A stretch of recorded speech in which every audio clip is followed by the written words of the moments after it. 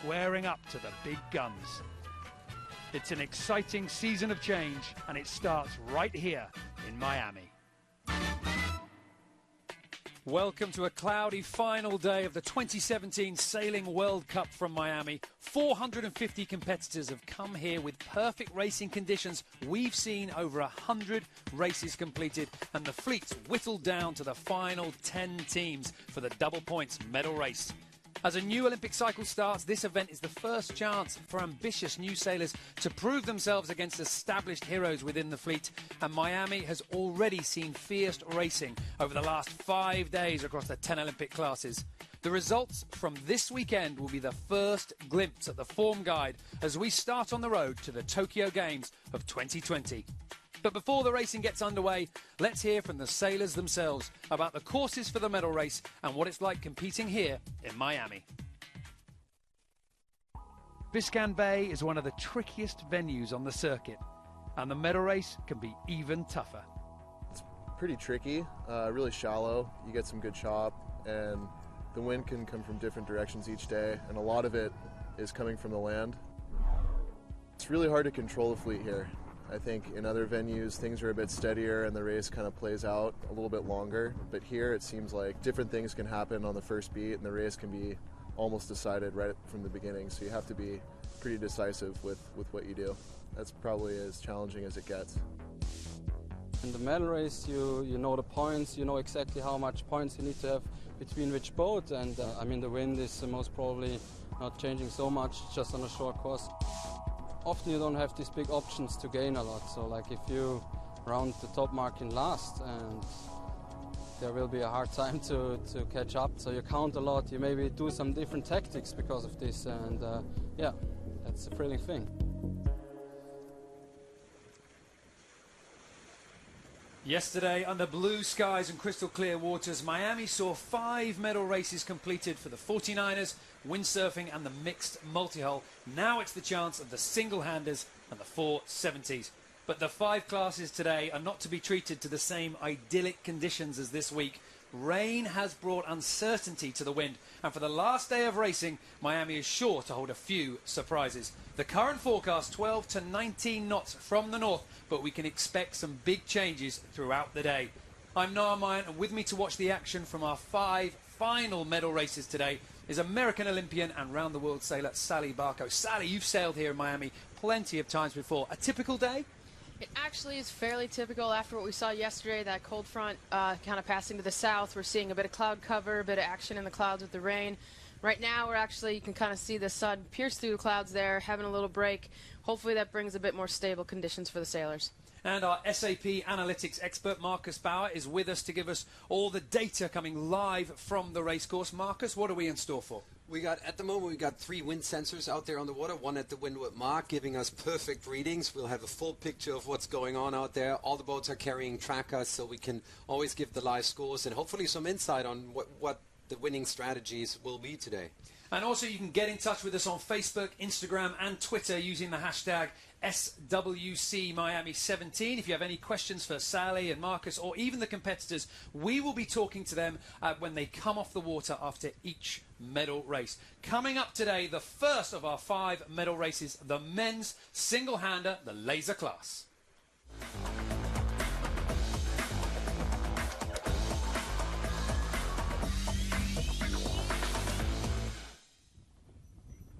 Five days of competition and 10 races completed, and now we are down to just the top 10 competitors in the men's single-hander. The score sheet for this class is quite exemplary. Big numbers, big scores, and really struggling for consistency. This has been the story that has led us to the medal race. You only have to look at the scoreboard going into the medal race to see how tricky the week has been for the 59 boat fleet. Big numbers on the score sheet means finishes well down the fleet. Not something you see very often with the front runners, but Miami was different. Going into the medal race, 3rd place Nick Thompson has a 50th to count. Olympic silver medalist Pavlos Kontidas is carrying a 32nd and 34th, and both have total scores of over 100 points. But one sailor has kept his score sheet under tight control. Jean-Baptiste Bernard from France managed 3 wins during the week and goes into the medal race with a 39-point lead. Gold is in the bag. Well, the score sheet going into the medal race looks like this. Jean-Baptiste Bernard from France has done so much hard work over the last few days that he is so far out in front he cannot be touched. The battle behind him is still up for grabs. Second place could be claimed by 3 other teams. Well, earlier on, before the lasers took to the water, Matt Sheehan was there in the pit lane to get their thoughts ahead of the racing.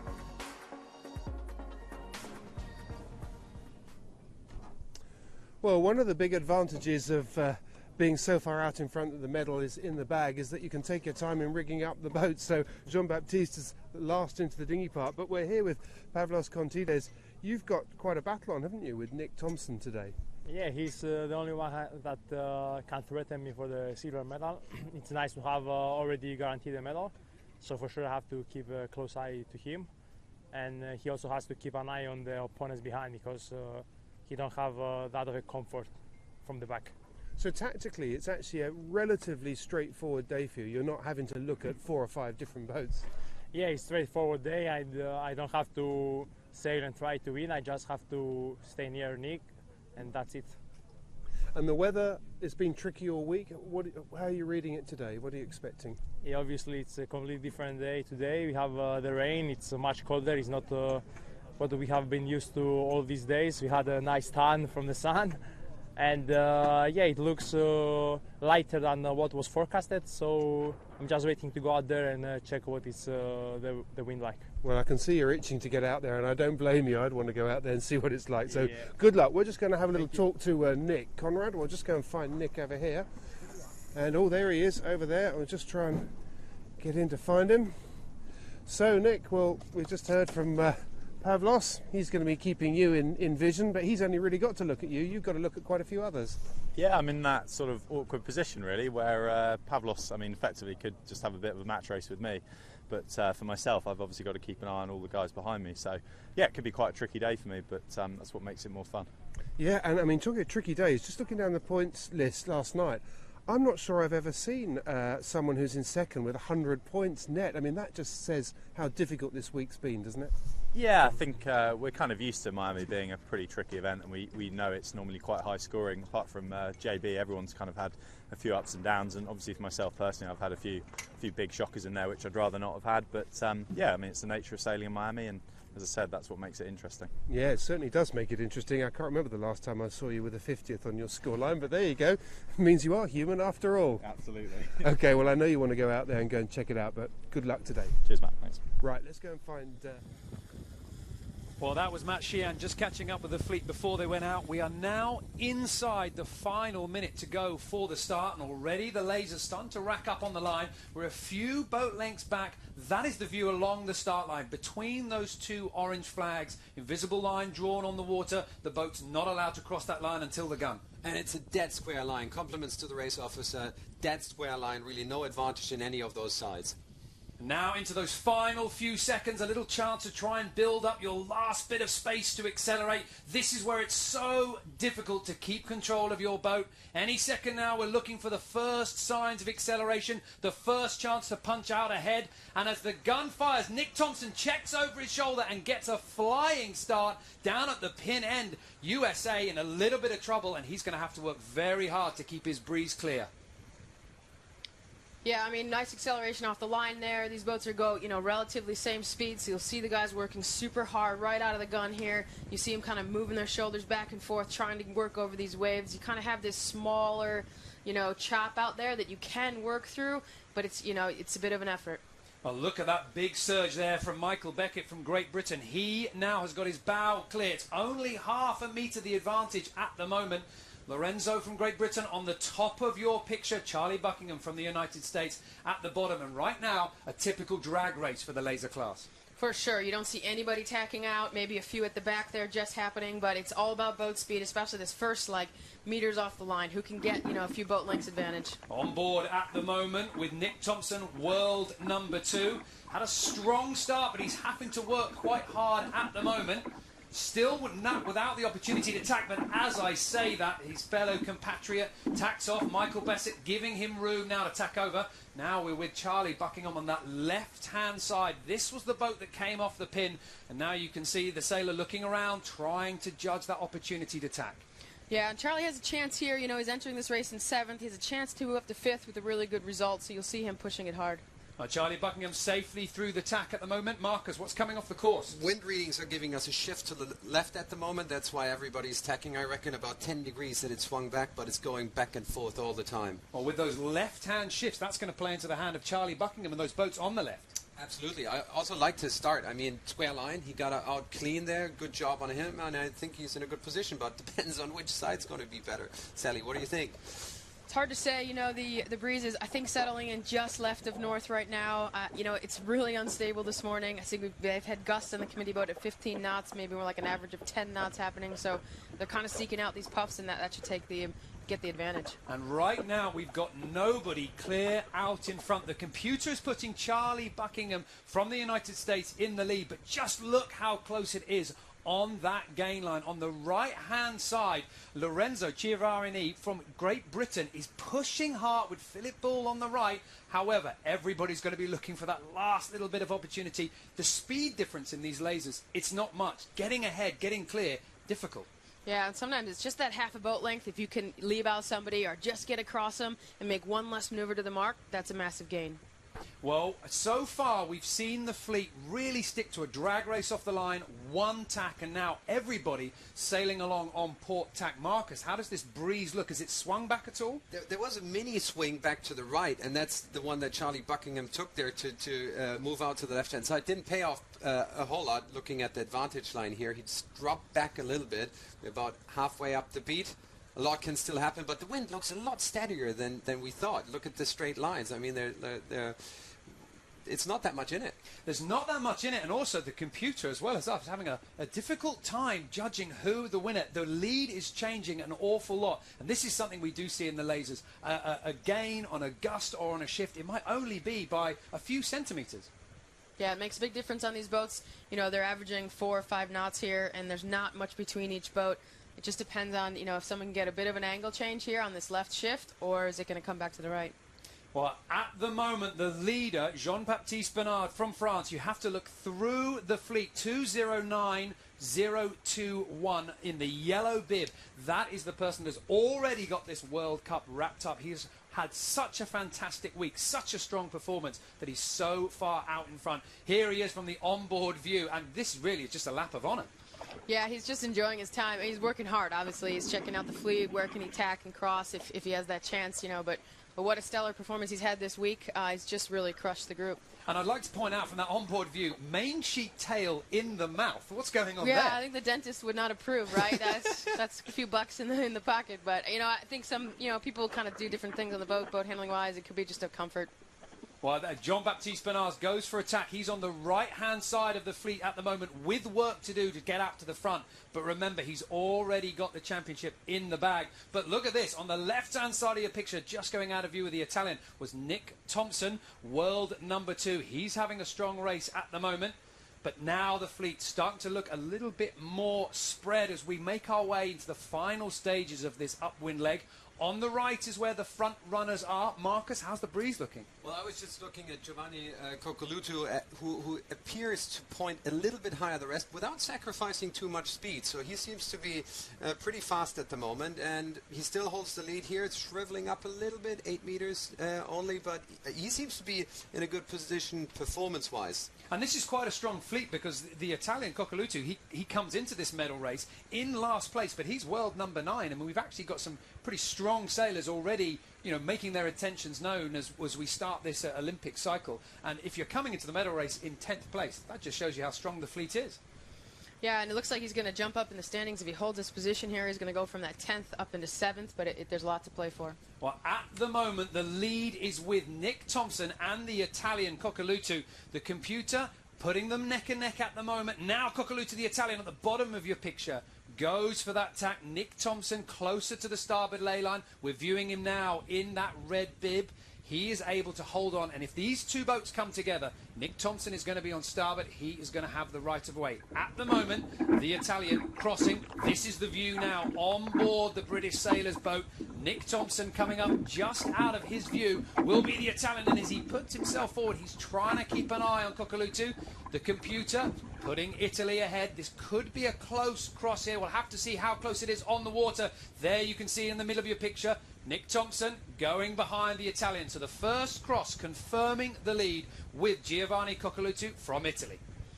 Yeah, great moves from the left there. You can see how calm Nick is in the boat. You know, he's really just doing maneuvers when he thinks he can get some more max power out, kind of flattening the boat. He's not really active. But just look at how Nick Thompson was sitting on top of Pavlos Kontidas from Cyprus. Pavlos Kontidas got the silver medal in London 2012, and the two of them come into this medal race with Nick Thompson having to keep the Cypriot on lockdown. And on the later stages of this leg, he was doing just that, keeping control. The Italian now crossing that group. More boats coming in together. The fleet starting to compress. The windward mark is in sight. At the top of the course, Giovanni Coccoluto rounds in first place with Croatia just behind, and then the battle for second place with Great Britain's Nick Thompson and Pavlos Kontidas from Cyprus, and it just going the way of Thompson, just getting that last moment to call starboard and forcing Pavlos Kontidas into a duck. And that's what he needs to do. He actually he has a big feat here. He's got to put, 12 points between him, which is in the medal race. That's a couple boats. You just have to. Something is going to have to go wrong. If he stays behind him, then it's all going to be fine for the Cyprus. And we've been talking a lot about the breeze this morning. We weren't too sure which way the wind was going to go. Was it going to build? Was it going to die? But right now, good conditions. Great conditions. These guys are working the boats downwind. A little bit of opportunity to plane in the laser, which means what a fun time for him. I think the breeze is up a little bit. Is that what you're seeing on the? It's actually pretty steady. At the moment, we're at 14 knots. Yeah, maybe picked up a little bit. I tell you what, we've got an incredible fight out in the lead at the moment. Giovanni Coccoluto is being chased down by Filip Jurasic from Croatia, and this is turning into quite a tight race as we get to around about the halfway point. We're getting near now. They've started to split, started to work the waves a little bit more because they know just out of shot on the left-hand side, the rest of the fleet are making gains. We are seeing a little bit of a compression. Now these two decide, well, you know what? Let's not sail each other out the back. Let's work together. Yep. Interesting to look at the data of the first upwind of these two boats because they were really similar in performance in terms of going really high and a little bit slower than the rest. That really stuck out from the rest of the fleet. So they seem to have the similar approach. Maybe they just picked the shifts better than the rest. That's how they reduced the distance. But it's a big difference to the following 8 boats, which covered a lot more distance and went slightly faster. And a lot has happened on this run already because Giovanni Coccoluto is still out in the lead, but just behind him, the whole pack has lined up. And I'm sure the Italian will be looking behind him and feeling worried. Yeah, he's starting to feel the pressure. You got to make some decisions coming into this bottom gate. You're going to go left, you're going to go right. What happened the last beat? So you start looking ahead, but you got to defend behind. Well, we are on board now with Jean-Baptiste Bernard, the Frenchman, the world number 13, who's already won the Miami World Cup. This final double points medal race, it's not essential for him to perform well here. However, the more boats he beats, the more scalps he takes, the more of a confidence boost he gets. Yeah, and I mean, we've seen this before. You kind of have the medal race locked in the bag. You just want to go out there and have a good performance. He's working on small techniques. He's thinking about the future. He's thinking about 2020. And the whole point about the medal race, with it being double points, was to eliminate what we're seeing right now, someone's performance just building up so much of a buffer. Yeah, but, once you have some crazy conditions like we've had in Miami this week, you have that chance of being a bit risky. So some of the other guys have had, they've locked in 30 places or 50 points extra, and they didn't really need to. So that makes the difference. On board at the moment with Nick Thompson from Great Britain. The fleet is starting to squeeze together. Just in front of Nick Thompson, we have the rest of the fleet, including the leaders, the Italian being caught up. And now we can see the Italian on the left-hand side of your screen just coming into view. There is Jean-Baptiste Bernard in the yellow bib. At the moment, back in the pack a little bit. He is hovering around about 7th or 8th place, trying to make some gains through the fleet. Now he's up to 5th. And the fleet just compressing as we get into the final stages of this run. On the far side, you could just make out Charlie Buckingham, and everybody is bow to bow as we get into this bottom gate. There we can see Great Britain in the middle of your picture. On the right-hand side, don't be confused, that's one of the radials coming out, getting ready for their medal race. The battle is with the boats on the left. Italy versus Great Britain. Coming down here, it's Lorenzo Giovanni behind the Italian, trying to take his breeze. But Giovanni Coccoluto, the Italian who led at the windward mark, has managed to hold off the charge from the rest of the fleet safely round the bottom of the course. But the pack is close. On the inside, Lorenzo from Great Britain getting a good turn, forcing Pavlos Contidas slightly wide of the mark. Nick Thompson now rounding just behind, and we've got a big split at this leeward mark. Yeah, it almost looks like 50-50. You know, it's interesting to see what's going to happen up.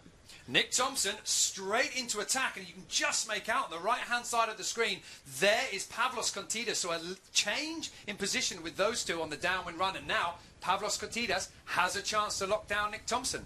Yeah, he's going to take advantage of that and just secure his spot, you know, in second place.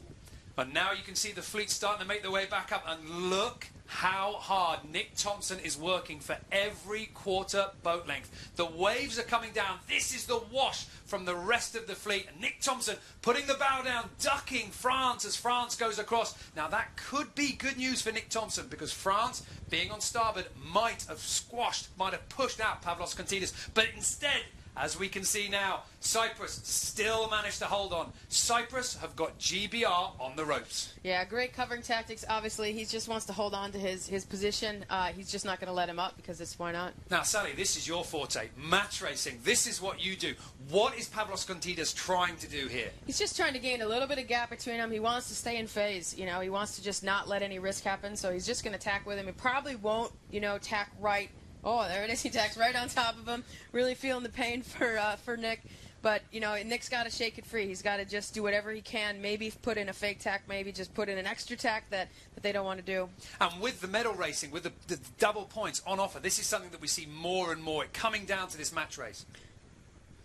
Marcus, what have we got coming off the course here? Well, looking at the last downwind, Charlie Buckingham is a hidden champion. He gained 5 places on that last downwind. Great gain by him. And we've been talking a little bit about the breeze swinging around and changing at all. Where are we with the stability in the wind at the moment? Because with the fleet starting to stretch left and right, we could still see some major movement. Yeah, well, the wind's swinging around by 10 degrees roughly, and going back and forth all the time. So that's why we have a fair amount of tacks already in this race. Well, full credit to the Italian sailor Giovanni Coccoluto, world number 9. He's still in the lead at the moment. He's on the right-hand side of this upwind leg, just tacking now in the middle of your screen to sit on top of the Croatian sailor Filip Jurasic. And now Croatia tacks over again. Everybody hunting for that clear air. It's quite aggressive tanking in this fleet. Absolutely, and highest count of tacks actually on Charlie Buckingham, who's down 11 tacks. The lowest tacking boat is Coccoluto, actually, 6 tacks so far. Well, that just goes to show when you get out in the lead, you don't need to be fighting for that clear air. You get your pick. Exactly. You get to choose what you want to do, and that's the bonus of being out there, especially on these short courses. You can't get far enough to the edges to be clear. Well, now Italy sailing towards the middle of the course, with Croatia sailing away further out to that right-hand side. Little bit of a gamble there when you start to hit those ley lines. But Sally, talk us through, where does these positions put our podium? What does it look like at the moment? Yeah, well, interesting here. You know, the Cyprus is really hammering Nick Thompson. It's hurting him. He might take him out of the medal. So Nick really has to shake it free in order to hold on to his third place position over Lorenzo. Well, that is the top-down view from the tracker, and you can see what a safe race the Italian sailor Giovanni Coccoluto is sailing at the moment. On top of the fleet, choosing just the right time to tack, to sit on top of everybody, reducing the risk. Exactly. He's just going to play conservative. He's got a little bit of a, lead here. He's going to minimize his maneuvers and get to the top mark.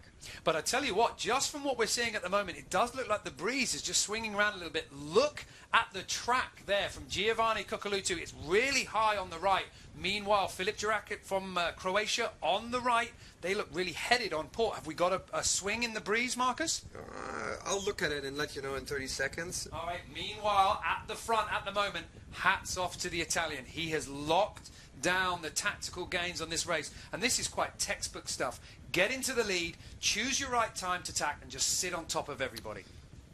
I can confirm the wind has swung to the left quite a lot, actually, 10 to 15 degrees. A swing to the left. It has actually swung to the left. So big movements on this course at the moment. Very difficult to really bank these gains. And we did see on the right-hand side, Philippe Jurassic pushed out on the right-hand side. That was a big gamble. But one boat that's really gained, Jean-Baptiste Bernard from France, the world number 13. He has sailed himself straight back into contention, and that could be down to that left shift. He played the left. Absolutely, and what we said in the last upwind, that the wind is really steady, doesn't quite look like that anymore. It's swinging much more back and forth. Jean-Baptiste Bernard now sailing through back towards the front of the fleet. We're on board with him there in the yellow bib. This was the sailor that went to Rio, been to 3 Olympic Games, hasn't quite managed to close down on the medal, had shoulder problems in 2015. But right here in Miami for the very first World Cup event of 2017, he's making his tensions firmly known. He's already won this event. If he gets the medal race as well, that's just the cherry on top of the cake. Lighter winds now. We can see the helm starting to sit up a little bit more. Could we be seeing a little bit of a drop in the breeze? Might we see a little bit of a gear change? Very difficult for these sailors to try and pick it out. The wind has dropped. It's down to 10 knots now, so it's fluctuating between really a range of 4 to 5 knots. Very up and down.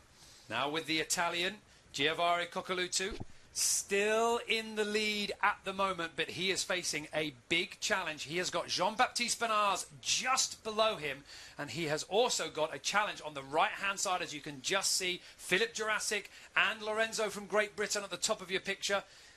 Italy now tacking. Coccolutu just underneath the port ley line. Jean-Baptiste Bernard will be following him, about to come into view. Now you can see the Italian in the middle of your picture. The windward mark just ahead of him. 1 tack to go, and then Italy will be on the final run to the finish. And it has been incredible effort by the world number 9 to keep the attack at bay, but he has done just that. Now he's got to keep his head in the game for 1 more run. Jean-Baptiste Bernard up into 2nd place. A huge gain on this upwind leg. 4 places, actually. He gained 4 places on that upwind. And at the start of this race, I almost had him dead and buried. He was really struggling, and in the laser fleet, when you come off the line, Paulie, there's not a lot of breeze out there, not a lot of space. Just look how hard the boats behind are having to fight. Croatia safely round, but next, GBR, Germany and Brazil all coming in. Eyes are open for Nick Thompson, and there we can just see Cyprus coming round the mark, now followed by GBR, number 3-3, which is... well, I think that's Michael Beckett just coming round. We're on board now with Nick Thompson, and look at what has happened here.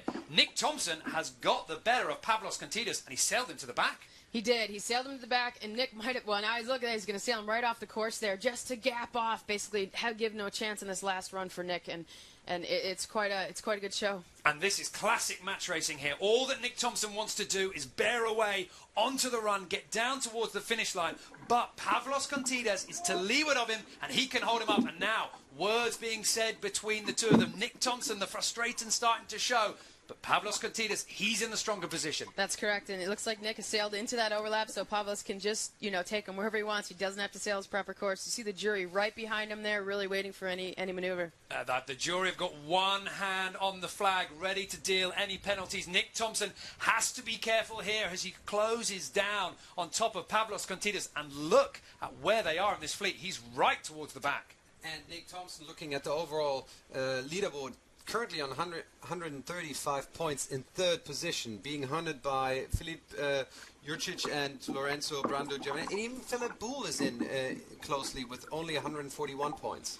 Well, this could not be going worse for Nick Thompson. You can see it on his face. The smile has dropped, and he is now watching his podium position slip away. He's been forced off towards the back of the fleet. That view that you can see there is an overlap. Nick Thompson has got himself behind, and now he's coming underneath Pavlos Contidas. So the roles have been changed, but really for Nick Thompson, he's at the back here. The only thing he can do is draw blood. It's not really going to be meaningful. Yeah, and you just saw him there have some words with each other. What are you guys doing? He just taking him out of the game, and that's part of what happens in the middle race. When the points come down to this, sailors that have that opportunity. And a protest there. I can see a red flag being flown by Pavlos Contidas, the silver medalist from London 2012. The jury are right behind, and both of them look pretty frustrated with the other.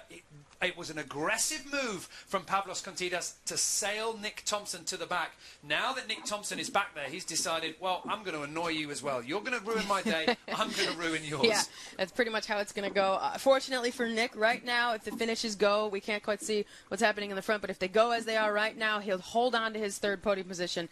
So he's kind of being fortunate with the group right behind him, not actually leading the race and taking any positions away from him. Well, Nick Thompson sailing off towards the bottom of your screen at the moment. Pavlos Kontidas sailing up to the front. That is almost won and lost there. The wound is too big now for Nick Thompson. The fate is what happens at the front. Italy still in the lead at the moment, over 30 metres the advantage between him and Jean-Baptiste Bernard. In the background, you can make out the radial boats, other boats out in the water, but the leader coming in from that left-hand side, the bottom left-hand side of your screen, the start line is, the finish line, sorry, is coming into view. And if Italy can hold on here, can hold on to this hard-fought lead, Coccoluto will be very pleased with himself, because this has been a big challenge and big shifts on the racecourse as well. Yeah, hard conditions to hold on to your lead, and he's done a really good job just focusing on what's in front of him and making those right moves. And you can see just how hard he's having to work here. The breeze is down, occasional little looks round behind him, and I can tell you that in his view, just out of camera to the left, Jean-Baptiste Bernard from France. Now, Jean-Baptiste Bernard, if he beats the Italian, it won't really change the overall too much. But this is an opportunity for Coccoluto to finish Miami on a high. Yeah, and really, really nice to see for him. You can see the breeze down now, 10 knots just below. The guys are going to work the boat just a little differently. You can see from the tracker when it was up to 13 knots, it was like a really squiggly line coming downwind, meaning they were steering a ton through the waves to try to maximize the boat. Jean-Baptiste Bernard just turning the boat through the waves, trying to find the best way to exploit the little ramps and troughs on the water, trying to get the extra speed. And actually in the lasers, we do see them swing around quite a lot. Yeah, I mean, you got to steer with these boats. You have to. It's basically like surfing. You have to grab every little momentum you can. But when the breeze is a little bit more, then they can do it more. They can, they can throw the boat around a bit more. Now that it's down, they have to just choose their moment. They can't be steering too much. Giovanni Coccoluto from Italy is safely round the last turning mark. Just the reach to the finish. Behind him, Jean-Baptiste Bernard in the yellow bib rounds that last mark in second place. But look at the battle for third at the moment. 5, 6 boats coming in all together. GBR on the right-hand side. It's going to be very tight, trying to find a little bit of space. This is the race leader. This is the guy that has done all the hard work. He's 25 metres into the lead. Behind him, a bit of a messy leeward mark rounding the final turning mark for these boats. Brazil being forced wide by Germany. Now the boats rack up into that final reach and coming into the finish line. How does that podium look? Yep, Nick, his spot at third is just getting challenged here by Lorenzo Giovanni. If he ends up in fifth, then he's going to take the third spot overall. Italy almost up the line. Jean-Baptiste Bernard just behind. The finish line coming into view now on the right-hand side. He's done enough. 26 metres the advantage if he can just keep himself cool, keep the boat going on this reach so difficult to overtake. Really hard. It's kind of just a straight shot, the fast point of sail for these boats, and they're kind of just, like you can see right there, going to be a parade into the finish. Well, we've just had word from the jury on the water that there has been a penalty for Filip Jurassic from Croatia with a Rule 42. Little bit of pumping potentially. Yeah, so he's just overworking the boat. Really, is what's happening. There's some rules on what you're allowed to do there. It happened on the middle of the downwind, and it must have been a penalty for pumping.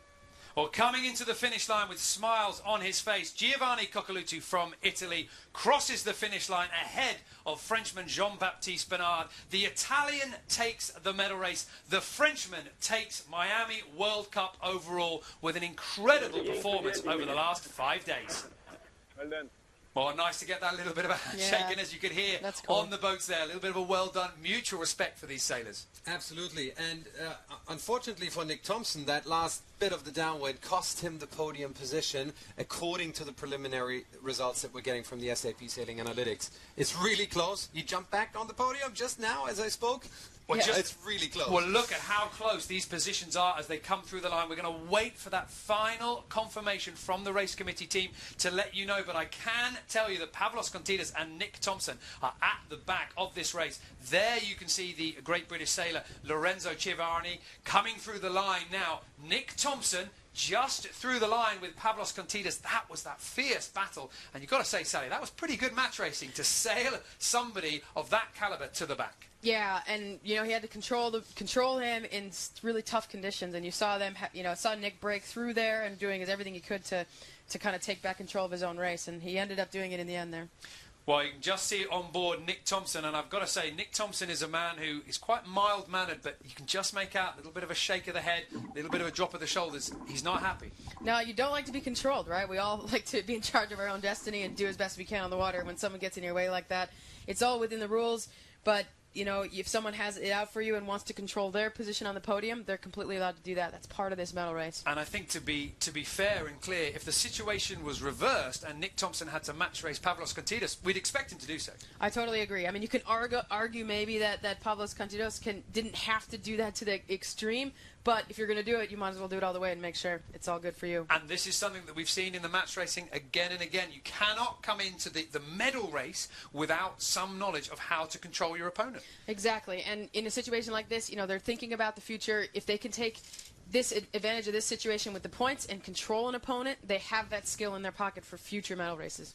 Well, that was an incredible laser race. We knew that the top spot was already wrapped up with Jean-Baptiste Bernard from France coming into this medal race with enough of a points buffer to really be untouchable. We knew that there could be some movement on the second and third spot on the podium, but we didn't know just how hard the battle would rage between Pavlos Kontidas and Nick Thompson. We're on board at the moment with Nick Thompson, and on the left-hand side you can see there the PRO boat coming through there. They're about to take off the onboard camera, so get your last look now at Nick Thompson. This has been a man that fought very hard and coming right the way down to the wire. I mean, an incredible effort from Nick Thompson, and amazing to be able to see it from on board as it happened.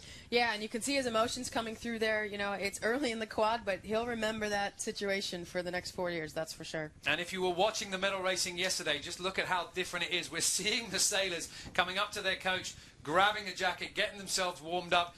We've got confirmation of the race results from that medal race, so let's have a look at how they finished. Well, Giovanni Coccoluzzo from Italy in that top spot, Jean-Baptiste Bernard in second, and then Filip Jurasic from Croatia in third. Down at the bottom, it was Nick Thompson and Pavlos Kontidas. That was that fierce battle. Let's see how that's affected the overall. Well, no surprise, Jean-Baptiste Bernard on top, Pavlos Kontidas in second place, and then Nick Thompson from Great Britain being forced off the podium, and it's Lorenzo Chiavarni moving up into third place, and that is a fantastic way for the 23-year-old Brit to finish off his Miami World Cup. Well, the sailors are now making their way back ashore, and Sally, I mean, that is a last event for your laser championships, but plenty to take away from that going into training for the events ahead. Yeah, I think it really teaches the guys that you just have to hold on to what you have. You have to be right off the line to control your own destiny, and possibly, Nick sailed himself into a position where he was able to be controlled, and unfortunately it takes him right off the podium, only by 1 point, but it does.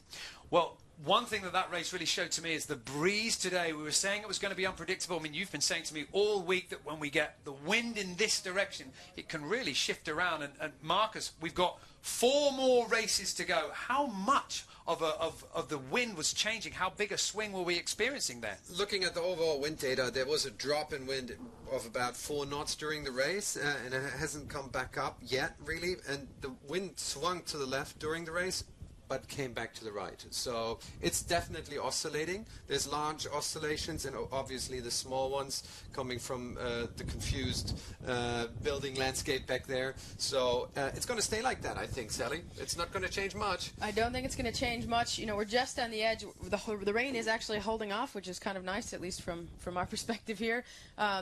But yeah, as long as it doesn't clear or anything, we're going to see these oscillations. And on the short course, it's quite tricky to get the oscillations right all the time. Well, and also with this changing breeze, that is an opportunity. If you get a bad start, get back into it. That's true. That's true. You can have a chance, and you can maybe split from the fleet a little bit, and hedge your bets on one side or the other. But it's also risky. I mean, I think maybe sailors underestimate when it is shifty like this how important the starts are.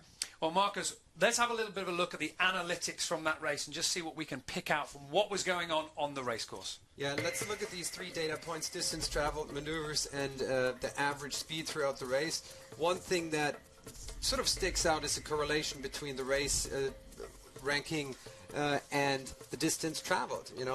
This was about reducing distance. Quite interesting to see that Giovanni Coccoluto wasn't the fastest boat out there. Actually, Lorenzo Brando Ciavarini was going a lot faster, but look at the distance. He covered a lot more distance. So I interpret that, and I'd like to get your take on it, is take the shifts right. He managed to do that with less maneuvers than the rest of the fleet, not being the fastest boat, but still going at this decent speed. So I don't think it was his boat performance so much in the end, but he just picked the shifts right. I completely agree, and I think one group of sailors that are going to be watching this very closely are the boats that are coming up next. We've got 5 medal races today. One has already completed, the laser class. Now it is the turn of the women's single-hander, the laser radial.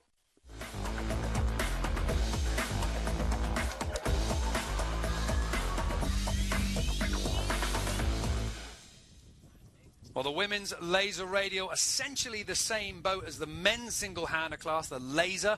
Of course, slightly smaller sail, but still just as physically demanding, just as tough, but just as simple. Expect to see these sailors making full use of all the tactics and all the shifts that we're seeing out there. And I know, Marcus, you're going to be keeping a close eye on the breeze, exactly what is coming off. If you're at home and you're watching the competition, all the data that's coming into us, it is available for you as well. Marcus, let us know, how can we access that? Just go to sapsailing.com, and it's all open for anyone interested, for the fans, for the coaches, for the sailors themselves, actually being archived for years to come.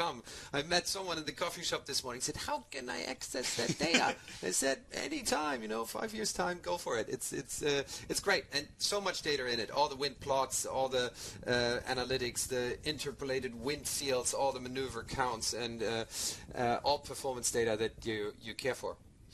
Well, coming up next is the laser radial, and you can see on your screens now the laser radials out there on the water getting themselves into this competition. We've had 10 races to get to this final double points medal race. The breeze, a little bit different today. However, the last 5 days have been certainly intense and hard fought. Let's take a look.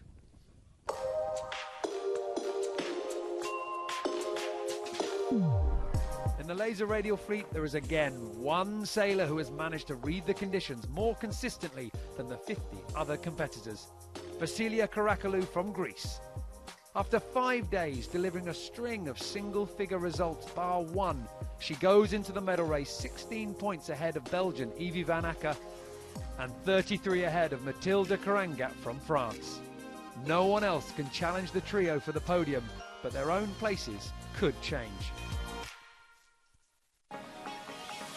Well, these are the results going into the medal race, and at the top it is Greece, Belgium in second, and then the 2 French boats in third and fourth. The important thing to note at the moment is not 100% secure for the Greek sailor at the top. Vasiliki Karakalou is going to be struggling there to hold on to that top spot. She has to put a little bit of work in. She's got a points buffer, but it's not all sewn up. Behind her, Evie Van Acker, bronze medalist from London 2012, is going to be fighting hard for every opportunity. And before the sailors took to the water, Matt Sheehan caught up with the runners and riders to get their thoughts on the racing. Well, one of the interesting things about the laser radial class is that this medal race appears to be just about the top 3 people. And we're here with Evie Van Acker. Evie, you're lying second at the moment. Is that right? It's just going to be between you 3 girls at the top? Well, I guess so. So the first cannot be worse than second, and I cannot be worse than third, and the third cannot be worse than third. So I guess all of us are secured of a medal. It's just the color we have to fight for today. Yes, and I would imagine you'd like a yellow top rather than a blue top at the end of the day. Yeah, yellow is my favorite color, always. How difficult has it been? It looks like it's been a very tricky week. It's been a very tricky week. I had some really good days, also a bit weak moments, especially on the 4th day I was struggling. But I was happy to come back yesterday with 2 good races. So It's been on and off this week, and for everybody it's been tricky, so you cannot blame the conditions, I guess. But I think today we will have the same tricky racing. It looks that way, and they're all starting to go, and I know you want to get out there. Have a great race. Thank you. Right, let's just see if we can find Mathilde. We're just going to chase Conrad, the cameraman. We're just going to see if we can get her down the slipway there. Obviously, they're very keen to get out as soon as they possibly can because the conditions, as we've just heard, are very tricky out there. Mathilde, just a very quick word as you're pushing down there. Evie appears to be your competition today. Well, maybe the Greek girl as well. Tell us how you see it. For me, it's a bit a different configuration because I'm third and I can't move to fourth place.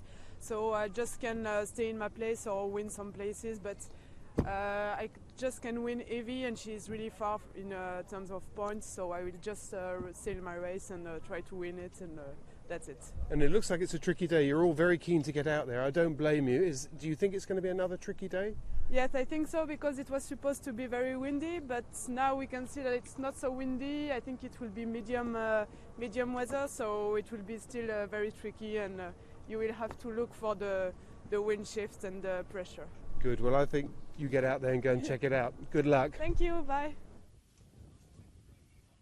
Matt Sheehan talking to second and third place teams going into this medal race. And Sally, this is quite a unique situation, isn't it? The podium, those are the three boats that are going to be on the podium, but the position's not secure. Position's not secure, but there are some points between the group. So it's going to be actually a big feat for the second and third place to actually take over. Or, people, you're going to want to, secure what you have, but, you're talking about putting 8 places between or 9 places between. Pretty much means you have to go and knock it out of the park and hope your opponents are just dogging it in the back of the fleet. Well, one sailor who's certainly put in a fantastic performance going into this medal race is the young Greece sailor, Vasiliki Karakalou. And before she took to the water, as you can see her now getting ready for this race, Matt Sheehan caught up with her on the slipway. So in the laser radio as well, the leader is Vasilia Karahaliou. Yeah. You're very relaxed. All your friends have gone on the water. Yeah, I was a bit late. It's okay. I'll run fast. You've had a great week in difficult conditions. How have you been managing to win all these races and be right in the top? I don't know. We were training hard in the whole winter, so now I just came. This was the first race, the first regatta, the World Cup in the beginning of the new year. I don't know. I think the most important thing is that you have to be as much consistent as you can. Calm, enjoy sailing. That's why we're here for, right? Well, you certainly seem to be calm and enjoying your sailing. How are you going to approach today? Because it's really a race for the three of you at the top, just to see which colour medals you come away with, isn't it? Yeah, I think basically I'm playing for or silver or gold. I will try to stay calm, sail, enjoy. We can do it. Good. Well, stay calm. You look like you're enjoying it. Get out there. Okay. Thank you very much.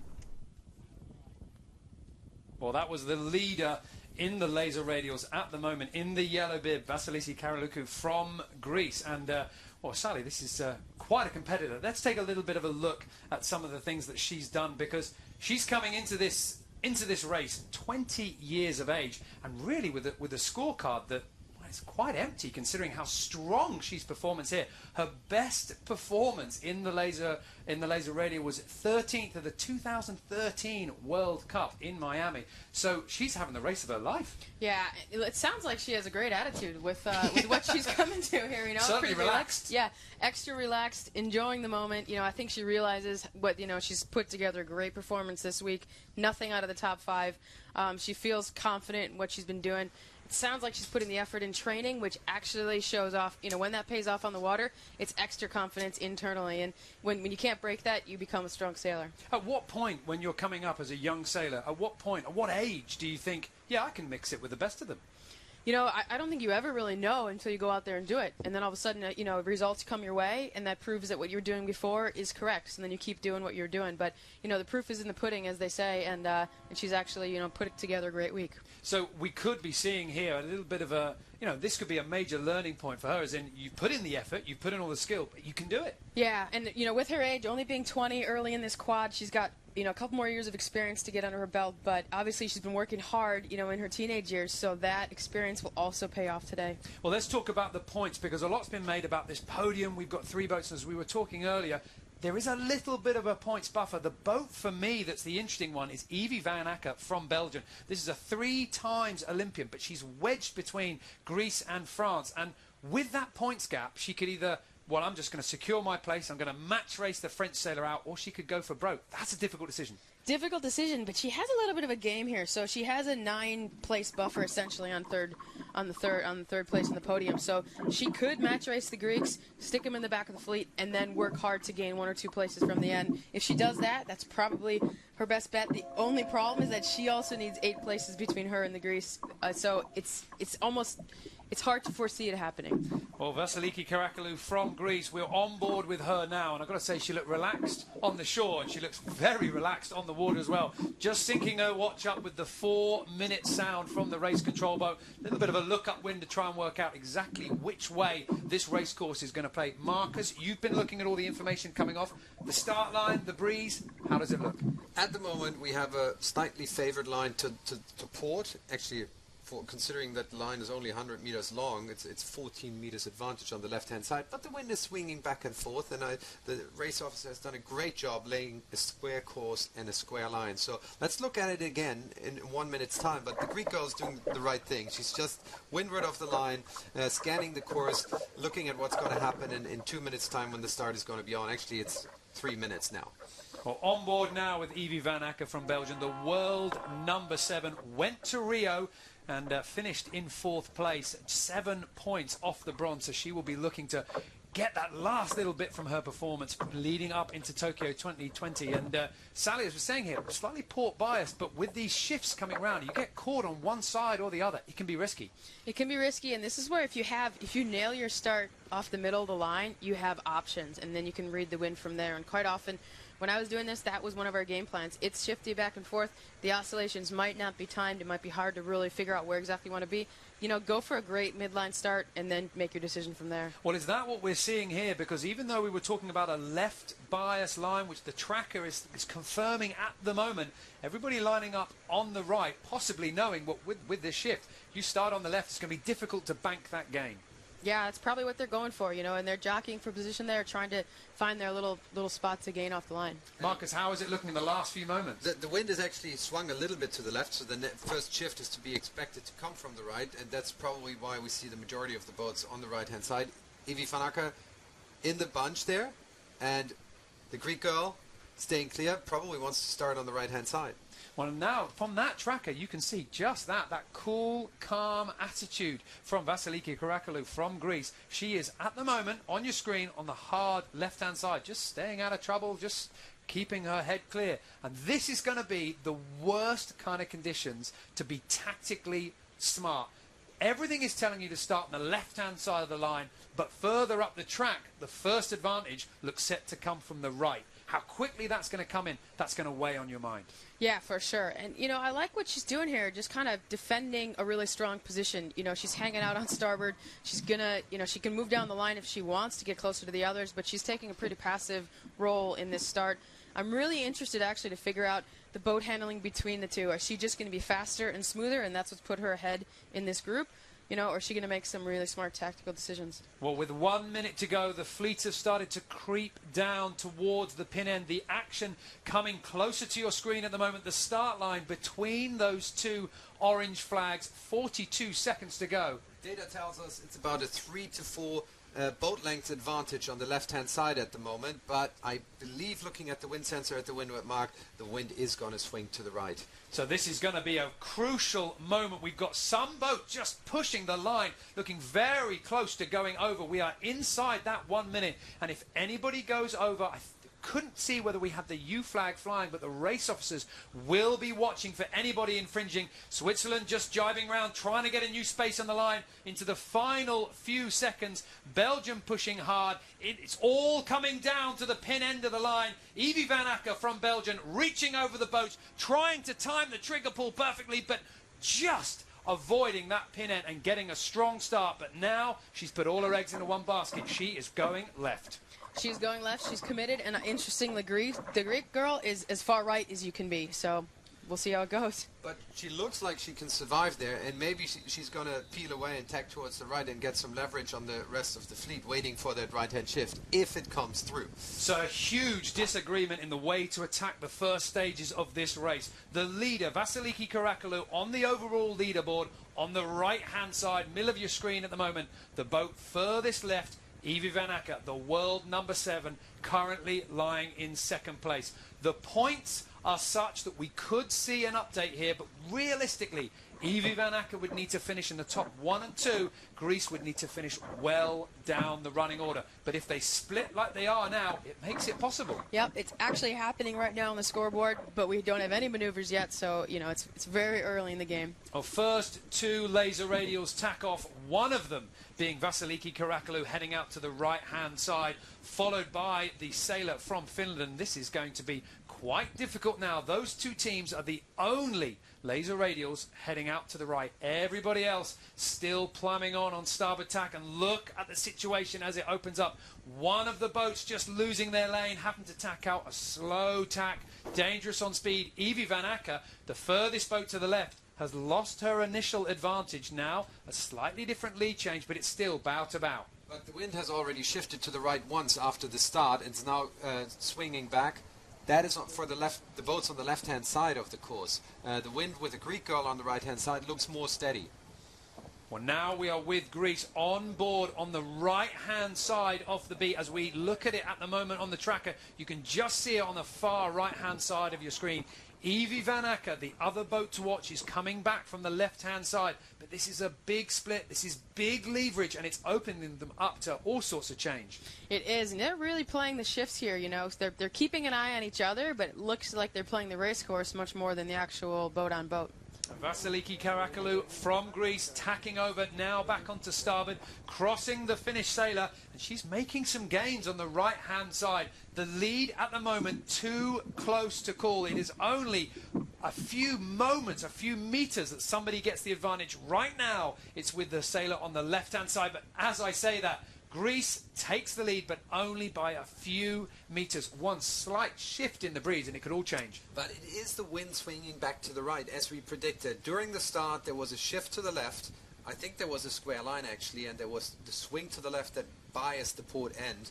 And now it's swinging back, and that's what's the good news for the Greek girl. Well, we're on board with Evie Van Acker. This is the sailor on the left-hand side. Started at the pin end.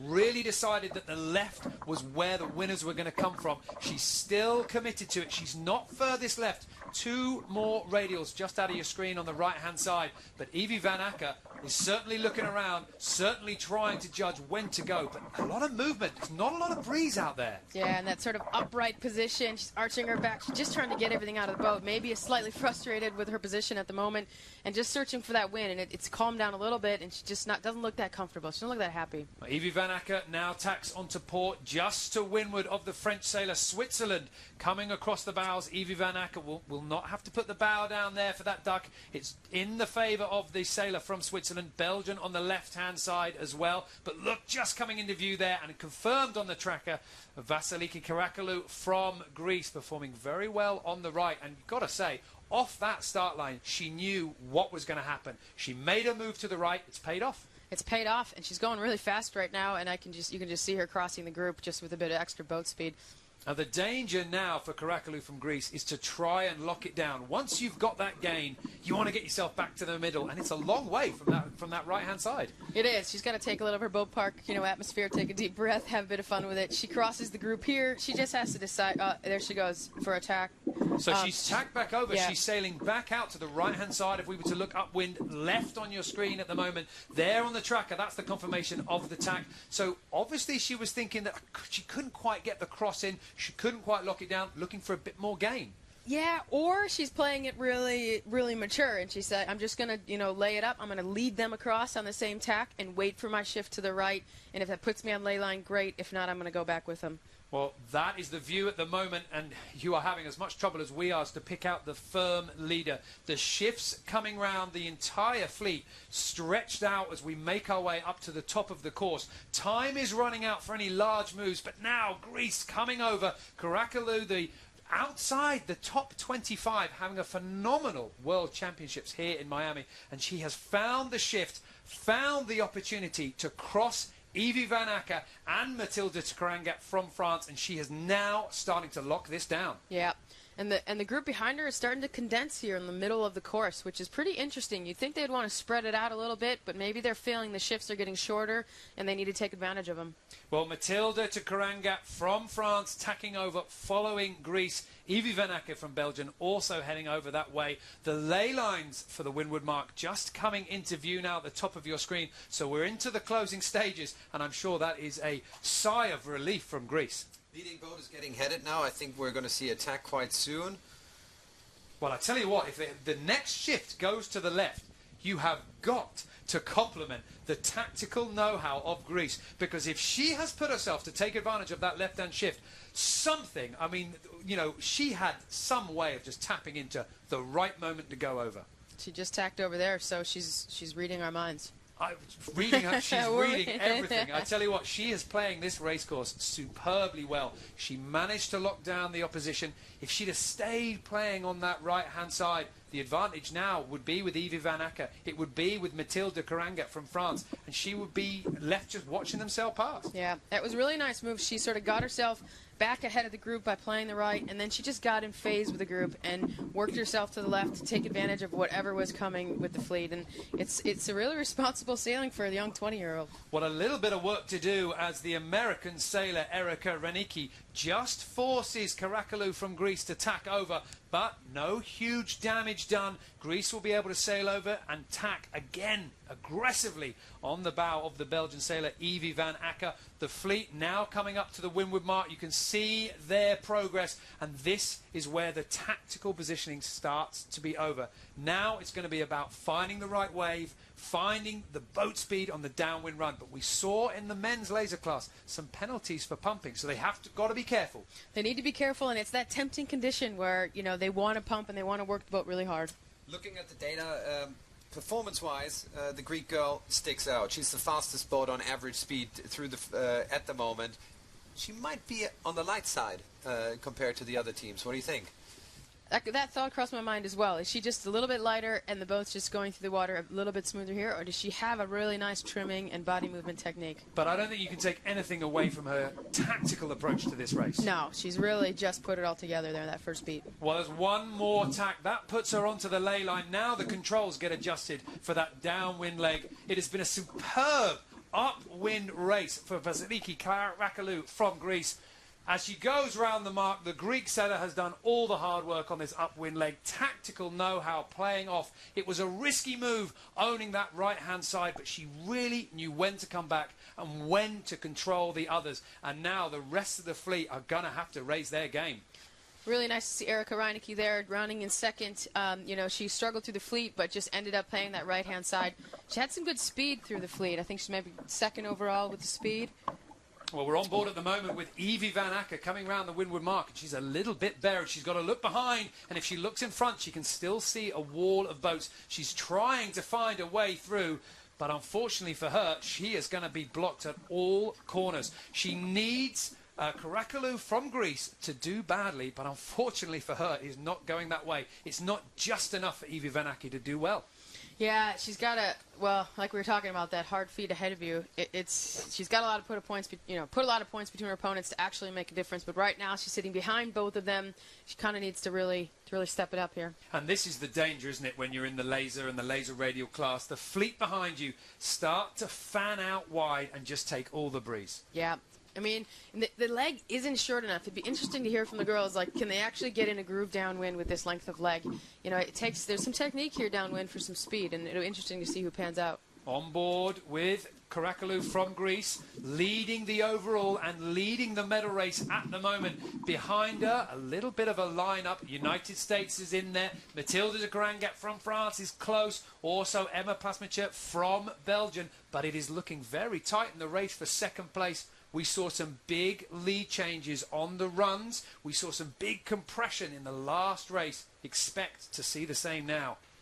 Well, Greece in the lead with the yellow bib on the right-hand side. Lighter winds at the moment from what I'm seeing here, Marcus. How does it look from the data? Dropping down to 8 knots. It's dropping all the time. I hope this doesn't continue. Otherwise, we're in for a pretty bleak day with the 3 medal races to come. I hope it comes back out. But currently, 8 to 9 knots. And being in the lead on the laser class when the breeze is dropping, that just makes the wind shadow all the more painful. Yeah, and you need to get out. You can see the Greeks, you know, they're out to the side. She's out to the side there, just kind of feeling her own clear air, not so worried about taking the risk with on the course because she knows she's going to have some fresh air.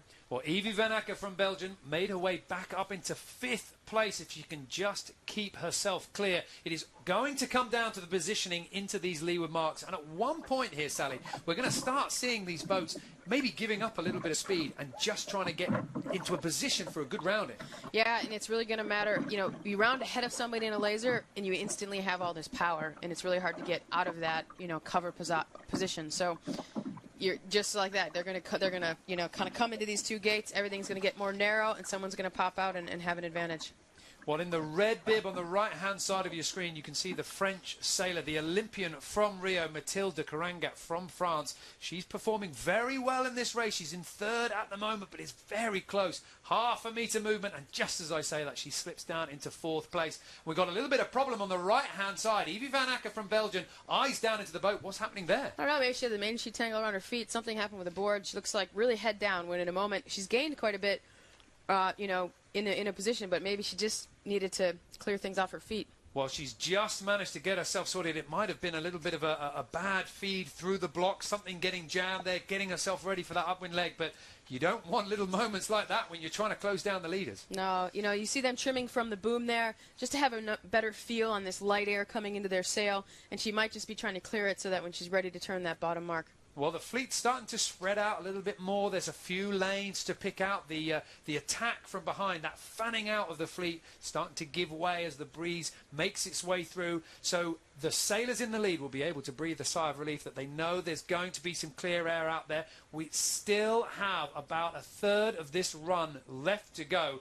And Vasily Karakalou from Greece is going to have to work incredibly hard. Her best performance in the laser radio and Olympic classes regatta, 13th in 2013 at the World Cup, I believe. She's been working incredibly hard here to do this well. But the pressure now is not with the side of the course that she is on. Marcus, what's happening? Yeah, I was just looking at the ranking. I'm not quite confident that that is right. I think the SAP Sailing Analytics still have her in 1st place. Let me check. Oh, no, sorry. I sorted it for overall rank at the moment. And looking at that, by the way, the point score is quite spread out. So they're in a pretty safe position. A little bit of a battle between 4th and 5th place. But the boats are so close together, we could get a big mix-up closing into the next gate. Well, the boats that have really gained in the last 30 to 40 seconds is the Belgian Emma Plasmachert and also the Finnish sailor Monika Makola. They have worked some pressure on the other side of the course, the far side of your picture, deep down onto the other side of the course. They found a little bit of breeze. They found a little bit of an advantage. And we are going to have a bit of a rack-up coming into this gate. We are closing down to this moment. We are. And you can tell that the wind is getting lighter. There's an anticipation of a shorter course coming at the bottom here just because, you know, there's a time limit on these races. They want to keep it within 20, you know, just about 20 minutes. The other thing that just came in from the umpires is that there was a Rule 42 penalty, just like we saw in the men's for the Italian girl. She was rocking, and then they'll call you for that, and they'll make you do a penalty.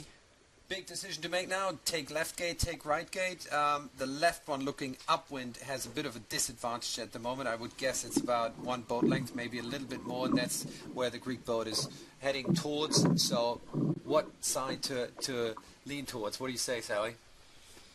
You know, it's a bit of a gamble with this light air at the moment. You know, I think you have to weigh up clear air versus, yeah, what you're seeing in the pressure on the way down, and hard to see from here. Well, in the closing stages of that downwind run, there was a real rack-up of the boats. It was always on offer. It was always a danger.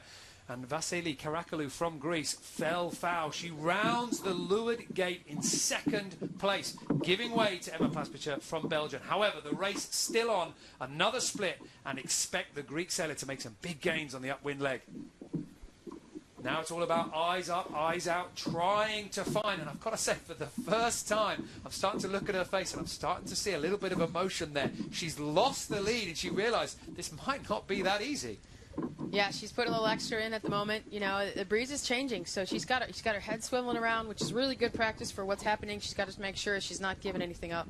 And what she'll be pleased to know is just behind her, as you can see on the tracker, Evie Van Acker from Belgium. These are the two boats, 1 and 2 in the overall leaderboard. Third place is with Matilda Karanga. And if Greece can stay with Evie Van Acker, then the top spot winning the Miami World Cup will be Vasily Karakalou. Evie Van Acker and Matilda Karanga are fighting it out for second place, and Evie Van Acker on that left-hand side at the moment. France at the top of your picture. That's the split. That's the worry. I like what France are doing over there. You know, they have a chance. They're taking this risk. If it all goes their way, that's the moment of the race where she could change up the scoreboard. But, you know, I would play more, will it happen? Probably not, but this is her moment. She sailed all the way to the right, and her opponent sailed all the way to the left. The wind is picking up a little bit now. I think we could see that in one of those images we had before, that there was slightly darker water up towards the upwind, and that's what the data tells us. It's cracking 9 closely to 10 knots again. Well, this is going to be a big moment here as the fleet on the left-hand side of your screen crossing back towards the middle.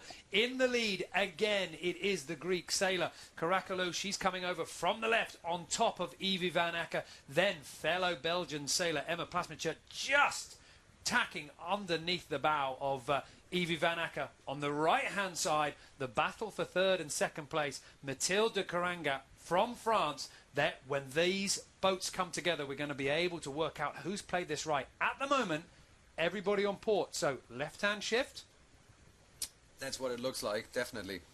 Not much in it, though. I mean, looking at the wind sensors data, it's just swinging back and forth all the time. And this is something that in the laser and the laser radial, you can take advantage of those half-degree shifts. Tacking's easy. You can, and it might be interesting to look at the number of maneuvers versus who's leading the race, because, you know, you can tack these boats and you can actually come out of them the same speed you went in, which is pretty unique for an Olympic-class boat. You know, like the catamaran, you're going to lose a couple boat lengths. It's very different. So looking at those numbers, the Finnish girl actually has the highest number of tacks at the moment, 14 so far upwind. The first 3 are pretty close together, 9 tacks on the Greek boat and 8 and 7 on the Belgian boats. Well, you can see the speeds on the top left-hand side of your screen, and just look at how much faster the boats in the lead are going, and that could be an effect of having a little bit of clear air. It could be that the breeze is coming down the course. Everyone's going to get it, but first to get it are the leaders. Karakalou from Greece still out in the lead. Interesting to see how the boat in the middle here has gone much higher than the 2 leading boats. So it's definitely not an even breeze over the course. There's some serious differences in the lanes that you can take. Well, Karakalou from Greece heading out to the right-hand side, now turning her attention to Matilda Karanga on the right. Evie Van Acker from Belgium sailing out towards the left-hand side. The leaders getting near that starboard ley line, and then it's going to be that drag race into the windward mark. One more run down to the bottom of the course, then that short reach to the finish. And Karakalou has this race coming closer and closer to its conclusion. She had a very strong performance in that first upwind leg, really deciphering what the wind was doing better than everybody else. On the run, she had to work extremely hard. Now on the beat, a little bit more effort required to try and build up a bit of a buffer. Yeah, she's just sailing really calm and confident. You know, you saw that in the first beat. She could have, you know, had a little bit of nerves get to her and sailed backwards in the fleet. And you see that in some young sailors, but she just did just the opposite. And, you know, you see her sort of tacking with the group right now. I call it like, you know, she's just going with the flow and beating them with boat speed, really. And that's what's happening. And when she turns downwind, she's going to have to work extra hard. That's what happens when it's a tight fleet and they're taking your breeze from behind, but I think she's looking pretty solid. Well, this is the fleet racking up on the starboard ley line. We talked about the breeze coming up and down, it's shifting around, but one thing we haven't mentioned, the visibility. It's starting to look pretty wet out there, going to make it tricky to read the breeze. Yeah, and that's maybe what we're seeing as far as, you know, when that rain comes in, the breeze can shut down and you can't see the water that well, so you can't see as far as you normally would. You can't anticipate the shifts. You become more right in the moment of what you're doing. And it does add a little more risk to the situation. Well, we're on board at the moment with the race leader and the leader overall in the yellow bib. It is Vasilia Karakalou from Greece. Outside the top 25, this will certainly put her right up the top into the field of vision of the other competitors. This is a name that we are going to be seeing again and again. Such a strong performance leading into this medal race, and again such a strong performance on the final race just when it matters. She's leading here in Miami. One more run to go, and then she will have wrapped up the Miami World Cup, and she will be wearing the gold medal round her neck. 10 knots as the boats round that first mark, and I wonder if it's going to drop again down to the lower part of the race course, which doesn't quite make sense because that's less wind shade in that part of the course, wouldn't there? Less wind shadow? A tiny bit. You know, I think they're kind of out there, like not quite in the middle of the bay, but between the top and the bottom of the course, it might be quite similar. I would think that maybe if the more of the rain comes, the less the breeze is going to be there. Well, Greece is round in first place. Belgian Emma Plachard is in second. Evie Van Acker managed to sail herself back up into third. She had a little bit of a scare around the middle part of that upwind leg, but she's managed to come through. Just behind her, it is the Frenchwoman Mathilde de Caranga from France. She went to Rio, finished in 21st place, but she's performing well here. That is going to be our 1, 2 and 3 on the podium. It will be Greece, it will be Belgium, it will be France, but we don't yet know what order. Sally, how does that podium look at the moment coming off the results? Which positions could we be expecting? Right now, as it plays out, they're pretty much going to finish the where they started on the podium. They have to, like we talked about before, they have to put quite a few boats between each other to actually make a difference. And I think the way the Greek girl is sailing, it's just not going to happen. You know, she's fast and she's knowing how to play this whole fleet. You might have noticed that everybody, all the positions just behind her from 2nd to 8th or 10th had changed and shuffled around. Everybody's fighting for that spot. But the constant here is the speed of the Greek girl. I'm just noticing, just on her boat there as we go for a jibe, she's written something on her mast there, and I do wonder whether that's a little. She knew she was going to be wearing the tracker today, and she has been you know, putting out a little bit of a message to someone. I would love to know what is going on there, because this is somebody, as we saw from her pre-race interview, she enjoys her sailing. She manages to find a way to bring a little bit of joy to the water. Or maybe she was rushing and she grabbed someone else's bottom section. You never know.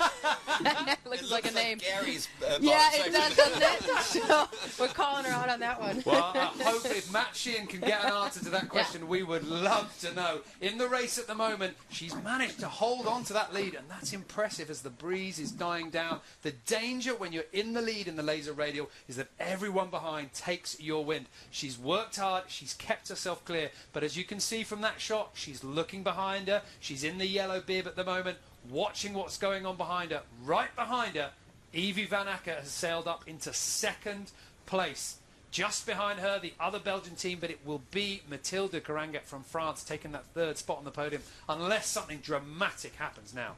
That's true. I mean, something really has to, you know, I guess you can always fall in the water or something, but, you know, hopefully that doesn't happen. I mean, these are about as safe as the scores can get with the gaps between those boats. We don't want to give away too much, but it's going to be hard to have any podium changes here. And it's not too surprising that the top 3 boats have managed to make their way back to the top of the field. And it's so frustrating when you're coming into this race and you want to be able to do well, you want to be able to climb up, but realistically, you have to just hope that somebody else does badly. You can't match race them. Yeah, and I like, you know, the length of the course is shorter than what they've all been used to this past week. But what we're seeing here is that the talent is coming through even with a short course. So, you know, I really love watching these girls. They're all doing it really well. They're using their body when it's appropriate. And just talk us through the technique here, because she's not sitting in one position. She's not holding her sail steady. There's a lot of movement. A lot of movement. We saw the guys do it when the guys had a little bit more breeze. You know, they had 13 knots, so they were trying to make the boat plane. Right now, they're just trying to basically get max power out of the boat. They're using the rocking motion to get power and flow off their centerboard, which is coming down, straight down, and the rudder, it's basically in the water. And it's a rhythm. You can see her. It's very rhythmic. And when they don't have it, they don't move, because extra movement will just slow the boat down. When they do have it, they start to get aggressive. I think that if you come into laser sailing thinking that the run is a chance to catch your breath and relax, you'd be dead wrong. You'd be dead wrong, yeah. And the last time I laser sailed, it was right when they made this changeover, you know, to different techniques sailing downwind, and I could beat everybody upwind, and we turned around that mark, boom. they would go fly by me on both sides downwind. And it was a whole new technique. And it's been going on now 10, 15 years, but it's more like surfing. And the bigger the waves get, the bigger the seas get, there's more movement, there's more searching. That's very true. And, when you get swell or even bigger chop than this, it's really awesome to see these sailors perform on the waves. Same pattern as before, by the way. Winds dropping on the way down to the leeward gate. We're down at 8 knots at the moment. Well, the leader has not changed. Karakalu from Greece still in the lead and still holding that advantage that she had around the top of the course. Evie Van Acker behind her in second place, working hard to try and chase her down. But realistically, we cannot expect the podium to change. Coming into view now is that last turning mark, that reach to the finish. Realistically, just a drag race. There's still an opportunity for some places to change in the medal race as we come round that bottom mark. But this is one sailor who's already done the hard work and already can start to celebrate. Vasily Karakalu from Greece, outside the top 25 in the world, has really come onto the scene, has really started her search for Tokyo 2012 with an incredible performance. Evie Van Acker from Belgium on the right-hand side of your picture, leading up the rest of the boats as they come through. She will be pleased with herself to hold on to that second place. It wasn't a certainty. However, you cannot fault Karakalu's performance. Yeah, and Evie will be looking for the next step. She wants to bridge that gap, and, there's a lot to be learned here from these early days in the quad. Well, we are up to 40 metres, the advantage between Greece and Belgium. A little bit of a look behind. She knows that she's out of danger. She knows she's done the hard work. That is the route to the finish line. Got to be a little bit careful there if you're in the bunch about going a little bit too high. However, not a problem for the first boat. Clear breeze, all the work done on the run to hold herself away from the rest of the pack.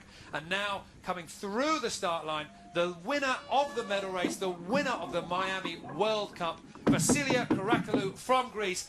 Big celebrations on board. Great to see a little bit of emotion from her. She was so calm, so relaxed on the water earlier, but now you can see just how much that means to her. Oh, yeah, look at her. She's all fired up, hugging her coach, and just that energy that comes through you when you realize you've done it, you've achieved your goal for the week. What an awesome time. Our second on the water, Evie Van Acker from Belgium, the world number 7. Not a huge smile. She wanted a little bit more. However, the hard work was done during the week. Coming into this race, it was going to be a big ask to change the podium. Now she starts to relax. She gets a little bit of a well done given to the Greek sailor as well. Evie Van Acker, bronze medalist in London 2012, 4th in Rio, and certainly a name we're going to see again and again. For sure. She's put a lot of work in. She's really experienced on this circuit. But she'll go home tonight and she'll relive most of the week and figure it out. What a juxtaposition we are seeing here. This was the sailor that earlier on when Matt Sheehan was talking to her on the beach was saying, I was a little bit late getting here. Oh, I had to run. I'll head out into the water. But look at how happy she is out there. That's what happens. You can finally relax. She's checked all the boxes. She's done it. And that's her technique, potentially. Coming into this, I'm not going to think about the finish line. I'm not going to think about it until we cross it. Yeah, and be worried about the little details. And that's what it takes to be a consistent winner. And at 20 years of age as well, coming into this World Cup, you've got a lot of sailing ahead of you. This is a really nice chance. And I think, if I'm right here, this is her first major victory. I mean, probably, yeah. Looking at her scorecard, she hasn't been able to. We haven't seen this strong a performance from her. No, which is amazing. It tells me that she put a lot of effort in over this winter. It probably worked up through the last games, through the last Olympics in Rio. Maybe was a training partner. Has really worked on the fitness part of laser sailing, which is essential.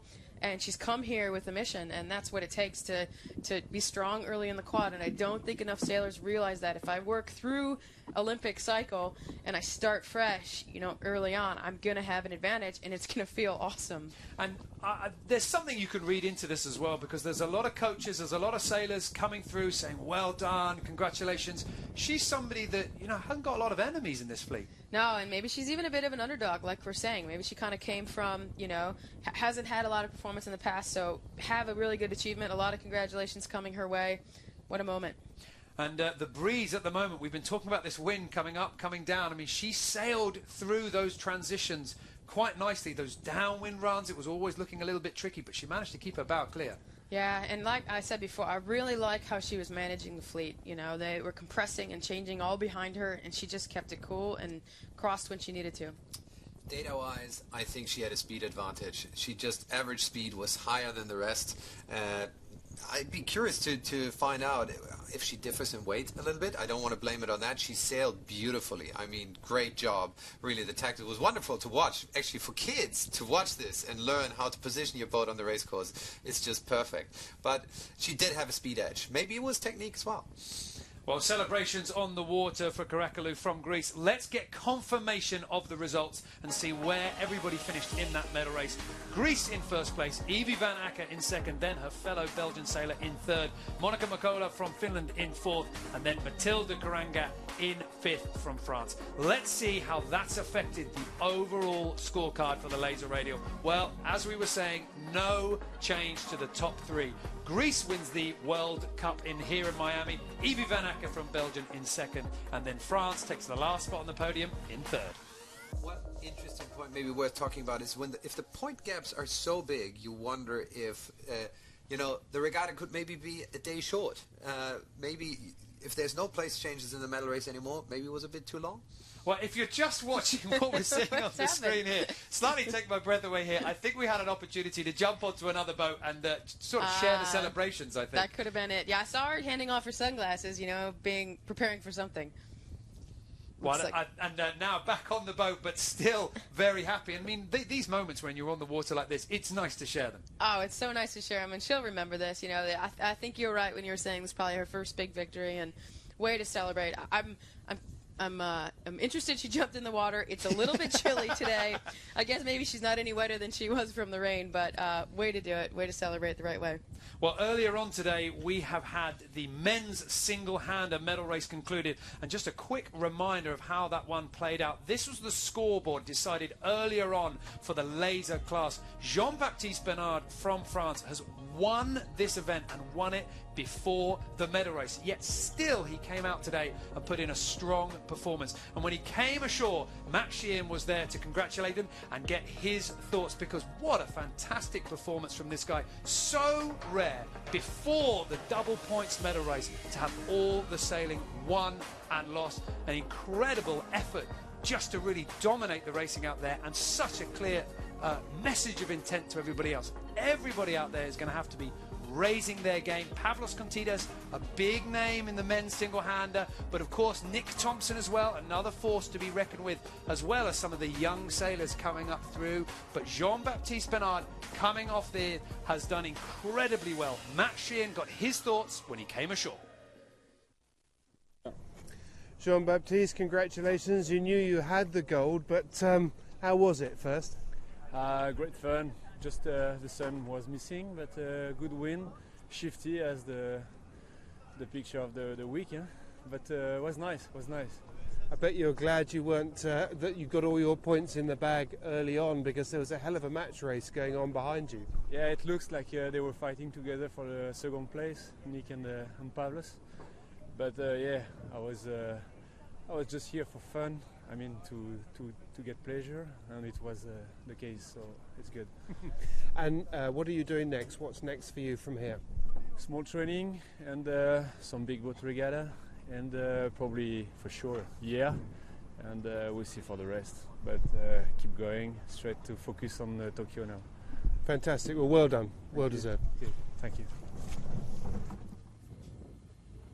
Jean-Baptiste Bernard from France, just talking to Matt Sheehan there, and interesting to hear just how he was saying that his focus shifting to Tokyo 2020, and a good performance to start off with. Yeah, I mean, incredible, right? You get consistent in a fleet where clearly your experienced sailors were racking up some serious points in some, tough conditions in Miami, and most of those guys who had those large numbers have been here before. It's not like it was something new. So for him to be able to really be consistent through all those conditions in the week, solid performance. Well, one of the big moments from that race was what was going on at the back of the fleet with Nick Thompson and Pavlos Kontidas, that match race that we saw, really aggressive moves. And Matt Sheehan managed to catch up with the British sailor to get his thoughts on that moment. Rolling? Yeah, rolling. Well, Nick, laser racing can be quite brutal, can't it, at times? Yeah, absolutely. I kind of knew before I went out that it was going to be tricky, and actually thought I did a pretty good job in the pre-start of managing to get away and actually get around the windward mark in a solid position, and then yeah, down the first run just got becalmed, and then suddenly Pavlos could do what he wanted. And yeah, I was a bit surprised that he pushed me all the way back. You know, I thought he'd just sort of stay with me from there, but you know, that's sailing. How did you deal with that though? I mean, it seemed like it was getting quite heated out there at a point. Yeah, I mean, it's always going to get a bit heated. It's the nature of sport. You know, we're obviously fiercely competitive, and everyone wants to win, but you know, it's take the rough with the smooth. I obviously knew it was going to be tricky, and it's one of those funny situations where actually if I'd been a few more points behind, it would have been better. But yeah, that's the nature of sailing. You came into this event pretty relaxed. I know we spoke at the beginning of the week, and you were delighted to be back. You're still feeling happy and relaxed about things? Yeah, absolutely. You know, I came into this event and I'd done 1 day's training since the Olympics, so you know, to be up there even with a chance at the medals was is pretty pleasing. But yeah, I think I'll still take it easy for the rest of the year, do the events, but you know, and enjoy my sailing. So we'll see you in the air next? Yeah, absolutely. I'll be in here. Looking forward to that. Good. We look forward to seeing you. Cool. Cheers, Matt. Matt Sheehan talking to Nick Thompson. That was the conclusion of the men's single-hander, and as we just saw, the women's single-hander, the laser radial, also wrapped up. Now it is the turn of one more of the single-handed class, the men's heavyweight, the Finn.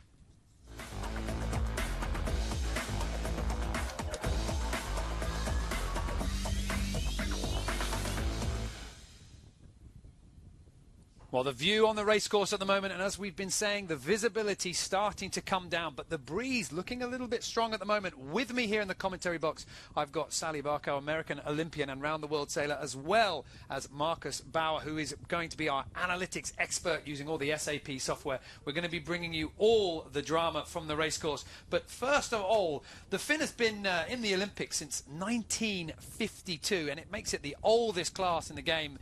And with new technologies and hydrofoils about to make an appearance for some of the boats, the Finn still proves irresistible for some sailors. It's the head boy of the dinghy park, the senior of the Olympic fleet. But it's also a heavyweight single-hander and a brute to handle, and Olympic sailors love it. The Finn may be the oldest class in the fleet, but it's still a big draw for both experienced sailors and newcomers alike. And there's a queue to get on board. After the Olympics, some guys said that they were going to retire, so a lot of new guys are coming in, especially in the beginning of the Olympic cycle. A lot of young, tall, strong people coming in. When you're young and you want to test yourself and see if you can do it, the free pumping makes the boat very, very exciting. It's very, very good fun to sail it downwinds. There's so many different aspects to the racing, and actually the technical side of it interests a lot of people. Like you can modify the sails, the mast, you can really personalise the package to yourself. If you look to the body and the shape of the sailors from the Olympics in Sydney and now, it's completely different. I think it's nice to keep those boats able to improve and still change and find a way to go faster and so on. Because when we look at the Nacras or the lasers, they slowly move, and you need to learn the technique. When you get the technique, there is nothing much to work on. The class has changed a lot the last couple of years. The weight of the boat went down. The mast, the sails are really different from 15 years ago. When I moved from a laser sailor, I had no idea about a lot of the things. Over the last couple of years, I've learned things which you can really carry forward to other racing. Of course, on TV it's less extreme like the foiling boats, but to be doing it, you need to be very in the good rhythm, and technically it's very intense. I think the legacy as well from the success that people have had through the fleet, it drags people towards it because they see the success that people go on to have further in sailing. They think, oh well, clearly the Finn has something that other classes don't. Ben Ainsley, Russell Coos, and those names still make the Finn a legendary boat.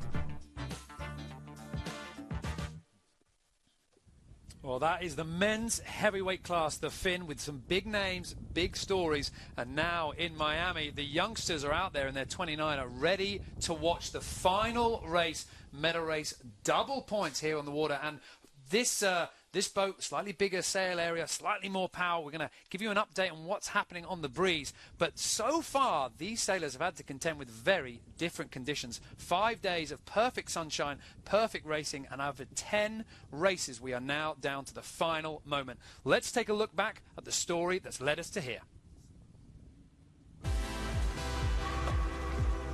Throughout the week, Brazilian Jorge Seraf has been delivering wins. 6 of his 10 results were bullets, placing him 20 points ahead of British sailor Ben Cornish going into the medal race and securing gold for the Brazilian. Behind Cornish, Norwegian sailor Anders Pedersen is just 2 points back. So the medal race looks set to be a shootout between second and third.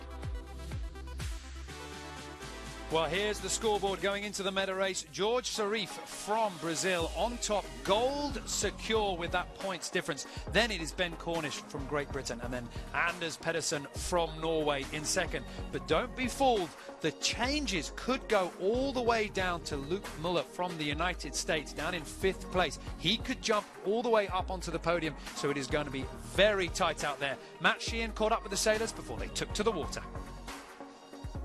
In the Finn class, there's one man who's had it all his own way this week, Jorge Seraf. I mean, how have you done it? You got 6 wins out of 10 races. You found consistency where other people can't. Well, I think I had a good week. The conditions were really hard to have a good average. We had a lot of shifty wins. Fortunately, I did my job, and I'm happy to arrive at the medal race like this. It looks like it's going to be a little tricky today. Are you happy about that? Well, I start sailing in a lake in my city, São Paulo, and it's super shifty there, so I feel comfortable. But of course, we have to take the right shifts today. But I like it. It looks like it. You're smiling. Good luck. We'll see you out there. Well, the person behind him, he's got all his own way. But Ben Cornish here, Ben, you've got a little bit of work on because, well, it's what is it? It's a 2-point gap between you and Anders Pedersen. Yeah, close today. Should be an interesting day of racing, but I think it would have been nice to have a bit more breathing room, but another day's racing. Keeps you focused though, doesn't it? Yeah, it should be good fun. Had a good week? Yeah, not too bad. Not bad at all. Been reasonably consistent. A few slip-ups here and there, but yeah, not bad. Good. Well, it's been good watching you. We're going to find out how Anders Pedersen's going to beat you now. Anders, just 2 points behind. How are you going to do it? No, we'll see. The fastest guy will win. Simple as that? The fastest guy has already won, but we'll see. Racing for second. Do you like the shifty, tricky conditions? Yeah, fun. Keep the options up. How difficult is it just anticipating what it might be like out there when you're in here in the sheltered area? We saw the footage of the lasers and they're hiking, and in here it's pretty light, so yeah, hard to see. Well, we look forward to seeing how you're going to do it. Good luck. Thank you very much. Well, that's the man of the moment, Jorge Seraf, and Ben Cornish and Anders Pedersen.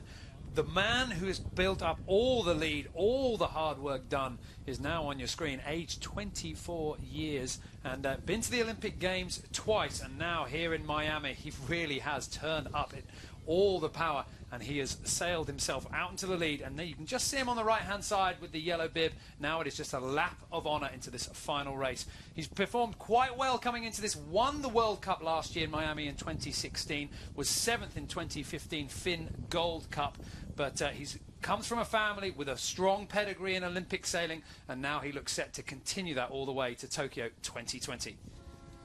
Well, Marcus, we've been talking a little bit about the breeze. We've been talking a little bit about the conditions out there. How is everything looking for this race? Wind picked up a little bit. It's a solid 10 knots now. Before it was just dropping off to 7.5, 8 knots.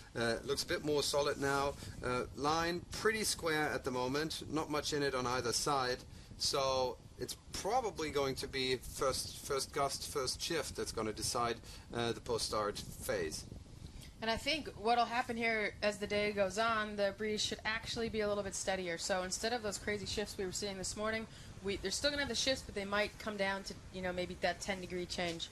Well, we've got 1 minute 20 seconds on the clock, and right now from the tracker you can still see a lot of movement. The laser radials earlier on were stacking up on the start line at this point, but here no one's really taken a front row seat. No, it looks like they're all really, trying to figure out where they want to be and moving around, not afraid to maybe take someone's spot or be aggressive with somebody in front of you or behind you. Well, you talk about aggressive sailing. Look at what's going on down there. Now, Marcus, you've got some information coming off the course. I highlighted the Norwegian boat and the British boat in the SAP Sailing Analytics, and they're battling it out. It is going to be a battle for silver, so they're really close on the close end of the line here. There we have them. battling for the pin end. We're on board at the moment with Ben Cornish, the world number 14 from Great Britain, and he is just getting into those final few moments on the start line, just pushing out the boom, trying to control himself. You can see him on the right-hand side, GBR 91, and just beyond him, Norway 1, Anders Pedersen, 24 years of age. That is the battle for second place. They come into this medal race only 2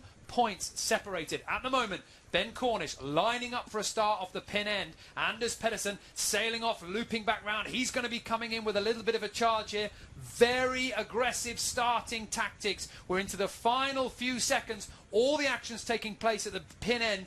Ben Cornish from Great Britain putting the bow down, starting to accelerate, and as the gun fires, Brazil's with a strong start. Italy punches out from the middle, but Ben Cornish from Great Britain gets away clean.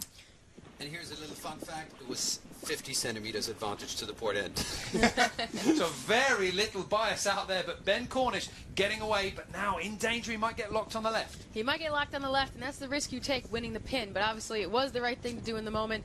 You saw Anders Pedersen bail out and find a new spot on the line, which was really important. I thought he might have taken the risk and gone all the way to the right, but he really wants to control Ben and see if he can take the second overall in this series. Well, at the moment, in that battle for second place, the advantage is with Anders Pedersen from Norway. He's just one boat over from Ben Cornish. He's the boat the furthest to the left. The leader at the moment, Fabien Pic from France, in the middle of the fleet, coming into this race down the pan in 8th place in the medal race, with some hope of moving up if the scores get tight. But keep your eye on that battle for second place.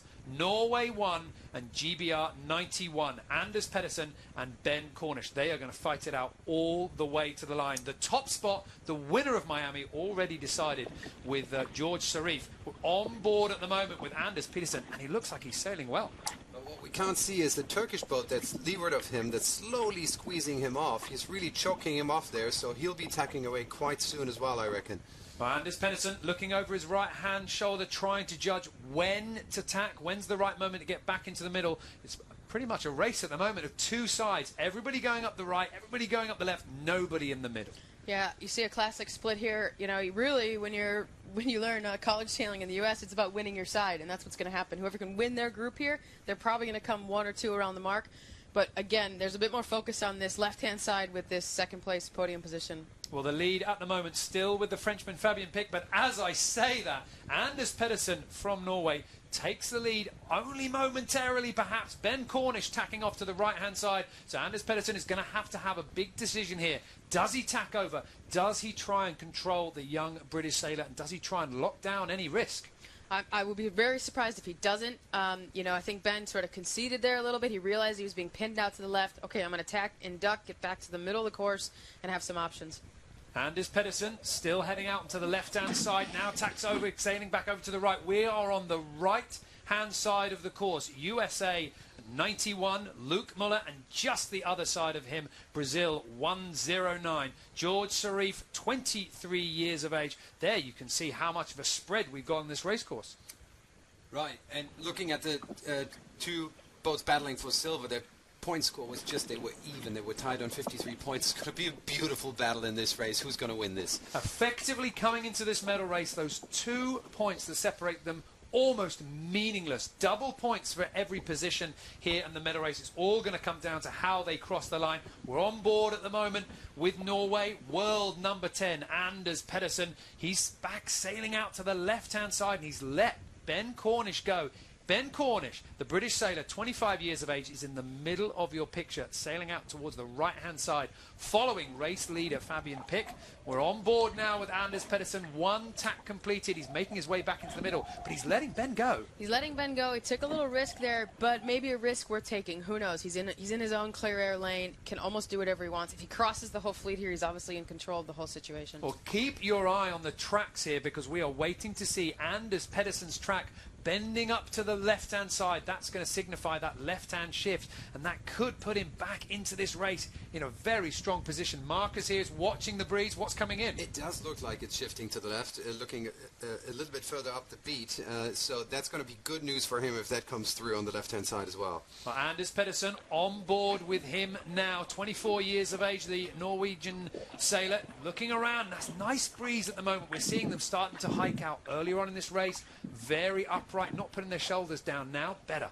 Yeah, and that's exactly what they're looking for, and they would rather stretch their legs out and let this boat just go. When they start crunching up and their shoulders rolling in, it's also frustrating for them. You know, it's a little bit light air, and it's a little bit harder to make that boat get out of the water. Now, perhaps that left shift is starting to show. I could just see there the track of Anders Pedersen bending up to the left-hand side. The lead is with him at the moment, but as you can see on the top left-hand side of your screen, the advantage is slim and it's dropping all the time. Now the shifts come back. The computer's saying he's no longer in the lead. Finland take it, then back it goes again. Some big shifts coming through here. It's really flicking around. There's not much in this race at the moment. Not much in it, and Anders over here on the left, he's really kind of put himself in a risky situation. If somebody comes across and, you know, makes him duck and lose a boat length or two, or tack and get pinned out to the left, he's no longer able to get back in control of the British. Well, look at the tracks that you can see at the moment. That blue track from Anders Pedersen, the furthest boat to the left. You've got that little bit of a bend up, but just at the top, it comes back down to the right-hand side, bending down again. So he's had the lift, but he's also had the headers. He's still one of the furthest boats to the left. They're in the middle of the track, but based on the pack, he's left, he's in danger. He's in danger, but, you know, if he can just cross this group, he'll be back in control of the race. I'm sure he's just, you know, hoping to get across, and then he's in control of his own destiny. On board with him now. He's crossing boats, going ahead of the Turkish sailor, 21. Lisan Kaynar from Turkey, 27 years of age now. Anders Pedersen tacks over. Has he got himself into a good position based on the battle for second place? Brazil, 109. George Sarif sailing clear off to the other side. Still some more tacks to go. He's not sitting on top of Ben Cornish at the moment. They are going out to the right-hand side, both Brazil, both Great Britain, so still some moments left to play out. Anders Pedersen has not been able to lock this down. Yeah, I don't know about that move. I would have been happier to see him cross to the right-hand side of the course, follow Ben over there. He just needs to beat him by a boat, and he'll take the silver on the, the second place on the podium. Right now, he's maximizing the split, which is not what he really wants. Well, we are watching now. Norway 1. Anders Pedersen sailing out to the left-hand side. He's still holding on a chance for some more shifts. He's not sailing towards the ley line. His main opponent, Ben Cornish from Great Britain, is very near that starboard ley line at the moment. And you can see when he was looking over, he was probably checking out exactly where his opponent was. He's trying to judge the right way to go, left himself open for some shifts, but they are getting very close to the windward mark. That means congestion. And he's feeling a little pinned by the finish here. He doesn't want to tack and duck. He's just going to lose another boat length and put himself closer to Ben. So he's looking over his shoulder, trying to get a good tack in. And by the way, there's not much in it towards the Turkish boat anymore. Cornish and Kaynar are pretty close, pretty tight on points, and they're both on the far right-hand side. I think the fact that Anders Pedersen let them go alone there, he was taking too much risk. Well, we will see exactly how this plays out as we get into the final stages of this upwind leg. You can see on the left-hand side, Anders Pedersen, Norway 1, following Finland 8 as they approach that starboard ley line. The big question is going to be what will happen as they get nearer this fleet coming over from the right.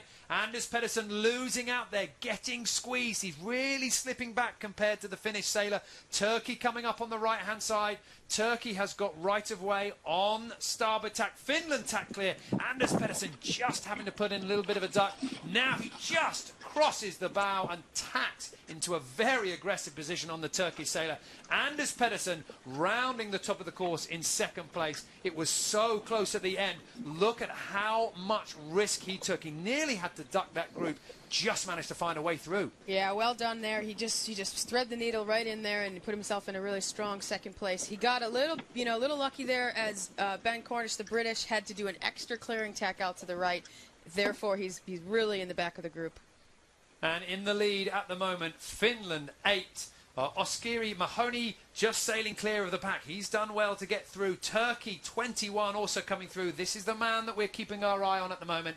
Anders Pedersen, he is in a battle with Ben Cornish from Great Britain. He needs to finish ahead, and look at what is happening on your screen. GBR 91 as we're on board with him now at the back. Ben Cornish in 10th in the medal race. That is maximum points, and that is going to hurt him. That's going to hurt, and if he stays there, he's going to take himself right off, clear off the podium.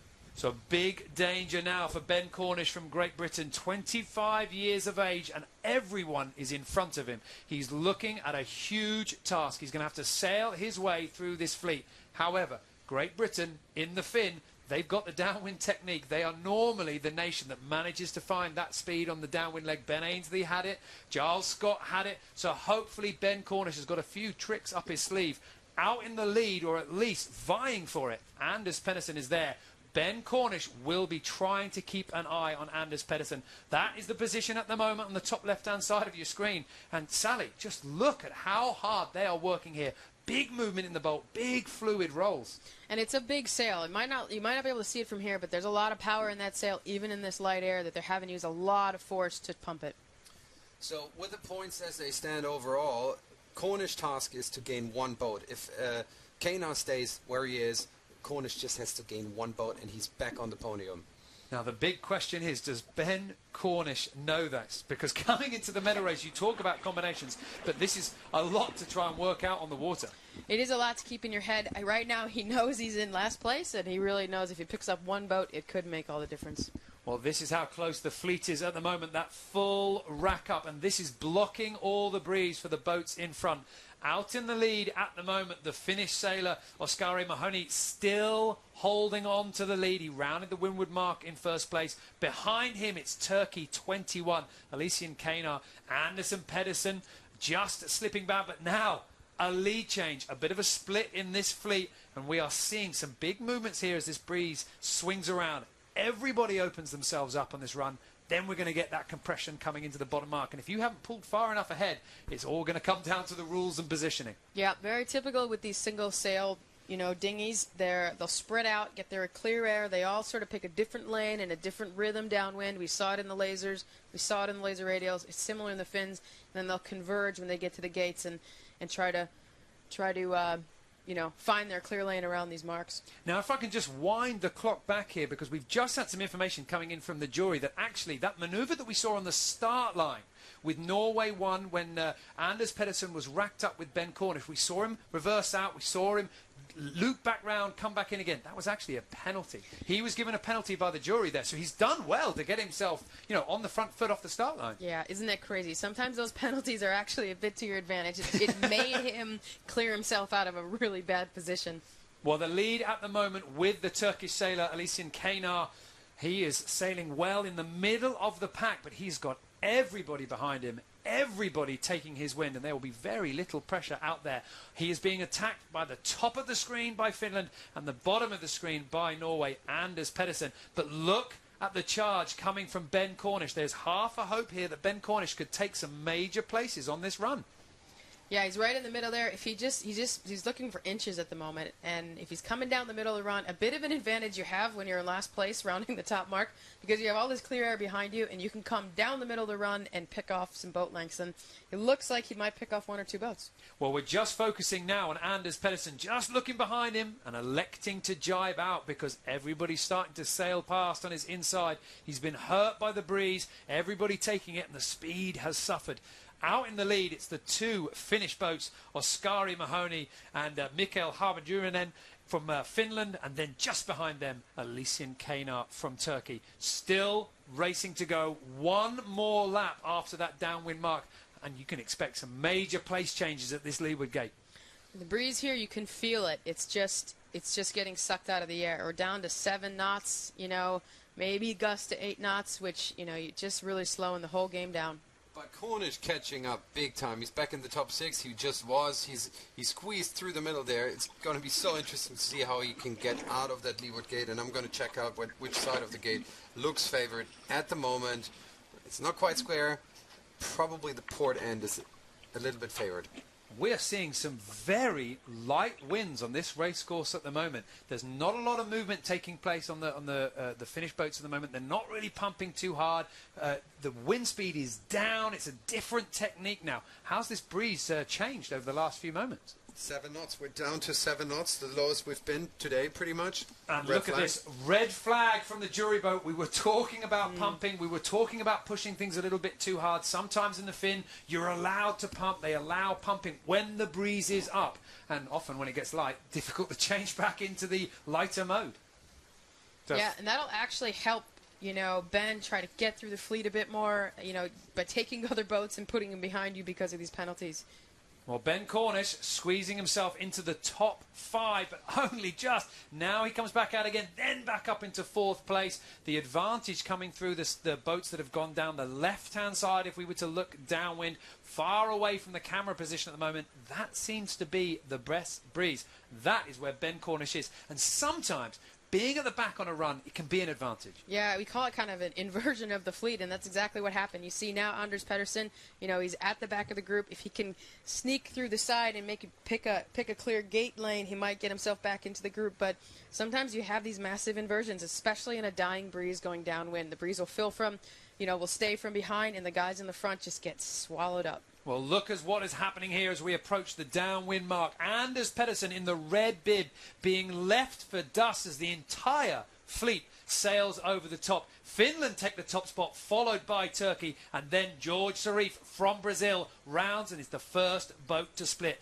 Big effort required here from the Norwegian sailor. There's not much in this. These guys are bow to stern as they round the mark. We're talking just a few boat lengths, and I think we're going to see some excitement this last lap. Well, we're on board with Ben Cornish here from Great Britain, world number 14, and his prayers have been answered because he came round this windward mark having lost out everything on that upwind leg, but now he has another hope. Going into that second lap, it's all open. Yeah, the score is really close again. They were just tied on 53 points. It's opening up a little bit more now that they start that second beat, but it's all open. Anything could happen. Well, Ben Cornish looking around, trying to judge what to do, and there you can see a very telling moment. Norway won. Anders Pedersen, his main rival in this race, going behind him. Ben Cornish has done the impossible and got himself right back up into this race. He's letting Anders Pedersen sail off to the right-hand side. He's allowing the split to happen. But a big moment in this race. A big moment. These guys like risk, you know. They like, it's making me a little nervous. There he goes. He tacks, and he's going to go with Anders and just try to consolidate what he just gained. And we'll see if it works out. You know, I mean, the breeze is dying. Sometimes you do have to take the risk to get out to the edges, and you'll pay it off in the end. But I like this move on Ben Cornish. He's basically going with the Norwegians.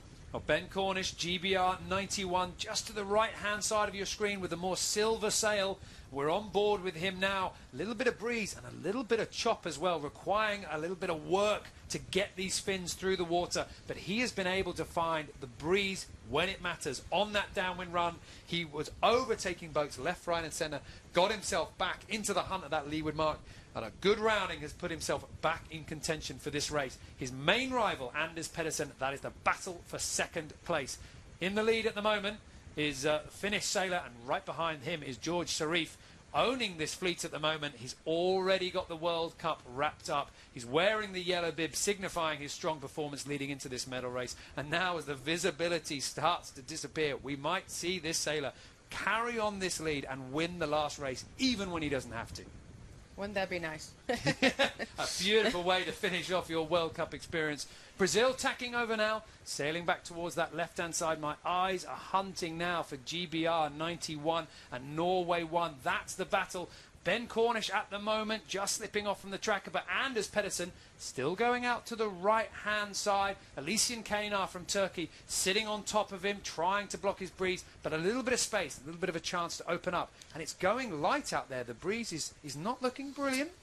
Consistently going down throughout this race, but still at 8 knots, and we've seen that before with the radials, so I think it's going to come back up. And how about the stability from left and right? Because we are seeing a little bit of a split here. Is there options for shifts, for taking advantage? Data actually tells us that the oscillations are in the 25-degree range. That seems a bit too much almost. Maybe it's coming from the wind sensors, both shaking around a little bit, but there's certainly, it's going back and forth, and you have to tack to take advantage of it. Well, that could have been what we saw on that downwind run. It might not have been pressure. It might not have been a string of breeze. It might just have been a big shift. It could have been. Yeah, very well. I mean, there's still going to be shifts out there, and with the visibility, it's really hard to see. Well, we're just looking now on the result sheet on the top left-hand side, but one name I can't see is the sailor that we're looking at the moment. Ben Cornish, in the last few moments, has slipped back again. He crossed over the bow of Anders Pedersen from Norway, but now the Norwegian sailor is up into 5th place, and Ben Cornish is not in the top 8.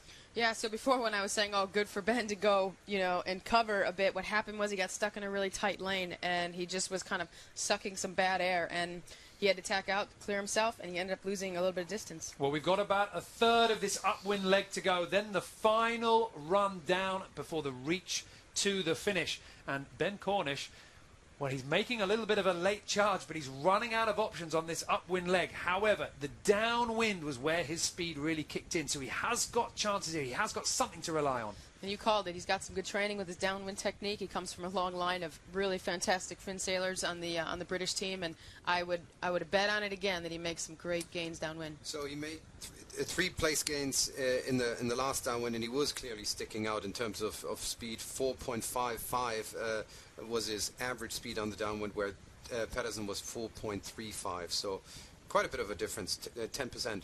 Well, at the moment, as we can see on the tracker, Ben Cornish is on the left-hand side, still underneath the ley line, still with some movement to go.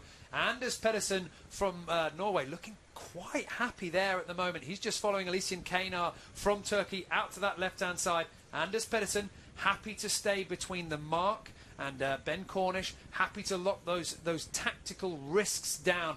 Meanwhile, on the other side of the course, it is the battle between the two Finnish sailors. We're on board now with Anders Pedersen, just tacking over almost on the port ley line. He will be coming in just below this mark. You can see Elysian Kanar just on the right-hand side of your screen.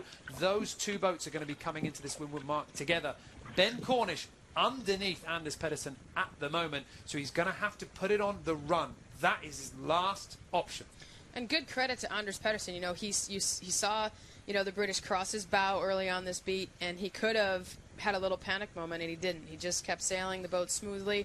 He got out to some clear air, and he let it develop, and he's back in control. We criticized him a little bit on the first upwind for doing that, but now on the second one it's really paying off because he's just stayed clear and kept it simple, whereas Cornish just got chewed up and spat out in a sticky spot.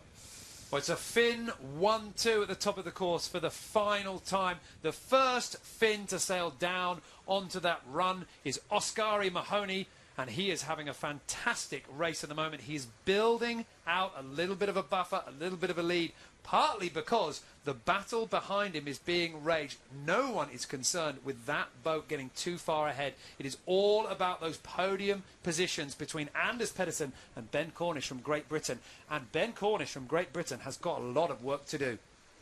On board now with Anders Pedersen as he rounds the windward mark, and as the boats clear the top of the course here, we're going to give you an update of where that podium positions are. I can just make out Ben Cornish coming round now behind the Brazilian and crucially behind Anders Pedersen, but it's looking very light out there. The sails hardly filling at all. Now Sally, how does that podium positions look? What does these positions mean?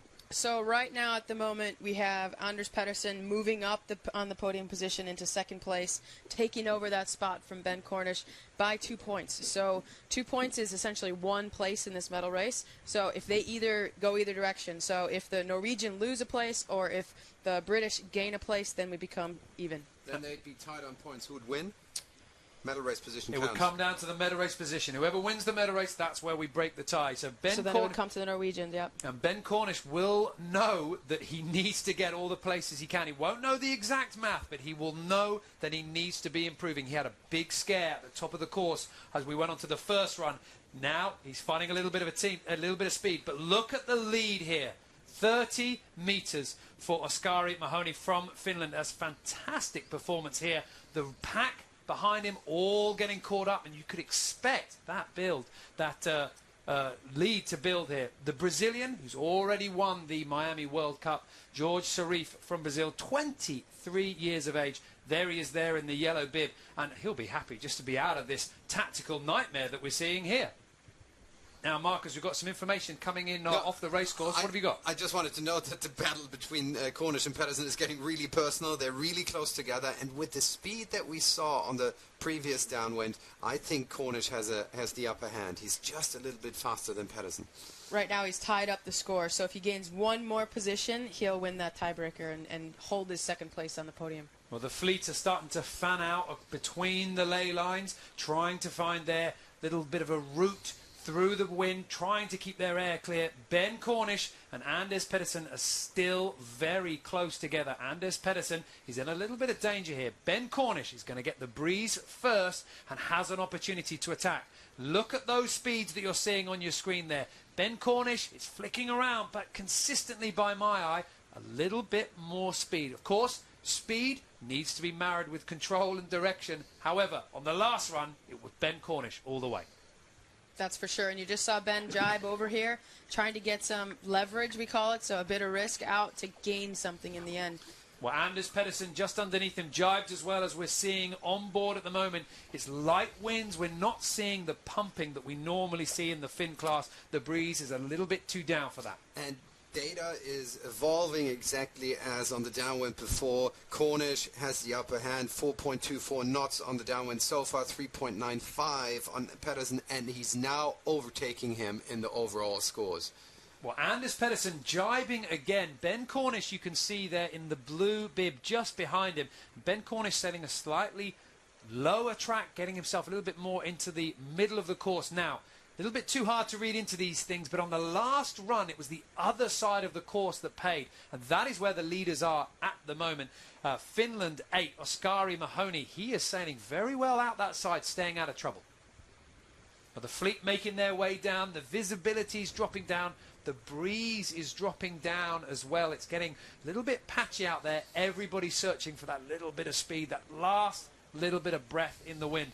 But one thing you can't do is you cannot take your eyes off the ones behind you who are attacking. Ben Cornish and Anders Pedersen are now, by my eye, bow to bow. Ben Cornish, first strike to him. Yep, I agree with that. He's really gained enough to get back in this game, and it's going to come down to a little bit of positioning across the course. Who has a cleaner lane into this last mark, and who can actually just keep their bow a little bit clear. Well, we're on board now with Anders Pedersen. Ben Cornish on the right-hand side of your screen. He's swung up a little bit there, trying to really turn the screws on the Norwegian sailor. He's lost that bow-to-bow position, but he's trying to lock him over. Ben Cornish jibes off. Anders Pedersen wants to jibe as well. He does not want to get sailed beyond the ley line. Ben Cornish has an option here. When the two boats come together, Ben Cornish is going to be on starboard. Yep, it'll be a little bit of a situation here, and Pedersen knows he needs to just stay ahead. So he's going to play a conservative game by staying ahead, and it's actually pretty hard to do. Anders Pedersen clear ahead at the moment. Ben Cornish behind. Ben Cornish trying to block the breeze. The race time is running out. We are in the closing stages of this run. And that is really going to be all the tactical battle that Ben Cornish can take advantage of. The jury just coming into shot, keeping a very close eye on these two boats, watching for any infringement on the roll, jibing a little bit too much movement. Ben Cornish trying to get every gain he can. I wouldn't be surprised if the flag would come up at some point. Now they're shouting at each other. Well, we're seeing a little bit of movement here from Ben Cornish. The leeward marks interview. Ben Cornish crossing the bow there of Anders Pedersen. Wow. Ben Cornish rounding the turning mark first. We saw a little bit of movement, a little bit of hand waving, a call to the jury boat. I didn't see any flags at all. Ben Cornish is now leading the Norwegian sailor on that reach to the finish. And Sally, what's this doing to the podium? Yeah, we're going back to where we started. So Ben Cornish is holding his second place on the podium. Anders Pedersen in third. And actually, we've seen a jump here with Luke Muller, the American, has gone from 5th up to 4th. Some big movements there just below the podium. However, Ben Cornish putting in a fantastic effort on that run. In the lead here in the men's heavyweight class and crossing the finish line is the Finnish sailor Oskari Mahoney. A fantastic effort to pull himself firmly out of that pack, staying out of trouble and keeping all the drama behind him. And by the way, that leeward gate mark rounding is a wonderful lesson in how to break an overlap.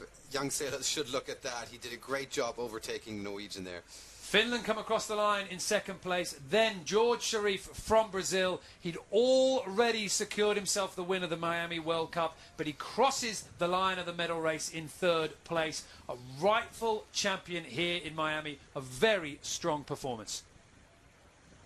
Well, now on board with Ben Cornish coming through the line. Behind him, that telling picture, the red bib of the Norwegian sailor. Ben Cornish just slowing up the fin. A little bit of a chance here. Shake of the hand, a well done, a thumbs up. A little bit of mutual respect. Yeah, it actually was a great race between these two guys. How many lead changes did we have? They were, having to work super hard in these conditions to hold on to what they have, both tactically and boat speed-wise. And Ben Cornish there, a little chance just to cool his face down. He's happy, a little bit of a smile. You don't see too much emotion from these Finn sailors there, but that race, that last little maneuver coming into that mark, that meant a lot. That meant a ton, and it looked like to me he jibed twice or 3 times right at the perfect moment, and when you're trying to defend that, you're basically maneuvering on someone else's time, so your boat handling can suffer a tiny bit. It looked like Cornish just got inside at the mark. That was the difference. And this could be a good moment for British Finn sailing, because of course we've had Ben Ainsley dominating the Finn. Ed Wright as well, another big name, didn't get his opportunity for the Olympics. Giles Scott absolutely destroyed the field in Rio. Who's going to be next? Who's going to step up? And Ben Cornish hasn't gone to the games himself. Anders Pedersen did represent Norway, finished in Rio in 17th place, but could be the time now for the next British sailor to jump straight back up and fill the empty position that Giles Scott will give. And he's got to be starting from a really solid point as far as what the British team is able to give to him, and what an advantage. And if you can bring an athlete into that position, they're already starting a few steps ahead, and it's up to them to just take advantage of it and see what they can do on the water. And this is a very physical boat, a little bit of young, little bit of fresh muscles maybe coming into play here, because the work, the load, I mean, you sometimes see these guys training. The gym time is phenomenal. It is incredible, and they're trying to just max out their strength-to-weight ratio. So they do have to be a certain size to sail these boats, because it's a very powerful boat, but they are like just trying to be as powerful as they can on the water. Even with your sort of peak level fitness, when you were going for your Olympic campaigns, could you have handled a Finn in the kind of breeze that, 15 knots, something like that? Not too much wind. Yeah, I'm not sure. I never actually tried one. It would have been kind of fun, but I mean, I don't think you can make up that strength-to-weight ratio. These guys are like, over 6 feet tall, probably 200 pounds of just muscle. Well, let's have a look at the results coming off the race course at the conclusion of the Finn medal race. 1 and 2 taken by Finland. Spot number 3 goes to George Sarif from Brazil, and then down the list, Ben Cornish finishing 1 place ahead from Anders Pedersen from Norway. Let's see how that race has affected the overall leaderboard. Well, Brazil, we knew it was going to happen, still on the top spot, safely ahead with points. Ben Cornish from Great Britain holds on to that 2nd spot, and then Anders Pedersen from Norway takes the 3rd spot and rounds off the podium. Well, Marcus, that was an incredible race, and it all coming down to the bottom. And I know you've been watching the numbers coming through there. Ben Cornish on the run, a little bit more speed?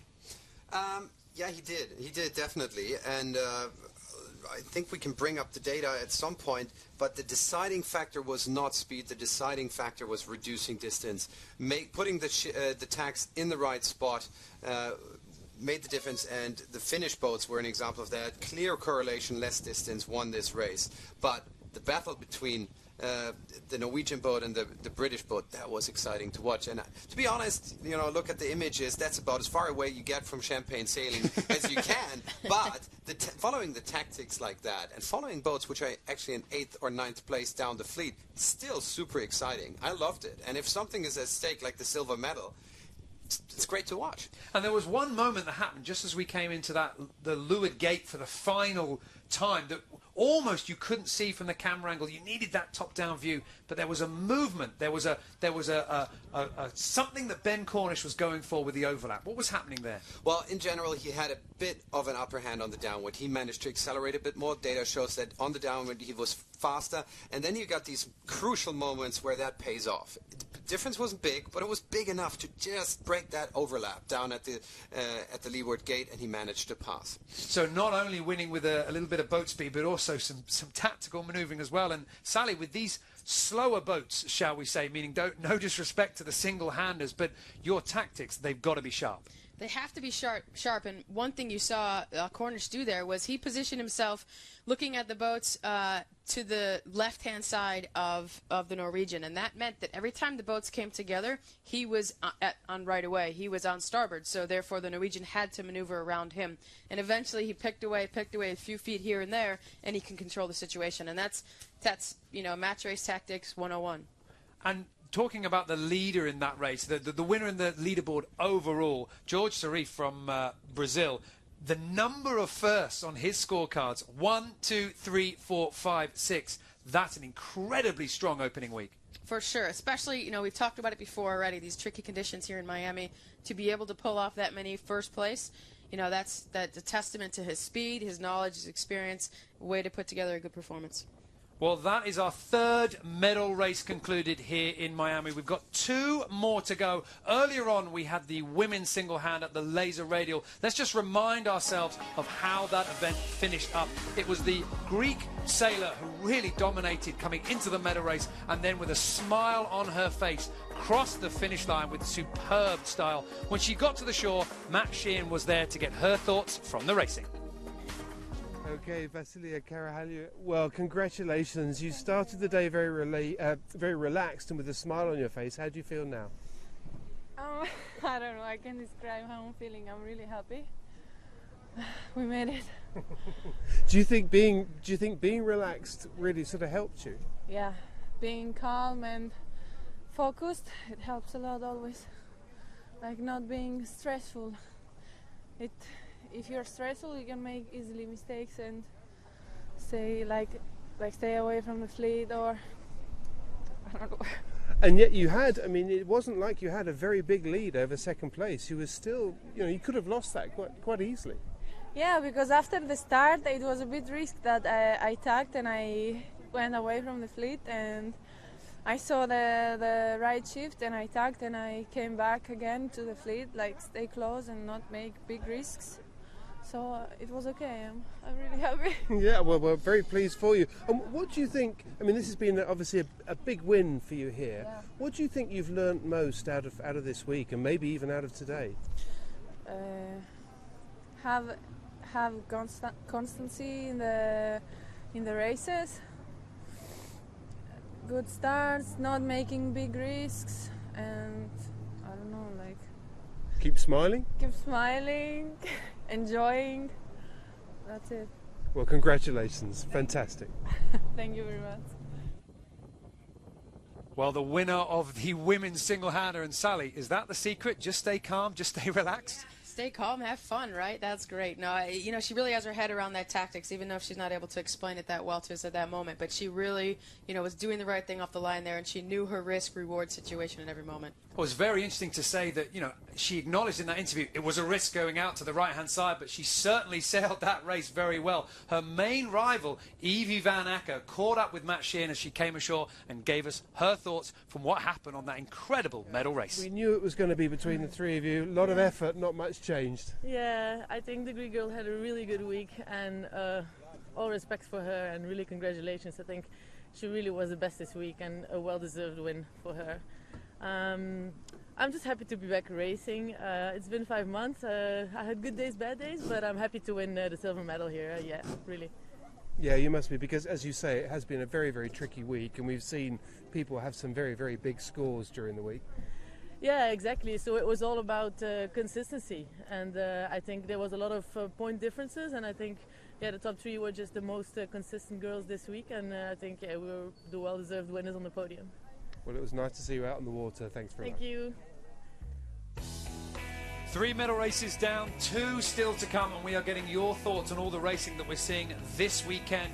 You can contribute using the hashtag SWCMiami17, and there you can see Ben Staxton sharing his victory that we saw yesterday in the NACRA 17 with the world. And of course, sunshine that we've had down here. A lot of people not getting the result that they wanted, however, still just enjoying all the atmosphere. Today has been the first day that the sun has not shined. However, a lot of happy faces. A lot of happy faces, and if anybody's around tomorrow, it's going to shine again. So only a short moment here in Miami where we're going to see the clouds. And of course, with this World Cup being the first one of the Olympic cycle, this is just some of the things that we're seeing from some of the sailors out there, a lot of chances to celebrate this early on. Ben Cornish sharing his successes out in the water, and then of course Evie Van Acker just summarising what she experienced yesterday. You heard her in that interview there. She's back on the boat, back enjoying her sailing, and it's been a story that we've seen right the way through the fleet. A lot of people coming out of hibernation after the Olympics, getting themselves back out there, back into competition. And what a better place to come to. You know, you've had a few months off, you get to come to Miami in the middle of winter, get back on the water. You know, it almost doesn't matter how much time you put in before this event. Shake some of the cobwebs off and get sailing. Well, the breeze today, we've been talking a lot about this because it's been very much up and down. It's been quite hard to know exactly what the wind has been doing. We've seen 3 medal races concluded, and we've got 2 more to go. The next one coming up is the men's double-hander, the 470.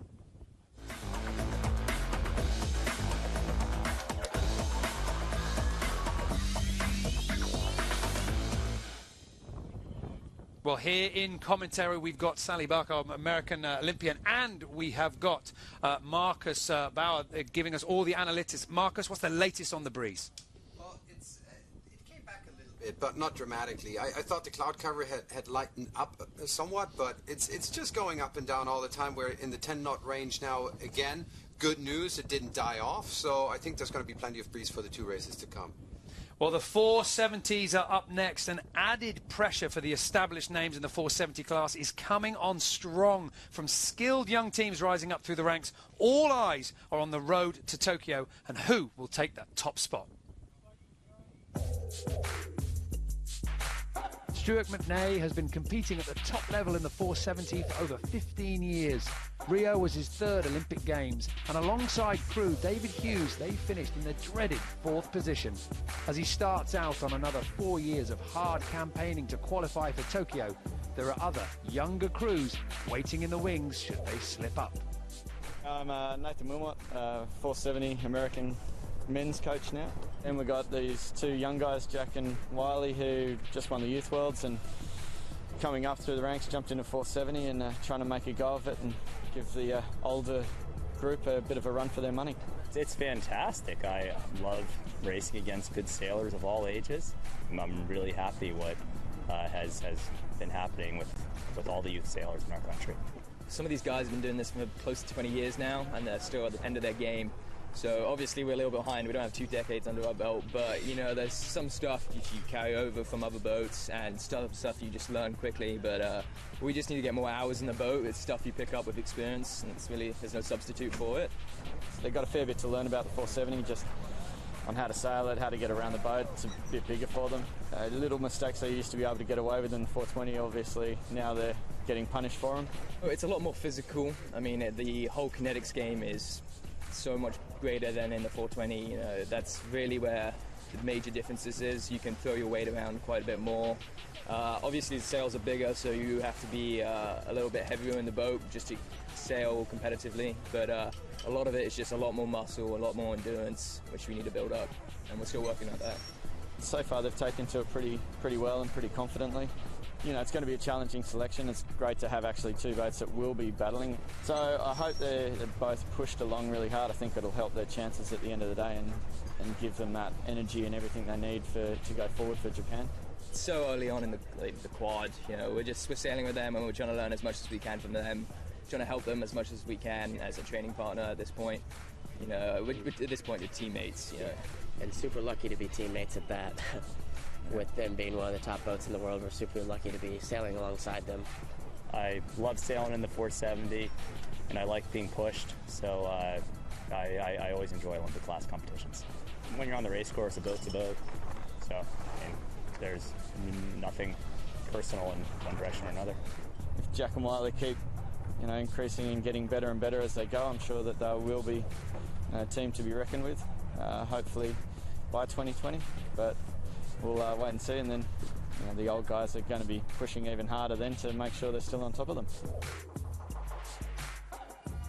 Wiley Rogers and Jack Parkin from the United States, just one of the young teams coming into the 470s and making quite a big splash. 10 races down, and now we're down to the top 10 for the double points medal race. Let's take a look back at all the racing of the last 5 days.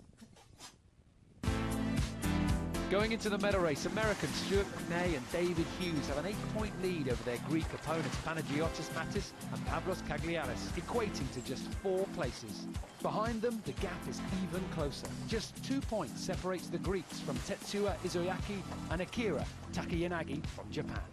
In fact, 7 boats can make it onto the podium. All that's required now is to light the fuse. Well, the scoreboard for the men's 470 going into the medal race looks like this. McNay and Hughes from the United States on the top spot, then Greece in second place, with Japan having a fantastic turn here in Miami, rounding off in third place. Well, the boats are lining up on the start line. The countdown has begun and we are approaching the 1 minute mark. There we can just see it going. I can just see, going out of shot at the moment, we could just see the O flag on the back of the committee boat. Sally, talk us through that. Yeah, that's so they're allowed to pump now, so they're free. It's like a free game. They can put max effort into the boat. The breeze has dropped enough that they want to, basically make these boats go faster. So the race committee adds that rule in, and there will be no more Rule 42 penalties happening. Marcus, coming off the race course, what's the latest data say? Bias on the line is towards the right, towards the starboard end. Not much in it, maybe a boat length, but a little bit of a bias there. Well, we're seeing a lot of movement close to the line here. The tracker at the moment putting the Italian team over the line. Certainly Spain as well, very close to the line. Only 10 seconds to go. The start line between those 2 orange flags. Everybody now pushing the start line. Japan moving up into that vacant spot in the middle of the line. The bows go down the final few seconds just to judge. And Brazil very close to the line as the gun fires. Spain coming off the port end of the line like a rocket ship. And here they go. They're working the boats as hard as they possibly can. The crews are out on the trapezes. They're combining with the skippers and trying to get the pumping going. You see the body movements are affecting the very back corners of the sails, and it's like a fan. They're fanning themselves upwind. Well, the onboard camera is showing you just how much that movement is affecting the rig. Watch the boom there in the middle of your picture, flicking around. That's showing you how much movement there is on the leach of the sail. All of that is coming from the dynamics from the crew. That's going to take a lot out of their arms. It is, but it's a mandatory movement at the moment with this light air. They have to do it to get the boats going fast. Well, there you can see Japan as well pumping, and the sail just acting like the wing of a bird there, just flapping its way through the breeze, trying to generate a little bit more power. Most of the fleet still on starboard, making their way up to the left-hand side. The leaders at the moment, Panagiotis Matis and Kagliaris from Greece. Now, just looking at those tracks, we've had a little bit of a bend in the tracks. We've got Marcus with us with the breeze. What's happening? Well, I mentioned before the start that there was a slight bias towards the right-hand side of the line, and it looks like that materialized here. The Greek boat managed to peel off from the other boats, no disadvantage from being, having a boat to leeward. They pulled out really nicely, and I think they're just going to continue. And the Greek boat's track has certainly widened up from the boat just below them. They've come off that line and they've improved their lane. They're now in a very strong position. Yeah, they're punching out in the middle of the group, which tends to mean that they're taking a little bit more control. They must have good speed. They'll probably wait for that group to blow on them to tack and then cover and go across. And this is something you see in light winds in the 470 and some of the other classes as well. No shoes being worn by the helm, just keeping everything nice and light and being able to really feel the movements in the boat. And look at that, the crew out on the wire, pumping hard, the helm coming right in to help balance the boat. It's not about wind speed really with this pumping, it's just about putting the dynamics in the rig. Even when the breeze goes light, helm comes into balance. And just imagine how hard this work is. Right when you've come through a burst on the pumping, the helm calls a big tack and you've got to come underneath that boom and out on the other side. Yeah, the communication is key here. They're not only talking about what they need to achieve on the boat, but they're trying to keep their heads out to figure out what the breeze is doing. But as you can see, they go from max movement to having to tack efficiently and fast and then get the boat going again on the other side. A big moment here for Italy, 757, just going underneath Brazil, but Brazil tacking on first. Now, we normally see this much movement, this much pumping in the windsurfing, but now in the 470, upper body having to play a huge part. Yeah, they are locked in with their harness there, so the crews are able to really use their body weight through their hips to pump that leach. Everybody leveraging probably a 10 to 15 degree shift toward the left at the moment. Wind hasn't swung back. Bad news for the boats on the right-hand side. And the leaders at the moment by a narrow margin is still the Greek team. World number 7, Mattis and Caglialis. They got the bronze medal in Rio, and now here in Miami they're having a very good medal race. But we are in the early stages, and we saw from the fin, from the radial and from the laser, a lot can change.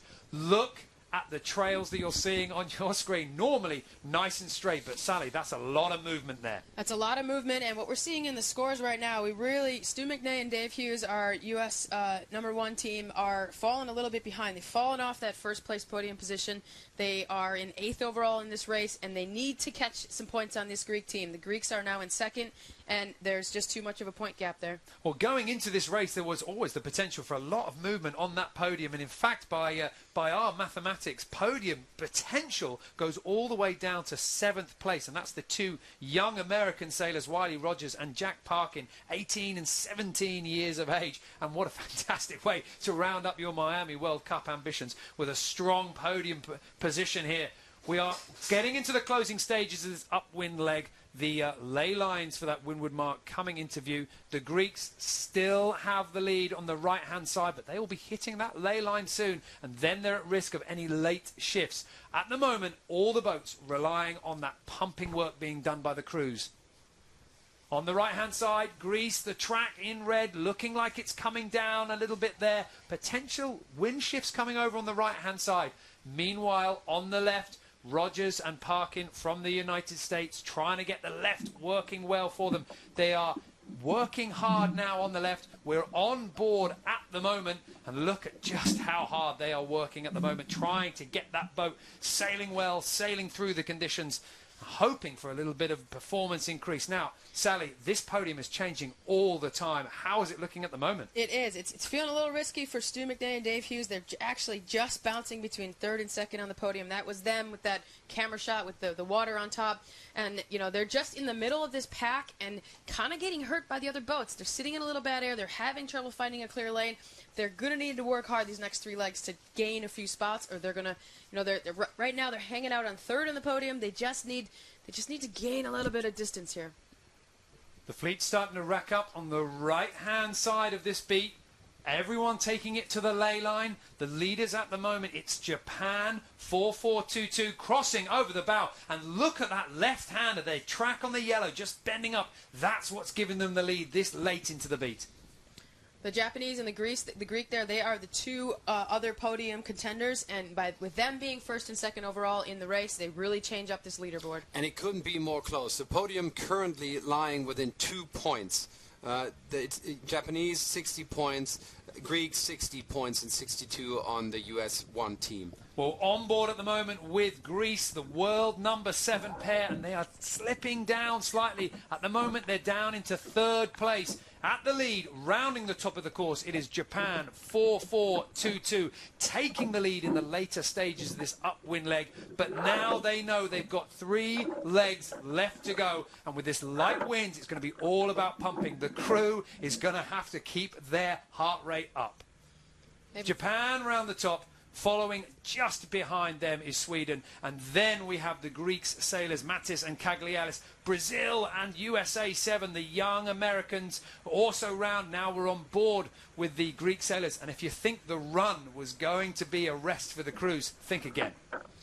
They're going to keep working these boats. You can see a lot of tiller moving, trying to get the boat at the correct angle so they get as max power in their sail, and then they can pump it and, you know, force the boat forward through the water. Well, the leaders nearly 30 meters ahead, the Japanese team, and right now they're looking at a fantastic picture because Japan out in the lead, and behind them everyone's starting to rack up, everyone's starting to defend. An opportunity now for Japan to build up quite a healthy lead, but the points still quite close. They need some teams to slip down. As we head down onto this run, we'll give you an update on how everybody fits into this podium. But look at how much work is being required here. Spain, 44, they are putting it all on the line. They are using every last little inch of their strength. Full pumping going on from the helm and the crew. The rolling of the boat, getting the sail to fan through the breeze, and then the crew pumping both the sheet and the guy as well. That's every muscle. Every muscle. They just have to be careful of not sealing extra distance here.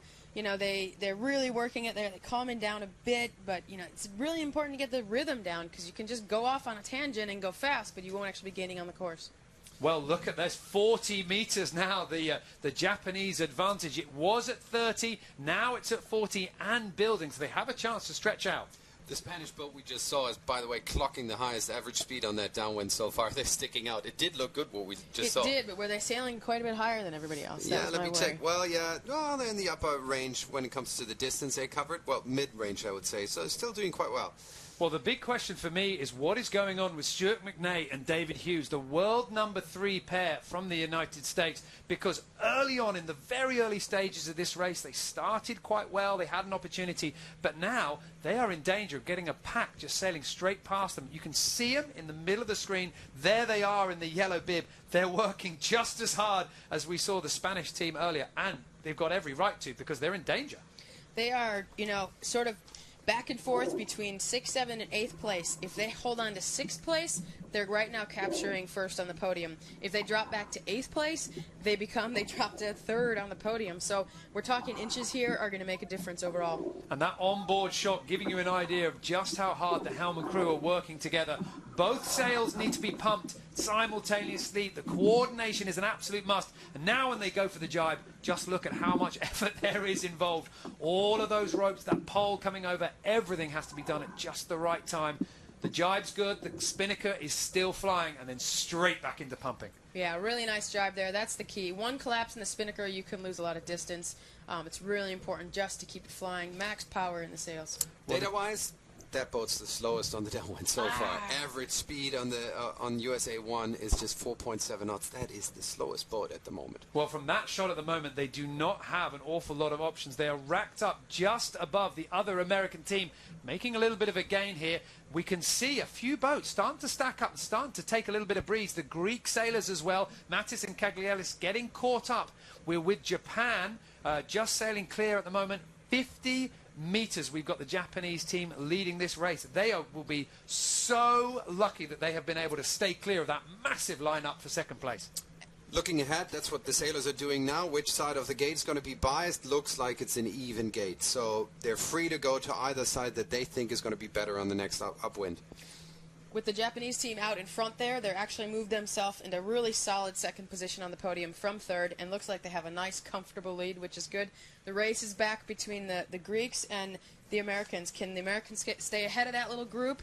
They'll hold on to first overall on the podium. And the Japanese came into this competition, came into this medal race with 12 points deficit, having to make up with Stuart McNay and David Hughes from America. But if USA 1 keep struggling with their performance here, we could see Japan taking that top spot, and they certainly look like they're fighting very hard for it. Sally, talk us through this pumping technique here. Yeah, so they're basically rocking and pumping the sails, a bit like we saw with the windsurfers. They're using the power in the sail to propel the boat forward, and the rocking motion is also doing the same thing under the water. I might have an interesting bit of insight here. The USA 1 is slow. That's what the data says. But they cover a lot less distance. So it looks like they're just taking a lot less action, but, you know, taking it easy, going low, going straight. And they actually gained 3 places on the downwind. Yeah, they're doing well. They're really gaining up the group now. They've got 6-point gap on that first place podium position. Well, that could be the experience that 3 Olympic Games give you. Stuart McNay represented his country 3 times, and him and David Hughes are now ranked number 3 in the world. But the lead at the moment, the Japanese team, 4-4-2-2, round the bottom of the course, and they have worked incredibly hard to build up a nearly 50-meter lead. They have a quick chance to catch their breath, and then it's going to be straight back to pumping.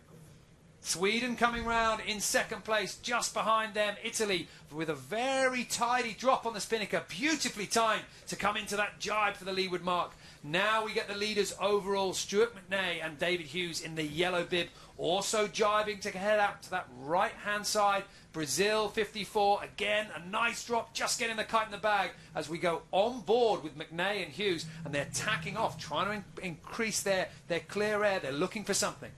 We're at the moment about 10 degrees left from what it was at the start, so there's a good chance it could swing back further to the right.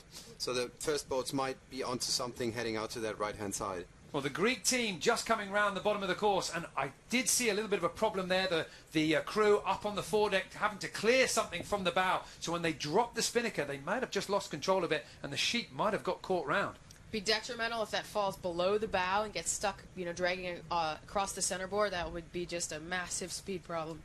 Well, out in the lead, it's still Japan. We are on board at the moment with Mattis and Caglialis, the bronze medal holders from Rio. World number 7 pair. But they've got some big work to do to get themselves back into the front runners. Well, they actually have some issues. I mean, they're currently lying in third, but it's only 1 point to be caught up by the Italians that we should mention, Ferrari and Calabro.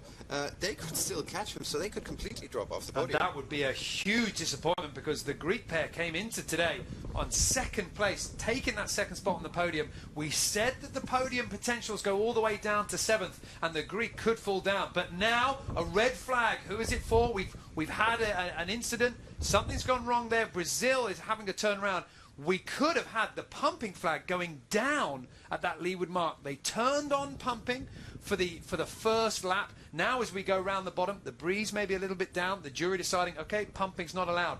Maybe Brazil 54 did not get the message, but maybe they just pushed it a little bit too far. We'll never know. 1 turn penalty, a big problem. Rule 42 applies again, and everybody has got to be careful. That's a shame. I was enjoying them, really working the boat. I think it's a kind of a cool technique, and it really shows who knows exactly what to do at what point. But to be honest, if you were a crew out there, would you not be a little bit relieved that you don't have to pump anymore? Maybe. I think it was kind of obvious on the last downwind that you can get it wrong and you can easily overdo it, take too much action. As we saw McNay and Hughes, they did a great job not doing that much. So why do they change the flag here? It goes a little bit light here. Why is it that we get this scenario? Why don't we just allow pumping all the time? It's a great question. I think. Well, I know what side of the argument you pulled down on. I would just like to see that because I think it's about it's about getting performance out of the boat. So if you can do something physically to make that better, I think that's great. Well, you can see everything is a lot calmer now on board. We are on the onboard camera with McNay and Hughes, the American team, just tacking over just on the windward side of the Italians. And this is a little opportunity here for the crew just to catch their breath. None of that big movement that we saw on the first upwind leg. The boom's not flicking around. The leech isn't breathing in and out trying to pump the boat forward. Now they've got to rely on speed and tactics. This is actual sailing. This is not physicality. This is true. And you can actually feel the boat underneath you a little bit better when you're just a bit calmer and, you're using the wind shifts, you're tacking when you want. So, yeah, they're doing a few tacks in within a few seconds there. This is a lot of tacking here, taking advantage of some shifts here. Marcus, how does it look? They were covered by the Japanese boat, and that's why they tacked off. But the Japanese boat went straight back on top of them. So, they just were trying to get some clean air. Well, we are halfway up the last upwind leg, and Sally, talk us through how that podium position looks. Japan's still out in front, but what do the final overall leaderboard say? Japan's still out in front in this race, putting them into 2nd on the podium position. Stu McNay and Dave Hughes will hold on to this leader position in their 6th in this race. So if they hang on to that 6th spot at the moment, they're looking pretty comfortable. And the Greeks will drop to 3rd.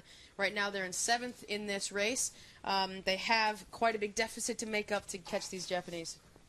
The U.S. team is getting seriously headed on the left-hand side. They're going much lower than the Japanese were, a little bit further to the right. So that could be costly. Looks like they're a little bit slower as well. Maybe we could get the speeds up. Well, I tell you what, as we're watching now, Japan 4-4-2-2, just tacking on top of this bunch just to try and lock down any tactical risk. The breeze is really changing. It has dropped dramatically. Earlier on, we said that they turned the pumping off, but look at how those tracks are laying out. A lot of tacks on this upwind leg, a lot of moves, a lot of trying to work out where the tactics are. Those purple tracks towards the left-hand side, that is that bow down there. That's the risk if you get yourself onto a bad shift. At the top, the Japanese team, that's a good position. They've really closed that down. Yeah, and they're sort of leading the group to the left there, looking quite confident in their sort of position, covering position.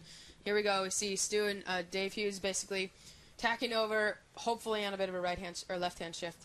Well, earlier on we saw some teams on the wire, barely. Now we're seeing the crews well inside the boat, really going down to the leeward side. Japan has safely made it to the top of the course for the last time. Japan 4-4, 2-2, rounds the windward mark, requiring just 2 more tacks, just missing that last ley line. They're going to have to put that little bit of effort coming in. That could have been a late shift. That could have been a late change in the breeze. But 1 more tack to go for the Japanese team. And then it is the run to the finish. And they will be very, very happy to put that race behind them, because the wind here could turn everything inside out.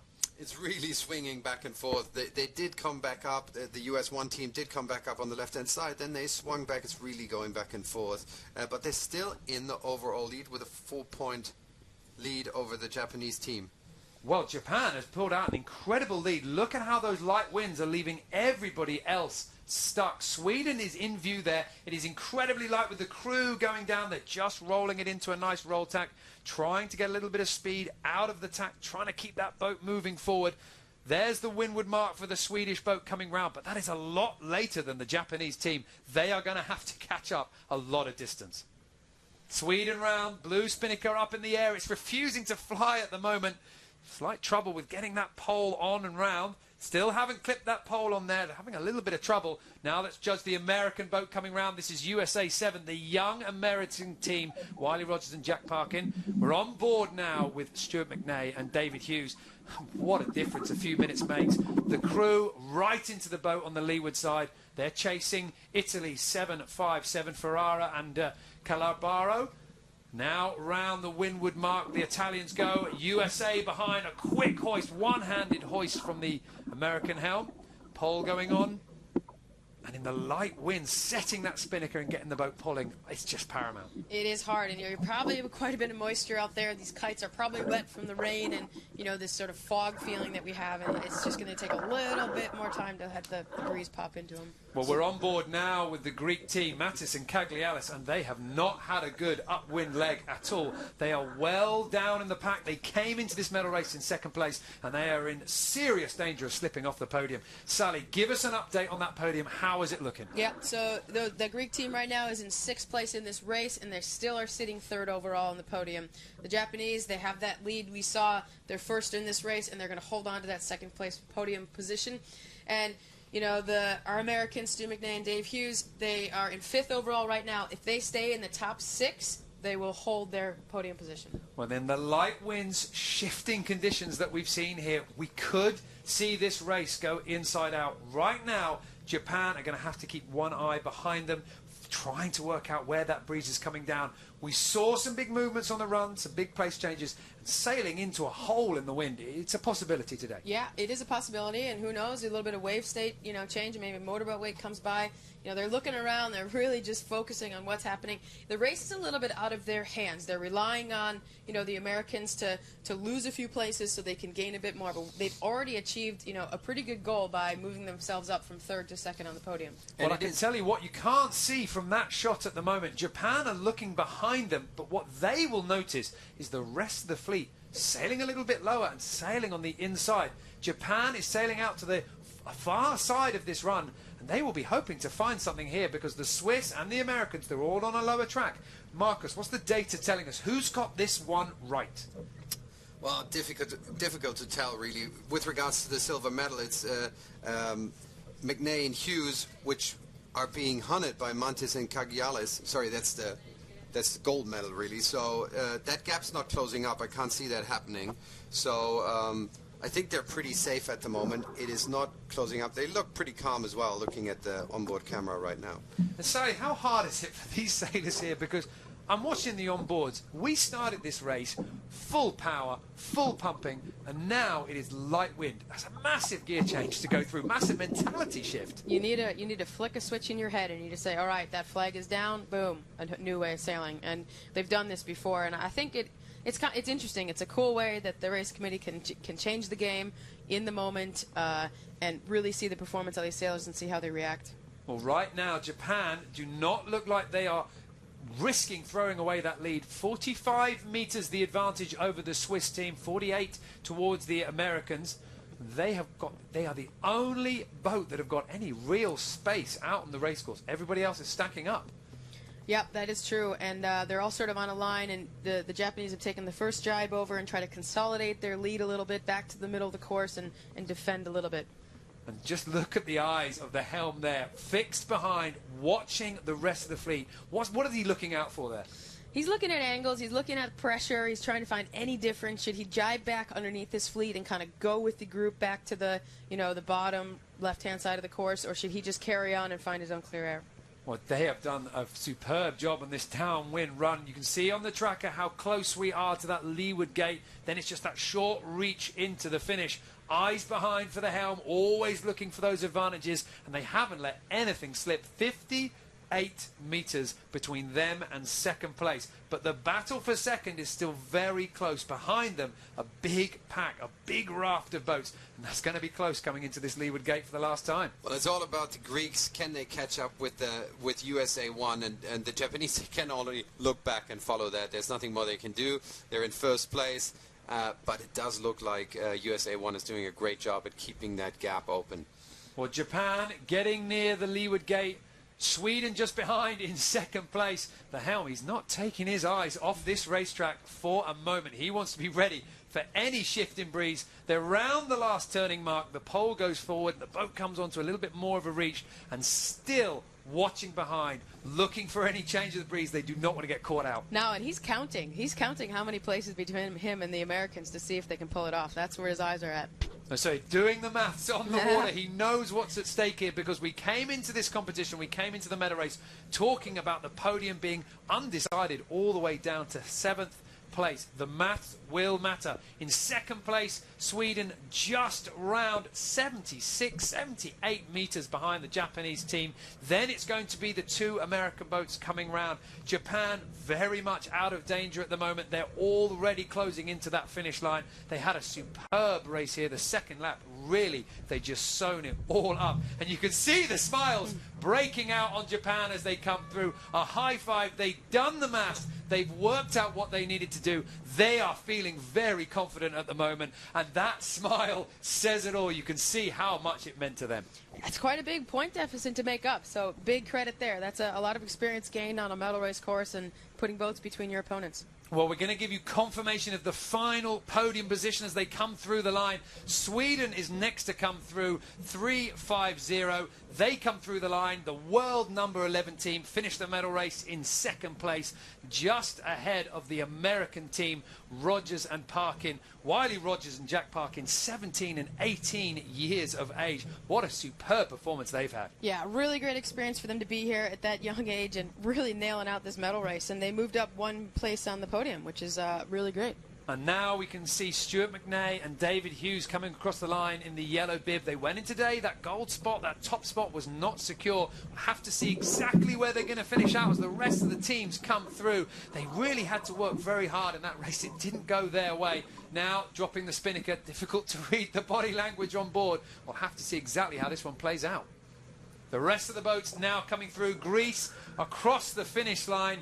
The world number 7 pair of Mattis and Cagliellis, the bronze medal winners from Rio, having a disappointing second lap here. And potentially they've slipped off the podium. Sally, give us the latest update. I know we're still waiting for a couple of boats finished, but I cannot wait any longer. How is it looking on that top of the podium? Well, we're looking as we finished before, which was, as I see it, I see Stu McNay and Dave Hughes hold on to that podium position by 4 points. Really great to see. The Japanese, with their awesome performance in that medal race, you can see how happy they are. They move up second onto that podium. Well deserved. They really controlled that race and didn't make any mistakes. The Greeks do drop to third.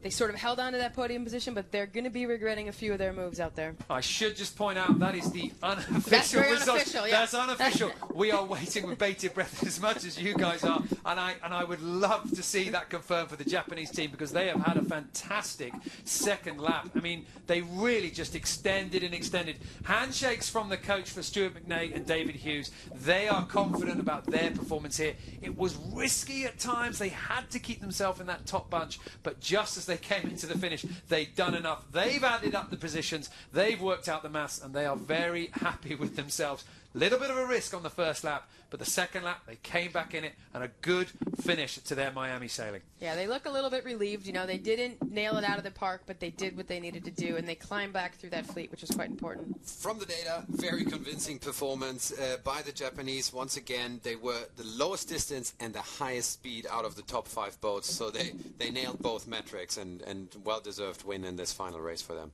Well, Stuart McNay and David Hughes just takes the tow line from their coach boat there. This race started with so much pumping, so much effort required from the crew and from the helm, but it was the Japanese team 4-4-2-2 when the breeze went light. This pairing absolutely found the breeze. Stuart McNay and David Hughes, as you can see from on board, smiles there. They've won the World Cup in Miami. They didn't manage to win the medal race, but they managed to hold on just enough to keep that top spot theirs.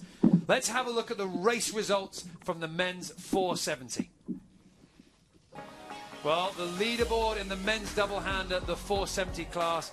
These are the positions as they cross the finish line. Japan in the top spot, Sweden in second, USA in third, Stuart McNay and David Hughes from the United States in fifth, making that crucial top half finish for them. Let's have a look at how that affected the overalls. Stuart McNay and David Hughes keep hold of that top spot by just 4 points. Then the Japanese move up into second place, pushing the Greek team, Mattis and Caglialis, down into third. Very close race, and it all came down to the finish. Well, I think the Japanese will be very happy there that pumping flag went down and it would turn into light wind modes, because they had something that the other teams didn't. Well, I think what they had was that they were out in front of the group, and when you have that, you tend to look really good. You can sail that shorter course that you want, and you can pick your moment. But they also did stay calm. They made that transition into that not pumping mode that they have, and I think they look pretty confident with their boat speed. And they were lucky as well that the boats behind them decided to fight it out amongst themselves.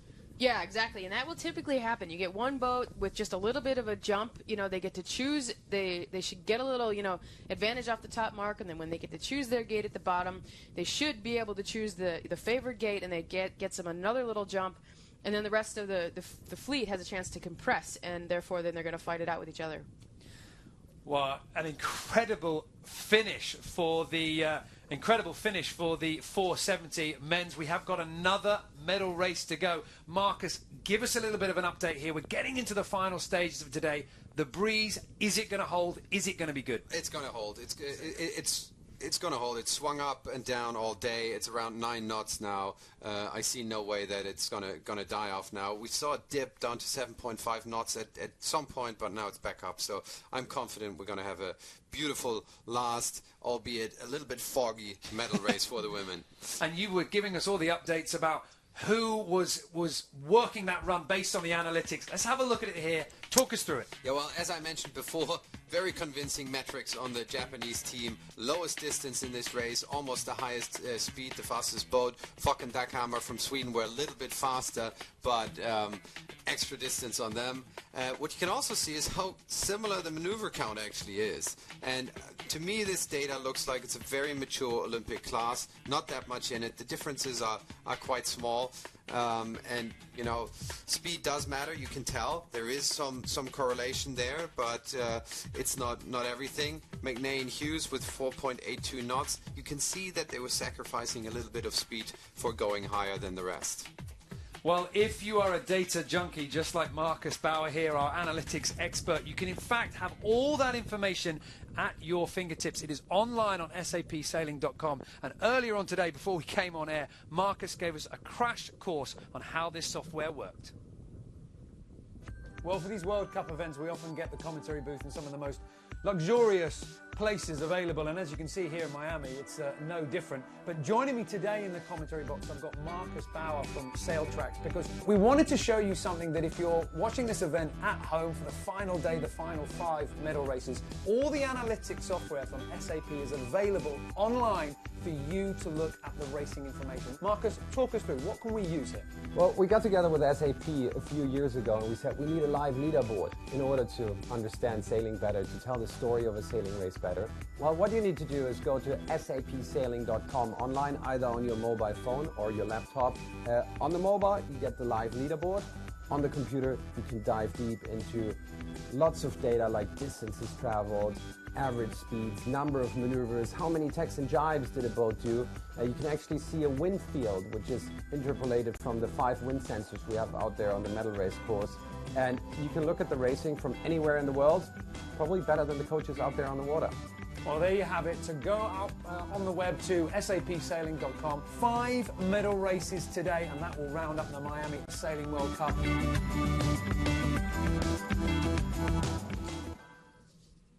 Well, here in Miami, we have had 4 medal races completed, 1 more to go. The big talking point today has been the conditions. Sally, you've sailed here many times before. We've had 5 days of sunshine, and now this. And now this, you know, we're experiencing kind of the back end of a cold front, which sort of shifted south. It just has a bit of moisture in the air. We're actually just south of a lot of rain. So the sailors out there, I know they're getting a little bit wet, but there's actually quite a bit more rain just north of us in Miami. And how tricky does this make it for the sailors? Because in the last 5 days, it's been tricky here, but this is something new. This is something new, you know. I mean, it's always tricky wind conditions here in Miami. It's hard to read it, the pressure. You have to weigh up how shifty it's going to be. But now we have this added fog, which makes the visibility low, hard to see way up the course and read what's coming down.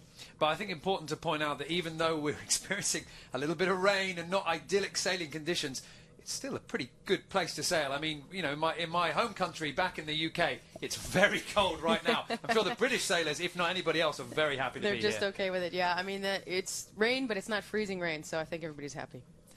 Well, we are watching the 470 women's just coming out in the water. That is going to be the next medal race. We did have earlier the men's heavyweight, the Finn class. Here's a reminder of how the results finished off. It was a brilliant Brazilian tour de force out there on the water, and Matt Sheehan caught up with the victorious sailor on the shore.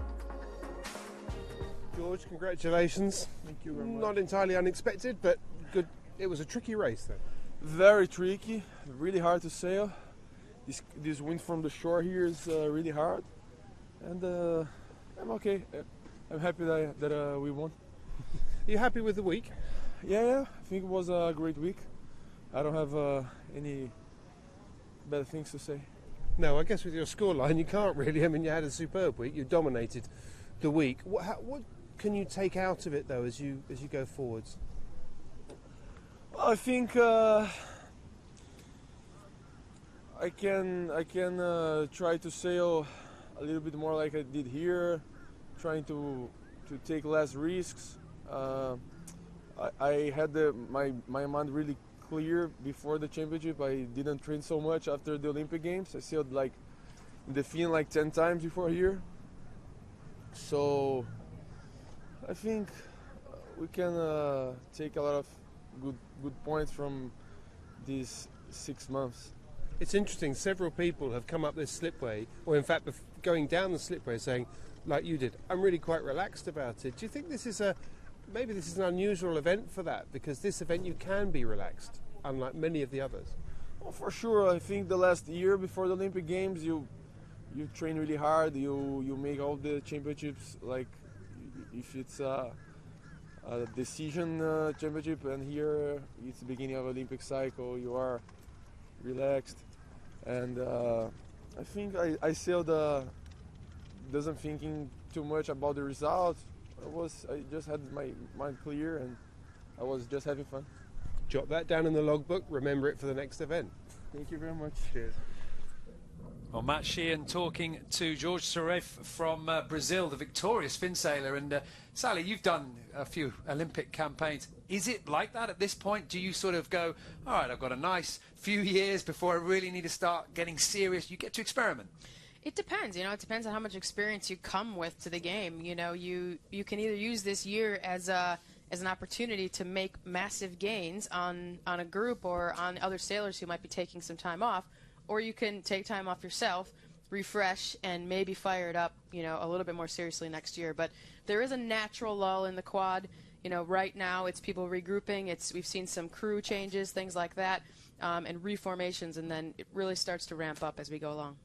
And at what point do you, as a sailor, what do you look for before you go, okay, that's it, we're serious now, no more sort of coming in relaxed and bubbly? At what point do you really start feeling that pressure? I think now in the game, everything is really serious. So if you're here, you shouldn't be wasting your time and saying, hey, we're just going to chill out. You're here for a reason. You got to gain all the experience you can. All these results do matter. For the, example, the U.S. team, this is Olympic, this is their team qualifier, one of them. So performance matters all the time in Olympic sailing, not just at the games, and that's how you progress through the group. Well, we've been watching the racing, but on the shore, watching the athletes and getting all those interviews is Matt Sheehan. And Matt, I understand down there in the boat park at the moment, a little bit cold, a little bit wet. Well, it's certainly a little bit wet now. I mean, it's not too cold, it's not too bad, not when you're running between the stage and back here, that's for sure. But it's certainly getting a bit emptier, and of course we're getting to the end of the medal races, so it is getting a bit quieter as people are starting to go home. But it's been pretty interesting down here, though, especially with this light weather. Well, that was what I was going to ask you about, because on the water, we've had a hard time trying to pick out exactly what the breeze is going to do. And I just wonder, when you've been watching the sailors take to the water, do you see any nervous faces? Because this is unpredictable racing. Definitely, absolutely spot on there, Niall. There has been some anxiety. There's clearly those who've sort of had it in the bag, and so they don't have to worry too much. They're going to get gold, whatever happens. But aside from them, in the dinghy park here, there's been a lot of people thinking, you can see them looking out there thinking, this isn't what was forecast. Is the setup right? Is my spreader angle right? Is my shroud tension right? Have I got the boat moded up? In car terms, that would be, am I going out there with the right tyres? And they were quite anxious because they know if the breeze drops and they haven't got enough power, they've only got a 20-minute race, they could be dropped off the back in no time. And as well as the nerves, you've seen a lot of elation and heartbreak as well. Yeah, definitely. I mean, what always amazes me is these sailors, they're proper professionals, and they mask the heartbreak quite effectively, that's for sure. But we've certainly seen some people who are really, really chuffed. I mean, the Greek girl, I mean, she was just over the moon when she came back. She knew how much that race meant to her and the future of her sailing. Oh, thank you very much, Matt. And I know you're going to stick around. We've got one more medal race to go. And if you're watching at home, you can get involved with everything that's happening here. You can put some questions to some of our experts. And indeed, Matt will do his best to get your questions to the sailors using the hashtag SWCMiami17. This is what's being shared at the moment through the social media. This is what you guys have been sending in to us. We've been having some congratulations coming in through some of the sailors. Ben Cornish getting a nice pat on the back from some of the sailing fans there. And it's been quite nice to, I think, when you're out there, to come ashore and realise just how many people have been watching and sort of patting yourself on the back. A lot of people here with congratulations to training partners. It's not just the sailors on the water, big team behind the scenes as well. And of course the International Laser Class Association getting involved as well, and giving their congratulations to that young Greek sailor, 20 years of age, when she won the radial. And that was the podium there being shared here in Miami. As we say, use the hashtag SWCMiami17. We are on Twitter, we're on Instagram, and we're on Facebook. And we have got one more medal race to go, and that is the women's 470.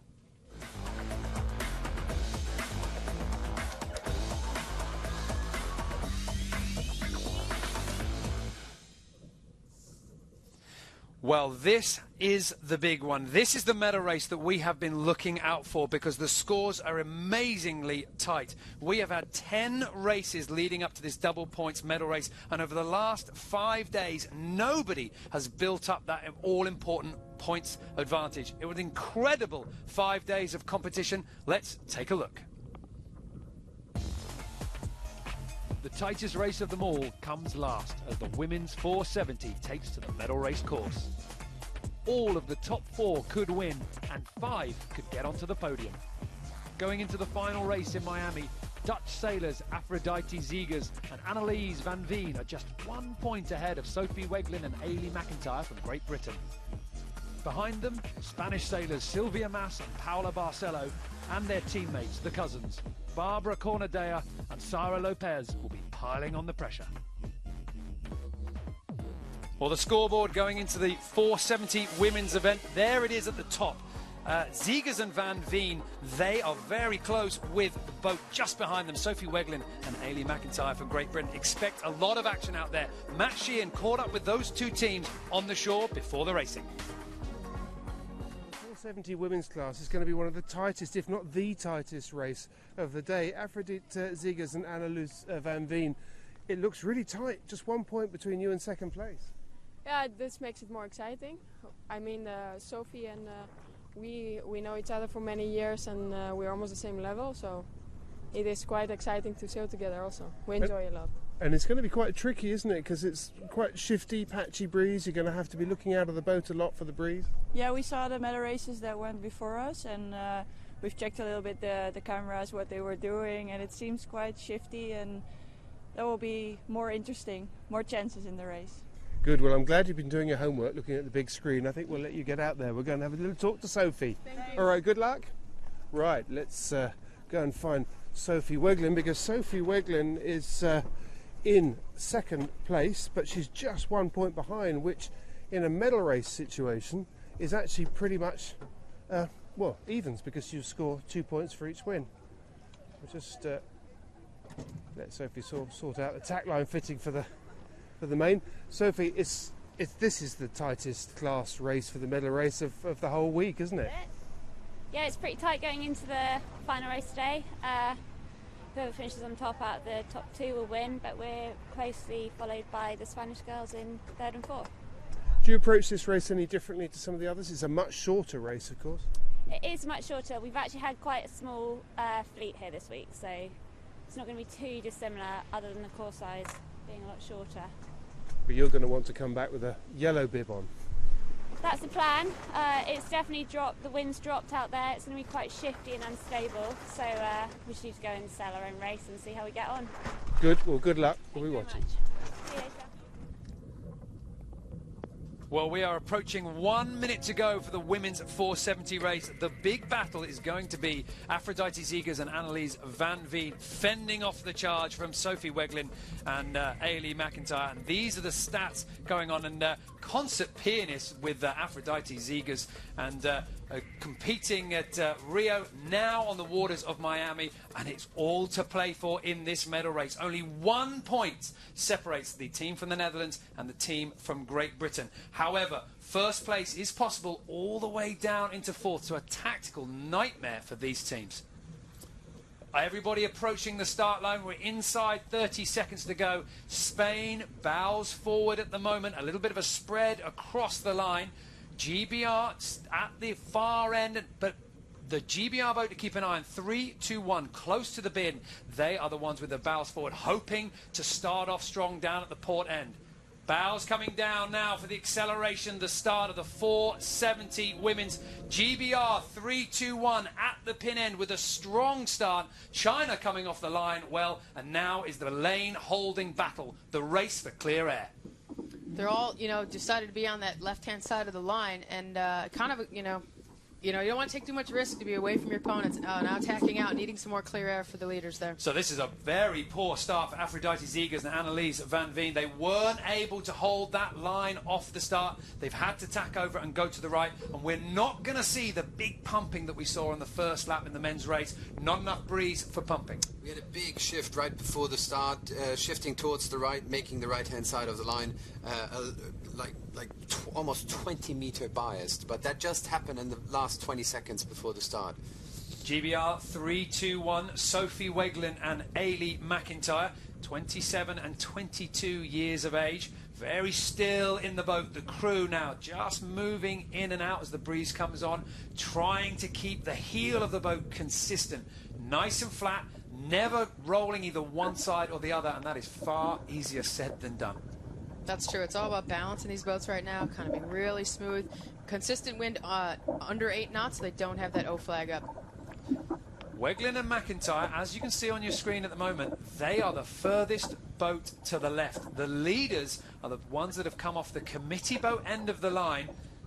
Look at that footwork, so gracious from Ailey McIntyre, the crew. 1 foot in the air, just those tiny little movements. Everything coming off this line is going to be about centimetres gain to try and get that first tack in. Crew swinging in off the wire. Now they're going to go for that tack. Rolling the boat through the tack. They're the furthest boat on the left-hand side as they make their way back through the fleet. Meanwhile, here we are with the group in the middle of the line. The other Great British boat, Amy Seabright and Anna Carpenter, everyone really quite far right at the moment. And the leaders just sailing through there. You can just see the Netherlands sail out there. Confirmation on the track on the right-hand side. Zegers and Van Veen, they have taken the lead. And this is the boat coming into this race in the top spot, pretty much tied on points with Weglin and McIntyre. They couldn't be further apart on this race course. They couldn't be, but you just saw the Dutch taking a tack over, a consolidating tack. They want to get back in touch with that group and start to control the race. Well, this is a tactical opportunity now for Zegers and Van Veen. Crossing the fleet, they will keep their eye on those boats on the left-hand side. They are closing down the distance with their main rivals, Weglin and McIntyre, but do not discount the two Spanish boats as well. They have a possibility of closing down onto first place, but realistically, they need to have the Netherlands and the Great British boats at the back. Well, coming across the fleet, sailing quite nicely at the moment. The breeze is light, but they've managed to keep that speed up with the helm in and the crew out on the wire. Aphrodite Zegers and Annelies Van Veen from the Netherlands sailing across, but the lead is not with them at the moment. Seabright and Carpenter from Great Britain, the world number 20 pair, now have pushed out clear from the middle. The first 6 boats, or is it even the first 7, are within 7 points. It's awfully close. A lot can happen in this race, and you want to be ahead now in the early stages. The first windward mark rounding might be crucial, but a lot can happen throughout this race. Seabright and Carpenter from Great Britain still holding the lead. Zegers and Van Veen back in 4th place, but in that front row they have options to tack out there, and keeping those options clear paramount. For sure. And right now you have the majority of the boats, 8 out of the 10 on starboard tack. And right now it's all about holding their lane and seeing if they can gain inches. So the next tack, they'll be just that much more ahead. Well, there we can see GBR7, the world number 20 pair, Amy Seabright and Anna Carpenter, just rolling the boat through attack. They've sailed well in the middle of the course. Now's the time to go over. Yeah, for sure. Again, that sort of consolidating your gains, really mature move. And as we saw in all the races previously, you hold yourself open to risk. You might gain, you might lose. Yeah, it's just that, it's the gamble you take. It's a part of sailing. But what they're doing is they're assessing the water. They're trying to figure out what risk they're taking. It is a valuable decision to go that way. Is there more wind? Well, look at what is happening on the other side here. We keep talking about big changes. GBR7 were in the lead, but now they've been swallowed up. Now the lead is with Weglin and McIntyre, the second GBR boat, and they are sitting in a very nice position on top of the 2 Spanish boats. They are 2 teams that they need to keep in check with, but fully locking down the Netherlands 1, Aphrodite Zegers and Annelies Van Veen. GBR 321 have just come out on top. Yeah, and they have that just forward and ahead position in a really nice control. If the Dutch decide to tack, the British girls will have a second to decide. Are they going to go with them or not?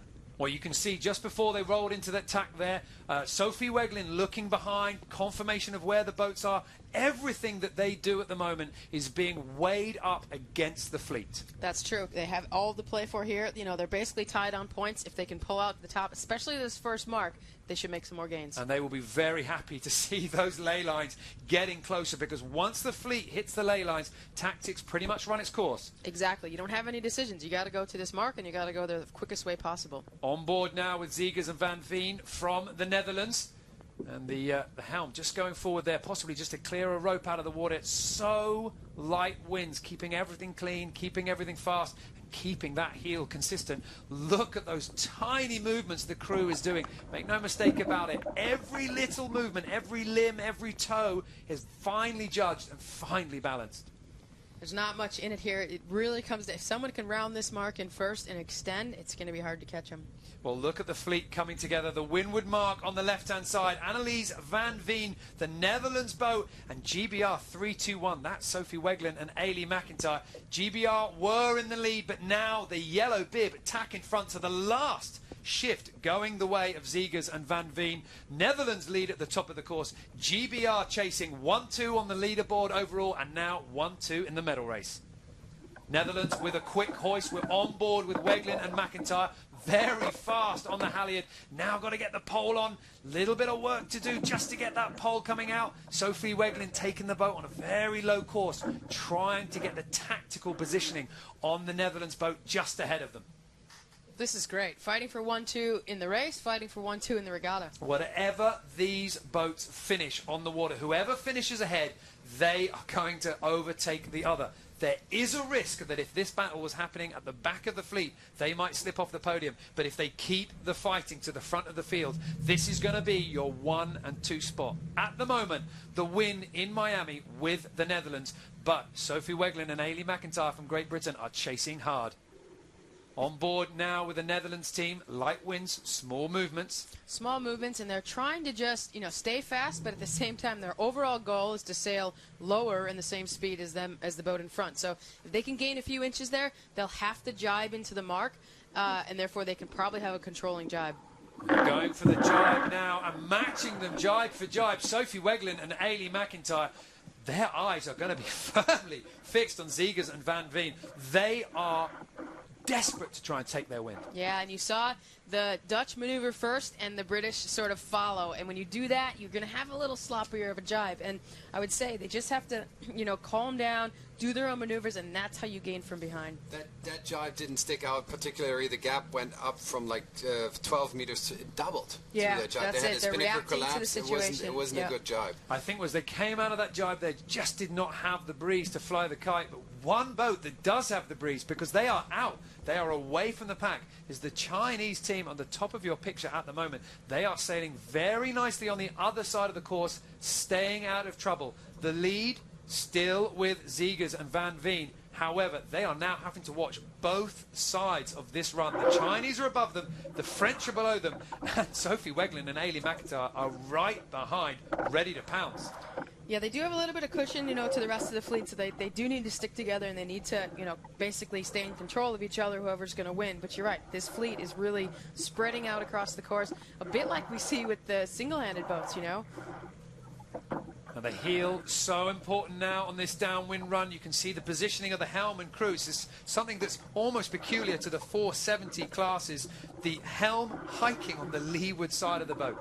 Yeah, it's just about to get, if they heel angle up a little bit. Oh, red flag on the jury. Red flag there. They're pointing beyond the bow of the Spanish team. They are pointing the only boat I can see there, taking down the Spinnaker. It is GBR 838. Jess Lavery and Flora Stewart. This is a young team, 22 years of age. The helm, 17 the crew. Just pushing it a little bit too hard there. That'd be a pumping penalty. We'll get the confirmation from the jury exactly what it was, but that would be a, Rule 42. Essentially, they're doing a form of cheating on the water, and they're getting called for it. And they were making good gains on that side of the course as well. They were sailing underneath the leaders. You can see on the track just how far they've had to slip back. They were with those two boats on the bottom of your screen. They were in that front hunt, but now falling towards the back. A little bit of a relief, a little bit of a get out of jail free for Zegers and Van Veen. Still in the lead, but still facing attacks from all sides. Very tidy jibe there from the race leaders. The Spinnaker showing no signs of collapsing, keeping that speed up, and they're straight into those good balanced downwind positions. The helm using both hands and the teeth as well, trying to keep those sails perfect. Sometimes you got to do what you got to do. You got to do what you got to do. That's right. You see some chop there at the other side of the course. Well, interesting when that comes into play, how it sort of disrupts the group and these Spinnakers. Well, Aphrodite Zegers looking behind, and that is what she can see. Compression on the race course. We're into the final third of this downwind run, and everyone's starting to bunch together. We are running out of opportunity for clear air, and that's when you don't really want to be in the lead. Yeah, you're going to see the compression like we've always seen coming down to this gate, coming down to one fixed destination. If they can just hold on to that 3 or 4 boat length lead, I think they're going to gain around the bottom. But if it gets down to that 1 or 2 boat lengths, it becomes hard to defend. Well, the initial losers on this run has been Sophie Weglin and Ailey McIntyre. They rounded in second place, right behind the Netherlands team. Now they're down into 4th place. The French and the American team forcing them back. They will try and find their way through, but it's probably not going to happen on this run. Out in the lead, Zegers and Van Veen roll into another nice jibe. The Spinnaker's good, already coming round the forestay into clear air. That's superb boat handling. You see the helm there having to steer between their legs and fly the Spinnaker at the same time, while the crew calmly takes the pole down and the kite down, and they should just roll the boat smoothly around this mark. Well, the leaders dropping the Spinnaker perhaps a little bit early, but giving themselves the chance to set up for this nice rounding. A roll as the boat comes through, building speed as they go onto the upwind leg, and that has been a fantastic run for Zegers and Van Veen as they round the bottom of the course. Now the rest of the pack come through. Just see GBR 321 safely round in second place, and they've gone off to the right-hand side of this course, so a split for the next leg. Here we go. It's setting up the split. We'll see who reacts first. Usually the boat that reacts first thinks they're, you know, behind. They need to actually, you know, consolidate back in. And if you're gaining, you're happy where you're going. And a little bit more breeze than we saw on the previous upwind leg. The crew out in the wire dropped as well, and now the helm coming out to hike as well. But straight away, looking over the shoulder, checking where the attack's going to come from. Is it a good time to go? That's the million-dollar question right there. Did they gain enough to come back and have a piece of the Dutch coming back across? We don't know, but to me it feels a bit like they got a bit of a right-hander here. Well, you can see from the onboard, you can make out the Dutch boat on the left-hand side, and Sophie Weglin, the helm, is going to be keeping one eye there. One eye on the telltales, one eye on that boat. That's the split that we're seeing here. We might be seeing a little bit of a right-hander here. The French boat, the Spanish boat on the left-hand side, all got that lifted track. Marcus, you're keeping one eye on the breeze. How does it look? Well, they're certainly going higher on the left-hand side. Wegelin and McIntyre really falling into the other boats. Speed-wise, it looks like the left-hand side doesn't gain speed-wise, but the angle is so much better. You can see that on the top view here. Well, it's going to be very interesting to see exactly how this fleet comes back together. We are only a short way into this upwind leg, the last upwind leg, and the shifts have been coming down this racecourse incredibly quickly. Little bit too much roll on that tack, but the crew very quickly out on the other side. The breeze building here, perhaps catching people off guard. Yeah, and interesting that the British actually led that tack, so they didn't take a chance for the Dutch to sort of cross them. They sort of led and kept themselves in phase. Well, the computer at the moment putting Sophie Weglin and Ailey McIntyre in the lead, but we are on board at the moment with the Netherlands sailor Zegers and Van Veen. They're on the left-hand side, and with the shifts coming in, is incredibly difficult to call exactly who is going to pop out in front. You can see the crew out in the wire. We're down into slightly lighter mode again with the helm coming in. It's exhausting going through these gear changes. Yeah, but that's the name of the game. They really have to keep their eyes on how to sail this boat perfectly, and that's how they make these small gains on these other competitors. Well, as the computer updates itself, it again moves Zegers and Van Veen back into that top spot. Sophie Weglin and Ailey McIntyre in second. Bit of a drag race as they're slightly split, leaving themselves a little bit of an opportunity for the breeze. Marcus, we're about halfway. What's the breeze doing? It's sort of in the middle at the moment, swinging around probably a little bit more to the left side, so the right-hand side might be the better place to be. Well, we've got a cross coming up here because Sophie Weglin and Ailey McIntyre tacked onto starboard. You can see the Netherlands boat coming through, and Aphrodite Zegers and Annelies Van Veen decided they were not going to cross. So, at the moment, Sophie Weglin and Ailey McIntyre in control just in control. You know, no reason to take the risk to cross there. If you can have a nice leave-out tack, you're essentially still in the lead, but you have to wait for the next tack. Hopefully you can gain a bit from here as the Dutch team. And remember, going into this medal race, the points on the leaderboard are so close that it is down to who beats who as to who will walk away with that top spot at the World Cup in Miami. At the moment, GBR 321 behind, but they've got a little bit of control. They are going to be desperate to keep their speed, but look at the track. The purple track of the Netherlands boat. They're high. They're squeezing it for height. Exactly. So if the Dutch or if the British can hold their, there they go. They have to tack off. So that was a really good job on the Netherlands to squeeze them off and gain another few feet of distance. I'm not sure if it's good enough if they just overtake him. I think they need to put one boat between them. Between Great Britain and the Netherlands. Yes. Coming into this race, 1 point, but of course double points for the medal race, so it's 2 points for every place you have. So if Sophie Weglin finishes just ahead of them, then Sophie Weglin will be taking that top spot. GBR 321 coming over from the right hand side, now sailing towards the left. Annelies Van Veen and Aphrodite Zegers sailing off to the right. We are running out of time on this upwind leg, but remember how big that shift was when it came in there. It came in very late and we saw that lead change. We're still getting small splits here. GBR 321 on the left. Netherlands now coming in on starboard. Sophie Weglin and Ailey McIntyre having to tack over, being forced over. Are they below the ley line? I believe they are. Still with some more work to do. And now the Netherlands boat has got them locked. This is very dangerous. Is GBR 321 on that ley line. The windward mark is coming into view, and it looks like they're just going to make it. Just got the lee bow in time. Yeah, great crossover there. Take advantage of that lee bow situation for the British. GBR 3-2-1 now onto the run and leading the Netherlands boat, a reverse of what we saw on the previous downwind leg. However, the Netherlands team, superior jibing last time we were on the run. Now Sophie Weglin and Ailey McIntyre are going to be under pressure.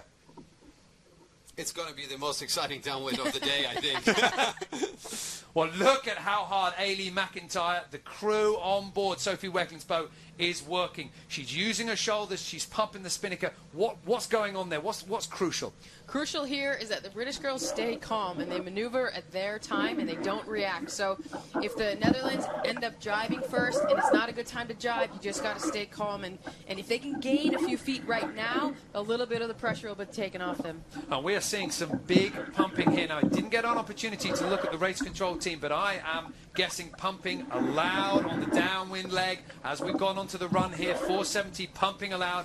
And Weglin and McIntyre doing a good job at the moment, and they will be very pleased to see that Zegers and Van Veen have got the French team as well coming onto them. So, if you're the Netherlands boat, what do you do now? Do you attack? Do you defend?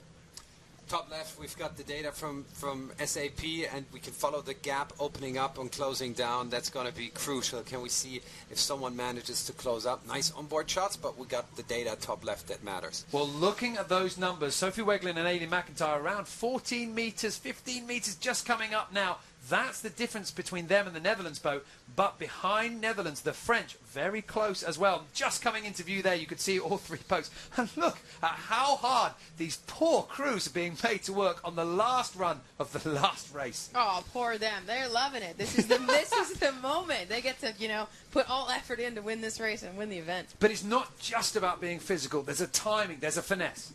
That's true. Then you'll see this. You'll see them pick their moment here, and here comes the jibe. And nice. The British girls did not react to that. They did not force themselves into a bad position. So Netherlands jibing over. France also having gone. Sophie Weglin and Ailey McIntyre sailing into a clear bit of space before going into the jibe. Getting able to set up for that jibe because we saw them rush it on the last run. Yep. And hopefully they learned a little lesson there. Well, it looks tidier. The spinnaker's round. It's flying. No mistakes on that jibe there for the British pair. They're still in the lead. However, they have not got control of Zegers and Van Veen. It is going to be a drag race. That is how the three front runners line up at the moment. 9 metres the distance between Sophie Weglin and Ailey McIntyre to Zegers and Van Veen. And look at the distance they've got left to go. But tactically, I think they've got the upper hand because they're going to get inside room at the gate, which is going to help them a whole lot. So they could sacrifice a couple of meters, but now they're really in a lull. That's terrible. Oh, huge! Oh, they're getting a little bad air from the other boats, Oh, you just saw that spinnaker collapse there on GBR 3-2-1. They just sailed themselves into a lull. That could have been the Netherlands boat rolling over the top of them. Here's the lead change. As you say, that lead change can be a little bit deceptive because GBR 3-2-1 should be the inside boat for this rounding. And as we've seen on that dog leg to the finish, there really isn't a lot of opportunity to overtake. If you get the inside rounding, if you start that reaching first, you should be set.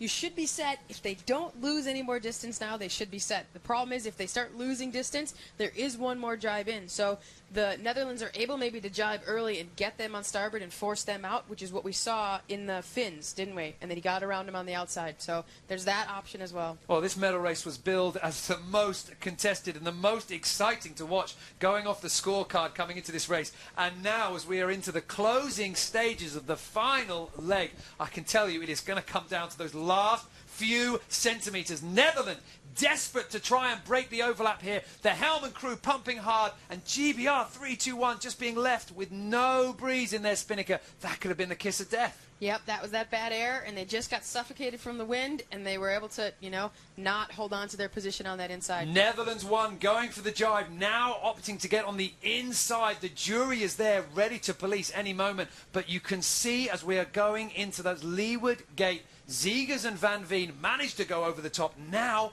hopefully for them, they are going to be the inside boat. And as we speak, there's a battle going on for the bronze medal, by the way. It's really close on points between 3rd and 4th place, between the two Spanish boats. So, but let's follow this. I think they just gave away the gold medal here. Yeah. We're watching the Netherlands boat coming round. Ahead of them, the French team has also come round, and they are sailing quite nicely out of the way. However, Zegers and Van Veen, the battle that they needed to win was with Weglin and McIntyre. They have done a superb job in the closing stages of that run. That was great attacking moves when it mattered. It did, and not such good defending from the British team. You know, they had a chance there to jibe one more time into clear air and defend the inside, and that would have been your only savior.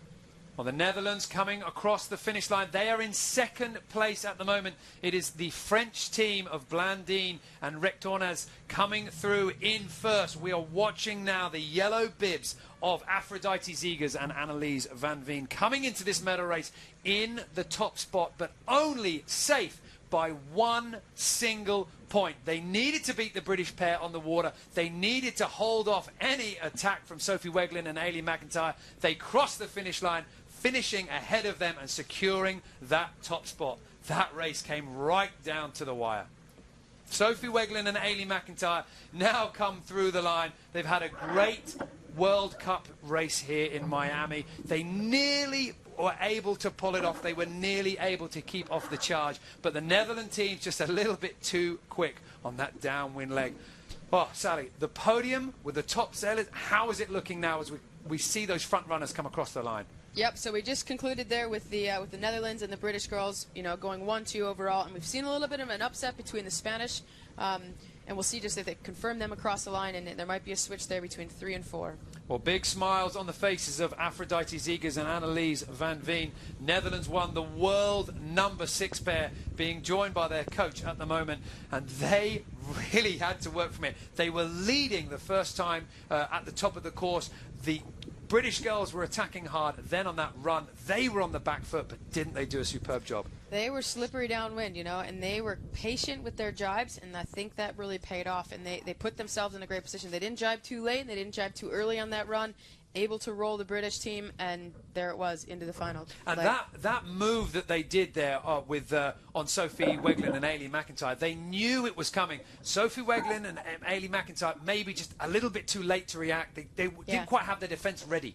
Yeah, if they would have led that jibe back to the middle of the course, it's a lot harder for someone to roll you. Or you extend it out and you make that risk to that ley line, so then they have to do 2 more jibes to come back down to your wind. But they really struggled with the breeze, didn't they? The Netherlands team did a great job of taking all the breeze out of the British girls' spinnaker. However, a good performance in Miami, second in the 470 women's. And let's be fair, going into this medal race, there was the opportunity for them to slip completely off the podium. So they will be happy that they've managed to keep that battle at the front of the field, and they have still got that second spot on the podium. The rest of the boats are now through the finish line. That was the last medal race, and we have saved the best for last. We knew that was going to come down to the finish, and it came down right to that last mark. I mean, Marcus, full credit to the Netherlands team there. They had a move, they planned it out, put it into execution. Awesome performance, no doubt. It was that crucial moment that made the difference. A collapsing spinnaker in the final stages of such an important race, you can't afford that.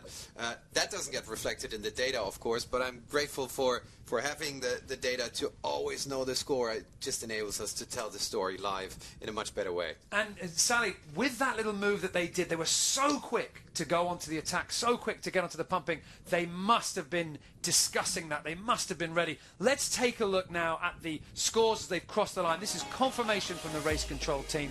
First spot goes to the French pair, the World 18, Blandine and Rectornaz, and then Zegers and Van Veen from Netherlands in second. Sophie Weglin and Ailey McIntyre cross in third, and then the first of the Spanish teams in fourth. This is how that medal race has affected the overall leaderboard. At the top we have Zegers and Van Veen holding on to that top spot. It was at risk coming into today, but a superb performance kept them there at the top. A fantastic effort. I've got to say, that was the most exciting run coming into the bottom. That was the best for last. Yeah, that was the best for last. You know, right at the last minute, the lead change and to take the top spot in the podium. And we've said this a lot today because we have seen a lot of boat-on-boat action, a lot of match racing. Boat-on-boat tactics, more and more important in this medal race. Yeah, everybody should go match racing on their time off. You can learn a heck of a lot into what you take into these medal races. And, you know, you learn how to defend when you're ahead, which is really hard to do downwind. It's so nice. It's so nice to watch the girls here sailing in with big smiles on their faces. Plenty to celebrate. Also celebrating on the shore, we have the men's 470 who are just getting their medal ceremony. Incredible racing out on the water earlier with all that hard physical work on the first lap and then the light winds on the second lap. But now they get to stand on top of the podium. We've just missed that chance for the champagne. But Matt, jubilation out there. Let's hear it from the sailors themselves. Hi, well done, guys. That was quite a race that you had, and you got the champagne. Yes, we do. I'm very excited here. It's fantastic. It's been a tough week, and that medal race that you did was it seemed to be indicative of the kind of racing that you had all week.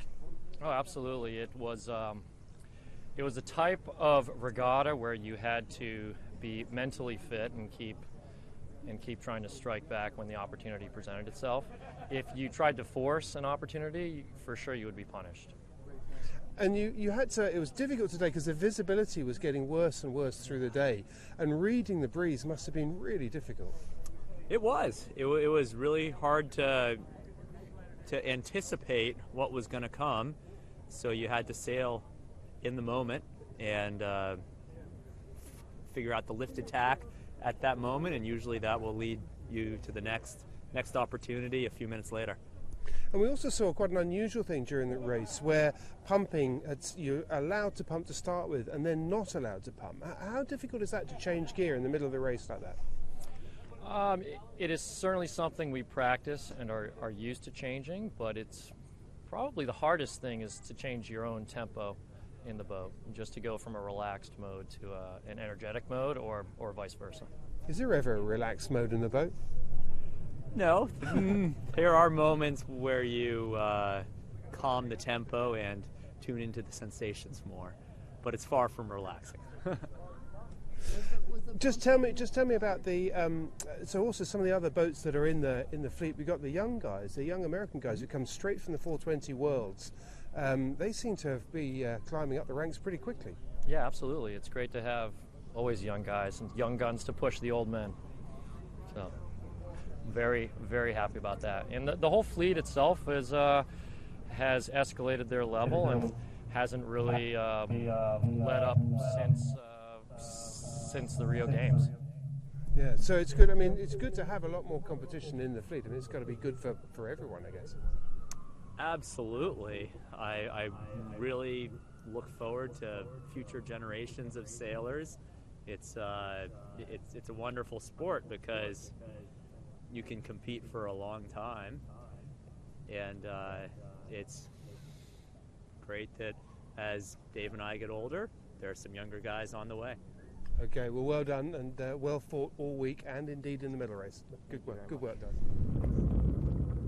Well, that was the winners of the men's 470. The images you're watching now are the leaders, the victorious Netherlands team coming in from the women's 470. They're about to get to shore. And Sally, if you were one of the teams out there racing, not just in the 5 medal races that we saw today, but the 10 Olympic classes this weekend, it's an awful lot to take away tactically, boat handling wise, so much to debrief.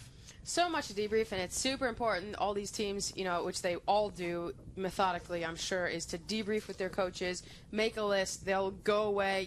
There's other events coming up this spring that they do a lot of training before, and they're going to start ticking off those boxes. And then you have boxes that you've ticked, and you want to keep making them better. And then you have your boxes that you need to improve on, and that's how it goes. And every World Cup event is going to be a little bit different. The venues are going to be a little bit different. As we move around the globe, what have we not seen tested here in Miami? For sure, you don't get much of a swell. You get that little chop, but it's not going to be like some of the venues over in Europe where you have to really maneuver the boats through some big waves. So that will be on everybody's mind. What's going to happen in the waves? So the teams that were victorious here and really finding themselves with good speed through the flatter water, they can't rest. They cannot rest. They can tick at their box and okay, we're good in this sort of maybe light, shifty, tactical, flat water condition. Awesome. But we have all these other conditions we need to tackle. And, Marcus, it's been quite an incredible day, for us here ashore, being able to pick apart these races. But as the sailors come ashore, tactically and with that debrief, how do they go about sort of trying to decipher the decisions that they've made?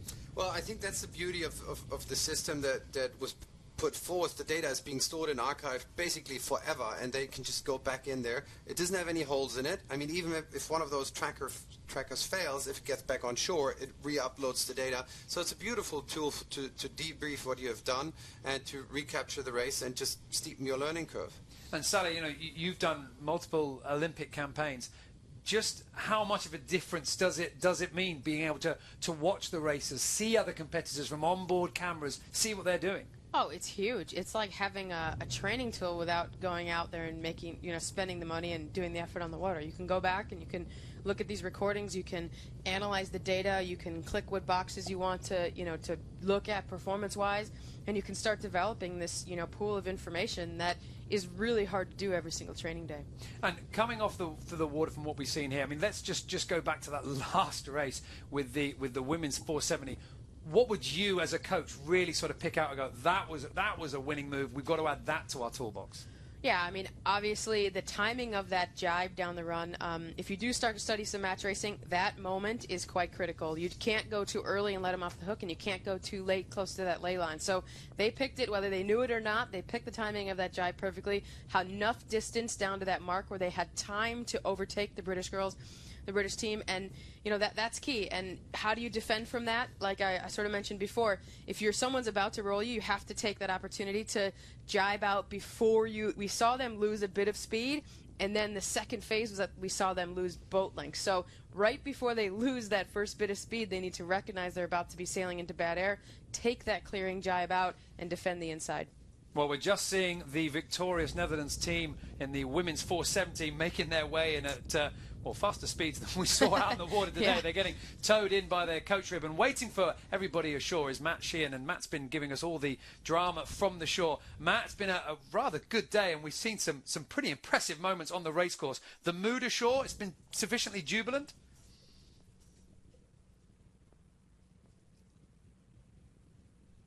Oh, well, we just lost Matt's audio there, so we're going to come back to Matt in just a moment. He's waiting there on the slipway because we want to get the reactions from that race that we saw out there. If you were following as we were, that downwind battle between the Netherlands team and Great Britain team with Sophie Weglin and Ailey McIntyre, we want to get the reactions from those sailors. Matt is down there, and I believe we have him now. Matt, we're waiting on the shore to get the reactions there. How is it like there? Well, there's certainly, it's wet, but that's fine. I mean, to be honest, that goes with the territory, doesn't it? It's almost making us Brits feel homesick. But it's been quite jittery down here, actually. I mean, we were talking earlier on about the nerves and the sort of atmosphere that was here before the boats went out. Those that had gold medals in the bag, understandably, were quite relaxed. In fact, so relaxed that they were the last down the slipway in some cases. But there was definitely some nerves down here amongst those who knew they only had 1 or 2 points separating them from a podium position. But on top of that, the conditions, these are not easy conditions to sail in, and you guys have been calling it on the commentary and watching it. And when you're standing here in the pit lane where the boats are all being rigged, the tricky thing is you are quite removed from the race course because we're next to some buildings here, and in this northerly breeze you're quite sheltered, and it would be very easy to make a mistake in your settings here and then go out on the water and then find that you just don't have enough power. So there have been some nerves here, some competitive nerves. These medals count, this event counts. So it's been a really quite exciting atmosphere here. It just goes to show you don't need it blowing 25 knots to make it exciting. And what about the difference from when you see these sailors going down the slipway ready to compete and then you see them come back up? How much of a change, how much of a relief to get the racing over with? Yeah, well, that's pretty, you can see that's pretty clear when they come up the slipway. Some of them are really very, very relieved indeed. And some of them are concealing their disappointment. I have to say they do that rather well. And maybe one of the key things about this venue, because all the Sailing World Cup venues are different in their sort of setup. This one's very different because it's quite a sail out to the racecourse and it's quite a sail back, and that in some ways can be quite a good thing for those who haven't maybe performed quite as well as they had. It gives them a bit of time to gather their thoughts, manage their disappointment and arrive looking conciliatory. But it's been interesting, and I guess when these 470 girls arrive, I'm really looking forward to talking to them because I guess we're going to see some of that coming through. Matt, we've been monitoring the social media and everything that people have been sharing about the event, and obviously yesterday you managed to catch a little bit of wildlife in the boat park. Just tell us about that. Well, it is a bit like being in a wildlife park, actually. Conrad, the cameraman, keeps swinging around and filming animals, and I wonder what was going on at one point, but I can see why. I mean, just over to my left, I'm just looking, he's not there, so I can't show it to you. But there was a crocodile there yesterday, which is the first time I've seen a crocodile in a dinghy park. I'm not sure it'd go down with everybody particularly well. But then we had iguanas as well, so we've had plenty of animals down here. Well, we've been seeing quite a lot of movement on the social media. You can get in touch using the hashtag SWCMiami17. These are some of the things that people have been sharing. A nice chance to congratulate some of the athletes out there. The translation's at the bottom of your screen there. A lot of support for all the sailors out there. And, of course, very important to note with those words there, subsequent medals to come. What you're seeing out there on the water, you are seeing a lot of people starting their Olympic careers on the right foot. Good performance as well with the women's 470, and what an incredible race it was. If for whatever reason you missed the drama of that race, I cannot urge you enough to rewind and have a watch of that one. This was the faces coming off the racing from the victorious sailors from the laser radial course, sharing those moments with the coaches and with the support back staff as well. And as we said, the rather extravagant wildlife of the boat park as well, and I'm sure for some of the foreign sailors that was quite a shock. Well, that is where the boat park is, just on the Miami shore, and this is a rather nice venue here on the shore, in the park, enjoying all the wildlife. It's a pretty good place to be. It's a great place to be. And down at Regatta Park, you know, now there's enough space for all the sailors to be in one area, which is a really neat atmosphere. You know, you're surrounded by the top level in all these different classes, and you can really, you know, create some insight from them as well. Well, we are just waiting for the front runners in the 470 women's fleet to come ashore. Aphrodite Zegers and Annelies van Veen won that race, but they only won it by a single place. Going into this medal race in 1 point, we think it's pretty much worth hanging on and waiting for them, because we want to get their reactions from that race. They had to dig deep, and they had to fight hard. Just behind them, we're going to have Sophie Weglin and Ailey McIntyre as well. The whole fleet making their way in here through the rainy conditions, getting that tow in from the coach as well. And, you know, we saw some smiles out in the water there, Sally. Aphrodite Zegers and Annelies van Veen rightly happy with their performance. But also, Sophie Weglin and Ailey McIntyre, they didn't look disappointed either. No, I mean, they actually had not like a huge feat on their hands. It was who beat who in the end. They were leading. They will walk away with a huge lesson here. But they didn't lose positions on the podium. They did have a really cool opportunity to gain, and they would probably have been ecstatic if they would have achieved it. But, you know, all credit to the Netherlands, and they pulled it off right in the end. Well, that is the boat that we are waiting for to get ashore. Here they come up the slipway. We have been waiting. We've been holding on with our broadcast because we cannot wait to hear what these boats tell from off the water. Aphrodite Zegers and Annelies van Veen, Netherlands won. They have been victorious here in Miami. And Sally, as we were just talking just a moment ago, they went to Rio, got 4th place, missed out on bronze by a single point. Heartbreaking, you know, and whether they can attribute this to that, you know, loss, you never know. But, you know, it's that medal race in Rio will stay with them forever, and they obviously took lessons from it, and they're here to attack and achieve better things. And if in any way their confidence was a little bit dented off the back of this, they'll feel like, well, we're on the right path now. Exactly, and they need to just identify what they did correctly, so the next medal race that comes around that's tied in points, they can keep doing the right things. Now, one of the things I like with what we're watching here, the 470's coming ashore, and you'd be wrong if you thought that sailing was an overly glamorous sport. You come ashore, you're going to have to pull your boat up, you're going to have to pack it down. Yep, and probably in your wet sailing gear. Yeah, I think every sailor's worst point is the D-rig. Yeah, for sure. Although it's a nice time. I used to like it just to get things right, decompress a little bit. You have a moment to, you know, as Matt was saying, some time before maybe you do actually debrief with your coach.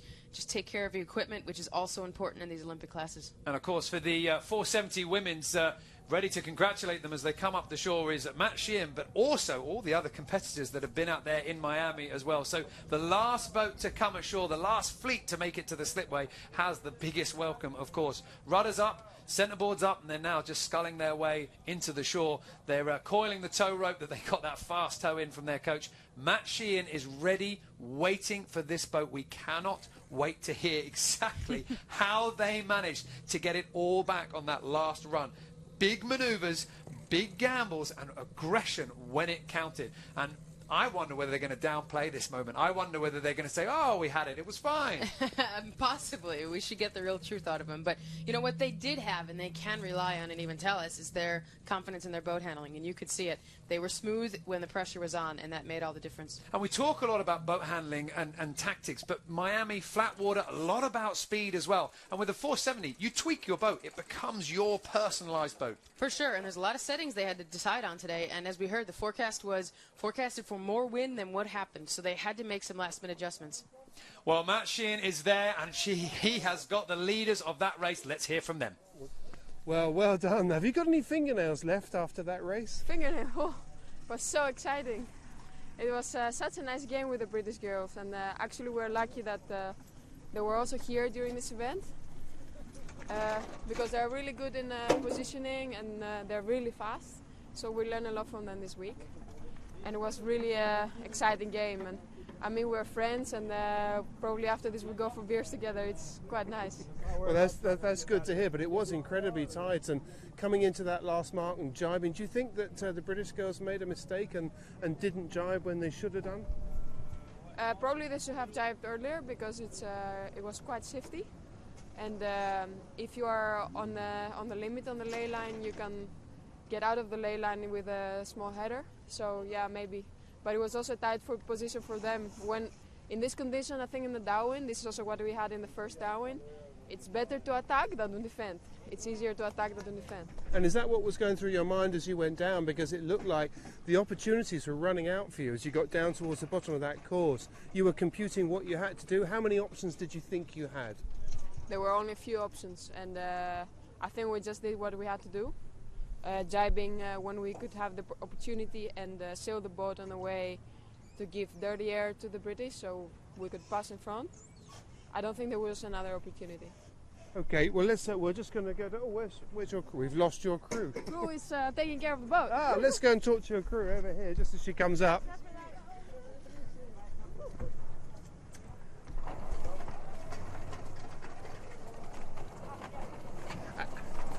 So, Anna-Luz, let's just ask you about that. We're just asking whether you had any fingernails left or whether you've chewed them all off in that race. It was a bit stressful race. I mean, in the first upwind we catch up quite some meters, I think, and then in the downwind was okay.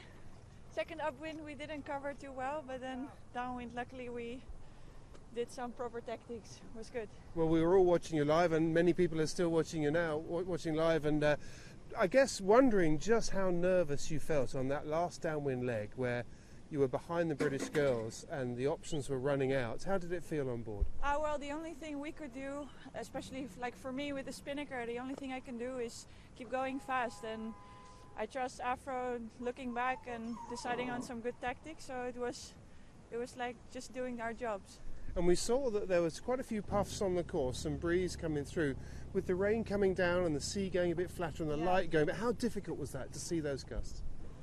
Well, actually today, for me at least, was easier than the previous days with the sun out and yeah, well, Dutch weather is easier to see some gusts than it was in the previous days. Yeah. So overall, maybe a silly question, but it's been a great week for you, I guess. With a lot of mistakes. It's our first event after the games, so we were a bit rusty in the beginning, but it was a very good week. Nice to be sailing here. Well, you've absolutely thrilled everybody today, so well done. Congratulations. Thank you. Thanks. Thanks for anything.